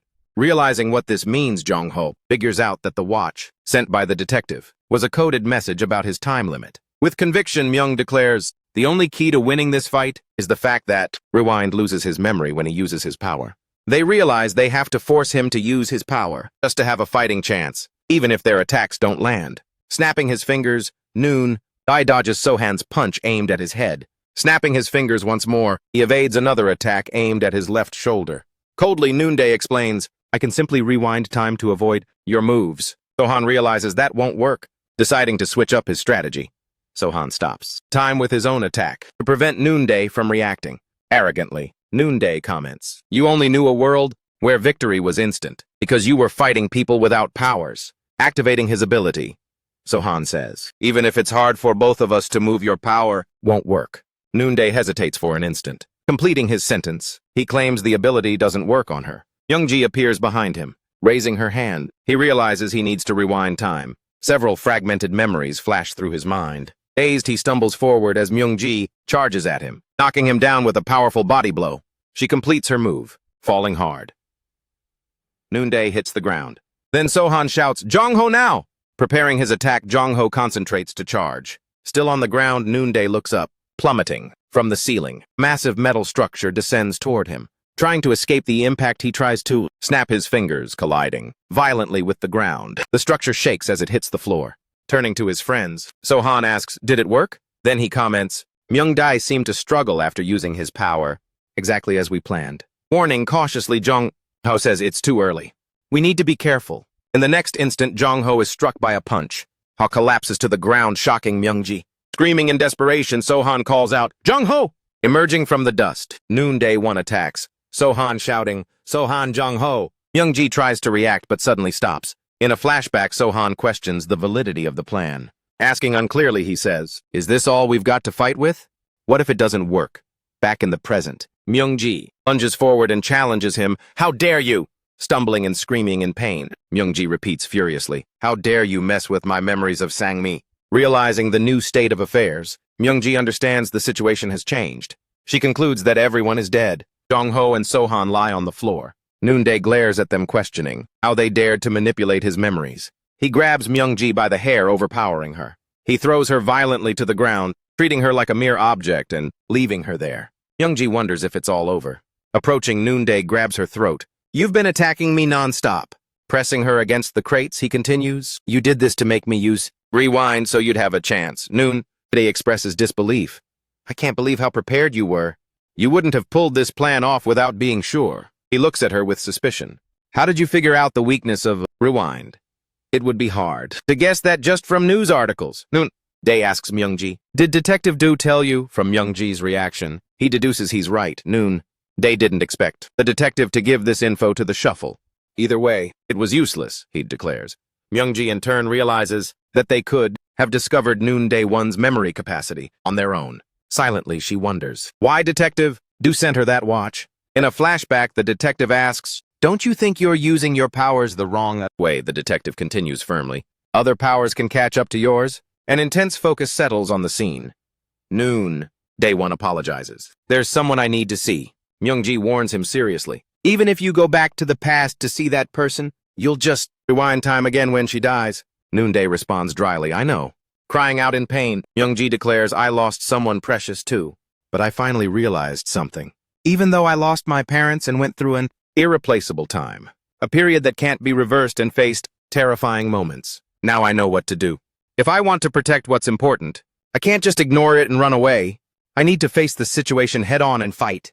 Because I promised Jong-ho I'd come back." Noonday tells her to stop talking nonsense, it's over. Firmly, Myungji asks, "Did you kill Detective Do and steal his ability?" Noonday remembers the detective's words. "Your power can be reached by others." Noonday triggers the ability to use her power, in tandem with other skills. She transforms instantly. Noonday notices the change. He understands that even though fast-forward doesn't affect those around him, he can be caught by the shuffle. Firmly, Myungji asks, "What would happen if the power were used on someone with failing memory like you?" Myungji understands the message. The watch was meant to use fast-forward on rewind. Trying to turn the tables, Noonday forces his fingers to press the trigger of time. But Myungji snaps her fingers in response. The two powers clash, colliding in a massive explosion of energy. Deciding that she needs to fast-forward as much as possible to defeat him, Myungji keeps it up.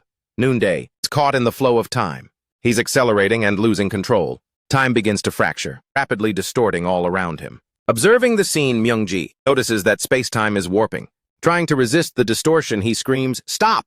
Hearing a voice calling him, Noonday looks to the side. Dragged away by the distortion, Noonday is transported into a memory at Sangmi's hospital bedside. In the memory, Sangmi says, "I have a favor to ask you." Noonday asks, "When did this happen? What kind of favor?"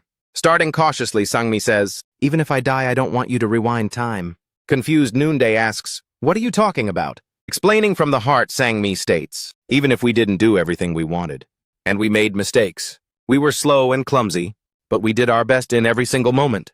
Every one of them was filled with love. I hope you keep these memories forever. I'm asking you to keep them exactly as they are." With a soft voice, she pleads, "Please don't cling to our past.